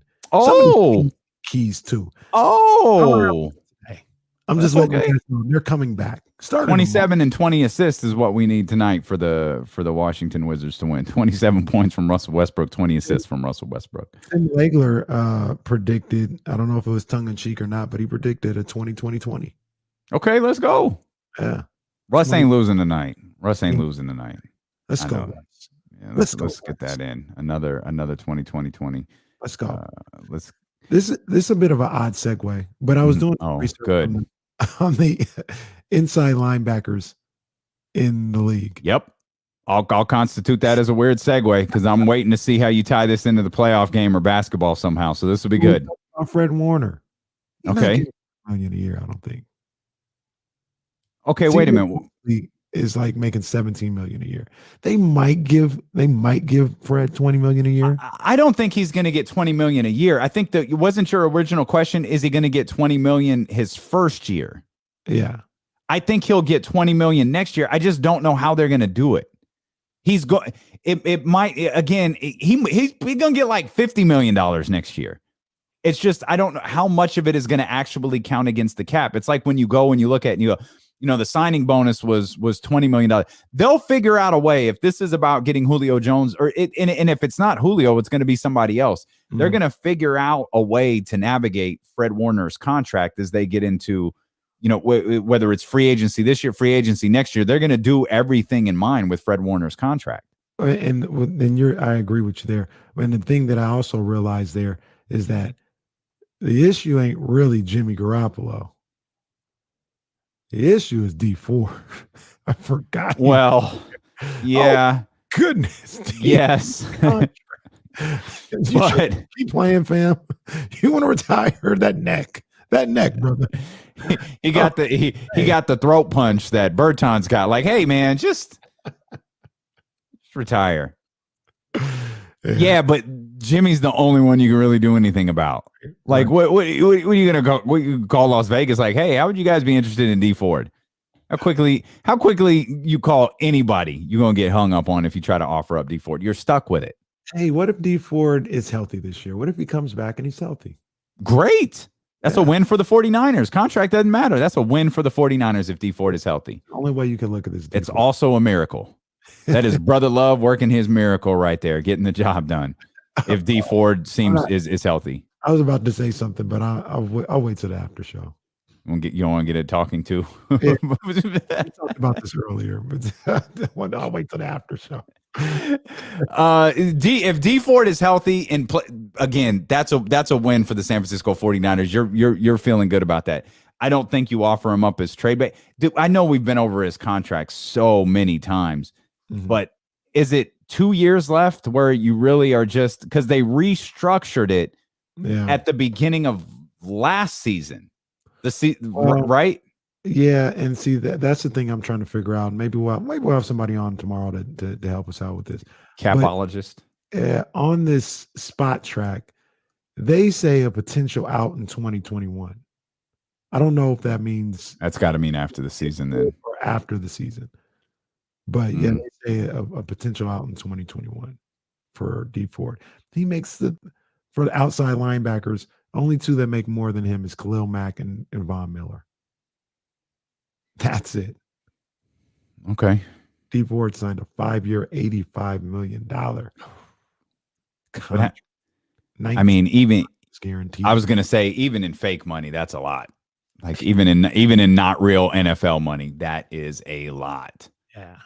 But Julio coming, man. I'm gonna say that. I'm saying that right now.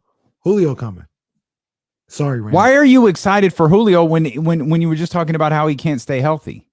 Your 49ers takes baffled me. Like he's gonna get here to San Francisco, he's gonna hit with the same Brother Love, and he's gonna be healthy. Him and D Ford together. D Ford ain't rehabbing together, getting healthy. Yeah, D Ford ain't gonna be healthy. I'm gonna use my James Harden analogy with Julio Jones. First year he'll be fine. Okay.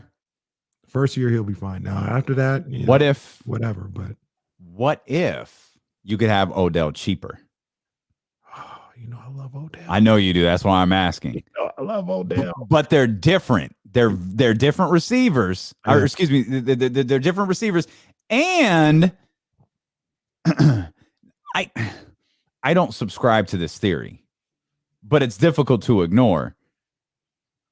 Second year quarterback got better once Odell was gone. Yeah. He just didn't know how to use them right.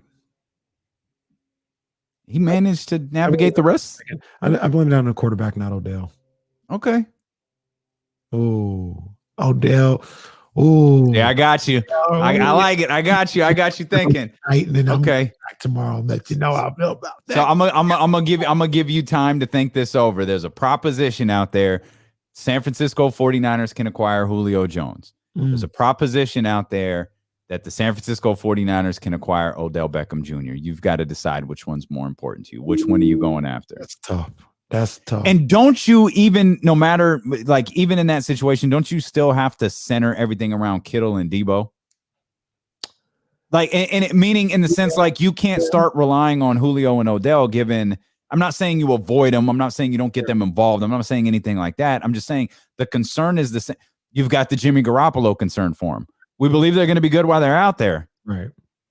But how long are they going to be out there? But that's how I feel about Debo and Kittle. They're not playing 16, 17 games. Yeah, you said that before. But you're also in the sense of, like, you think they're playing, so we've got 17 games now. What are they playing, 14 and 15? Hopefully. Because you're not talking about major injuries where they're missing 10. Like those are.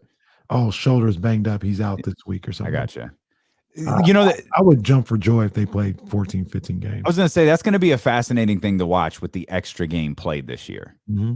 Is I don't know that load management is really a thing in the NFL, given how short the season is, but it'll be interesting to see how that all plays out. Yeah. We might rerun that Rick Adelman conversation for you tomorrow, given how many people have hit us up on social media about it. I really don't know what we're going to do tomorrow, but we hope that you'll be with us. We know that it'll be fun. We know that Marshall Harris will be with us. We know that we'll be on twitch.tv/ESPN1320. We know that we'll be on youtube.com/ESPN1320. And we know that we will be right back here at noon on Sacramento's #1 sports station, ESPN 1320. Holla.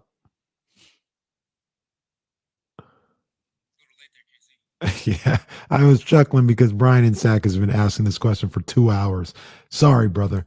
He's been saying literally 10 times in this chat. He's asked this question. Okay. What we got? Somebody at work bet another coworker that the Cowboys will have a better season than the 49ers. What are you guys' thoughts?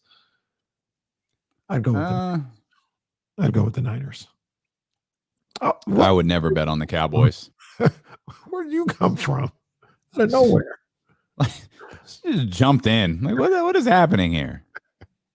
Hey, wait a minute. Hang on. Oh, there you go. Open it up. Take them pictures. I don't know if you're on social media. Take them pictures. Whose boys is she? What boy is she talking about? The Dallas Cowboys? Yeah, she's a Cowboys fan. Wow. Nobody's perfect, as J. Cole once said. Wow. Yeah, Brian, spectacular. Go with the Niners, Brian. Spectacular. Oh, how many burner accounts y'all got out here? Roddy's here for it. He's here for it. So what I was going to Tim's got on the Macho Man socks today. That's good. Oh, wow. 10 years ago he passed away. Oh, man. It's wow. been long. Wow. What I was going to ask was, I didn't know Pritchard was Brother Love, right? Yeah. I did not know that. Yep. Till like a month ago. Yep. Pritchard's Brother Love. I love you. My favorite line is I love you, but that doesn't mean that I like you. It's such a sleazy character. It was so good. So good. He was so red too. You know, he told a story about that a couple of days ago. I heard him tell a story about that a couple of weeks ago on one of his podcasts. I don't know if it was an old one or a new one that I was listening to, but he said it was a rib. It was a joke. It was Vince McMahon playing a joke on him. So when he pitched the character, Vince originally, he was like, he liked the idea of the character, but he wanted somebody else to do it. Yeah. So Bruce pitched the character with like the Brother Love gear without the face. He had his hair slicked back and all that stuff. And he pitched it to him in person. Like he walked in on a business meeting and pitched he was in character. Yeah. And Bruce was like, okay, or Vince was like, okay, I like it. Let's get it in front of the camera and see how it looks. So they go do a TV test. And he tells the makeup artist, get him ready for TV. But Vince had told the makeup artist to make him as red as possible. just make him red. And the idea was it was a joke.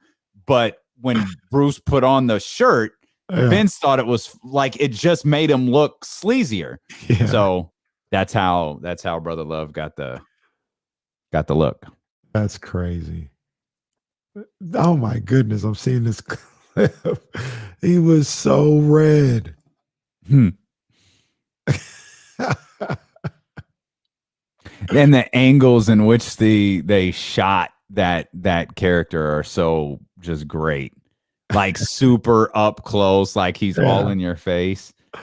Definitely. Like you had Brother Love, who was super red, and then Paul Bear, who was super pale. What in the world? Looking back at this is crazy. Oh yeah. How red he is. Yeah, it's something. Brother Love. Does this have any audio? It's a trip. So I don't know if y'all saw this. I'm gonna try to put this on the screen for you so you could see this. This clip that we were talking about. Sorry about that. SummerSlam coming to Vegas. Is that right? That's what I've heard about that. Oh, I didn't I don't think know. it's official, but I think they're trying to make it happen. Okay. Like the stadium? Mm-hmm. Wow. All right, Murph.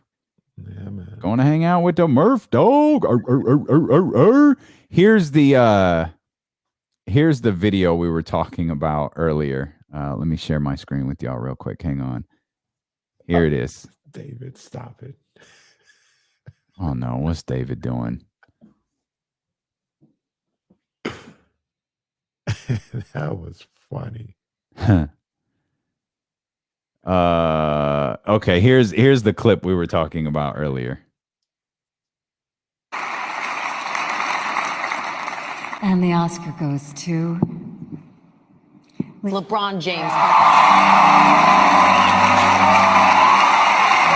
This is the first Oscar and sixth nomination for LeBron James. And the sixth nomination.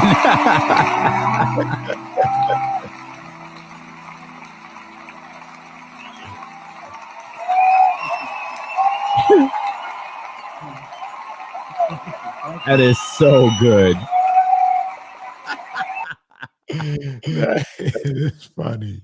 That is spectacular. Oh, somebody put that work in. That's well done. That's good stuff right there. That is well done. Drake and Michael B. Jordan in the house last night. I wonder next game. Spike, Chris Rock will probably be there. Ooh. Ooh. Oh, what we got? Ooh. Hang on. Let's do a sneaker screen share. Oh. Ooh wee. Oh. Sesame Psychic Blue. Oh. Oh, we talking highs, right? We was talking about we're gonna get Nick DePaul on the show. Yeah. He's down. Also. He's down. Yeah. We're gonna get that done. Sacramento dude, sneaker guy. Oh man, that's clean. That's pretty clean. I like that. We do that. Yeah, exactly. I'm with you, Murph. Take my money. I like Brian got all the questions today. What happens first? Kings in playoffs or LeBron gets another ring? Kings in the playoffs because they're making the playoffs next year. I guess LeBron ain't getting another ring this year. Nah, not this year. Not this year. That was I think that was the sneakers account, the app. Let me double check for you. Yeah, sneaker Twitter. So SNKR_. You should be able to find it from there. TWITR. That's what I assume that's what you're talking about. Somebody kicked Joe out of the chat. Somebody kicked Joe out of the chat. Joe's been suspended. Oh man, Friends may be the most overrated show. I have seen a couple of episodes. I've seen a couple too. I don't even know that I've seen them in their entirety.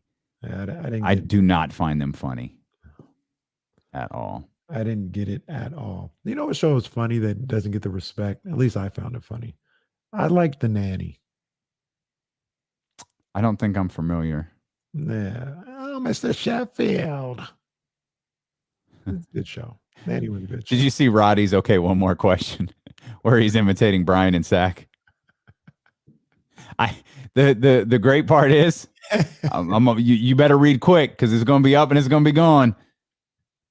I think I've got an answer to that. All right, it's gone. It's gone. All right. Okay. I think I have to go. I think I've been told this show's over. That's your queen bee. You know, we got to work on these apps. You know what's bad about that too? When you're a dick like me and you post pictures like that I worked like it was like I had laid it out, planned it. I'd always wanted to do it. Is when you don't look like that anymore. It's like you're like, oh, I can't post something until I look like that again. Like I can't post like a downgraded photo. Like I have to put that work back in and look like that. See, I don't think I might be selling myself short. I ain't never gonna have abs like that because I don't work on abs. I don't have time to work on the abs. They're almost like legs. I work on my legs actually. I don't work on my abs. Man, if you got that's a lot of work. If you got that's a lot of work. I mean, it's ab work for sure, man, but it's eating, dude. It was like 12 weeks of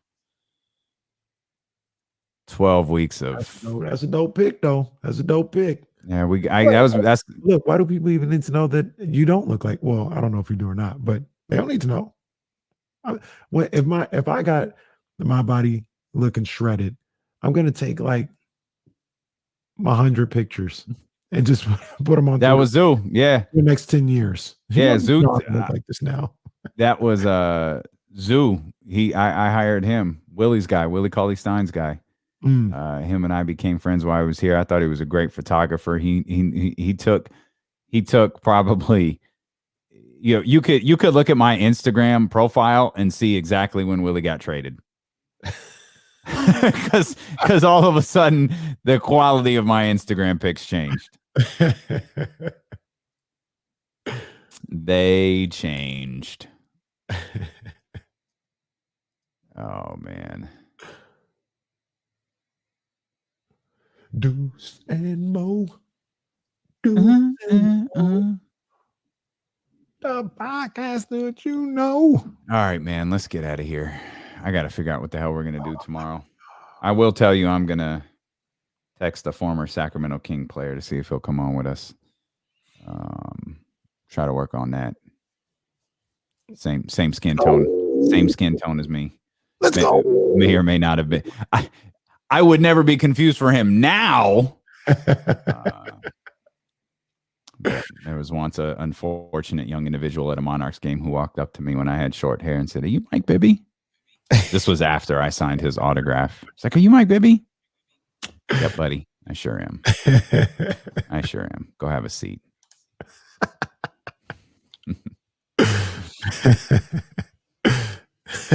Bryce. Wait, Tim. Did you make that? You made that painting? Wow. That's pretty dope. Wow. That's pretty dope. I didn't know that you made that. That's funny. No, not that one. I'm guessing he's unavailable. Dude, that's dope, Tim. Good job, man. That's awesome. That's awesome. Well done. That is really great cool stuff. I wondered who did that. Dude, that's great, Tim. You killed it. I'll see what he's doing. See if he wants to come on, hang out, talk hoop. Gotta use the bathroom real quick, guys. Be right back. I'm not taking time. Just keep going. I'll be right back. Yeah, I'll be right back. Hey, what's up, Dame? What's up? Good. What's good? What's good? Oh man. All right, let's get out of here. Appreciate y'all hanging out. Thanks for the love. As always, we'll plan something dope for tomorrow, as we always do. Yes, sir. Go to thedopeones.com. Use the promo code DLOKC to get your gear. Again, thedopeones.com. Don't leave. Hold on. All right. Hey, everybody, you heard the man. Sit down. Nobody can go anywhere. Just remember, go to thedopeones.com. Use the promo code DLO. Oh. You want that? Look at that. Man, KC gear, come on, man. Stop. There it is. I like that. Oh, wow. There's more. You got the classic black. Oh, yeah. You got to go. Wow. That's for the kids. Okay. Good stuff. I was genuinely curious if you were going to walk around with a shirt with your face on it. Oh, I will. At some point. I like that blue. Picture in it. Yeah, that blue looked good. I like the blue. This is Reese's shirt here. Reese's gonna be going to school. Yeah, I could tell that one looked every day. That one looked a little younger than the other ones. It's got to be. These are the classic ones too. These are the ones they don't make them no more. Yeah, those are the classics. Those are the limited editions. They don't make those no more. Limited editions. Again, use the promo code DLOKC. That's DLOKC to get 10% off. And we'll see. I'm not even looking. We'll see y'all tomorrow.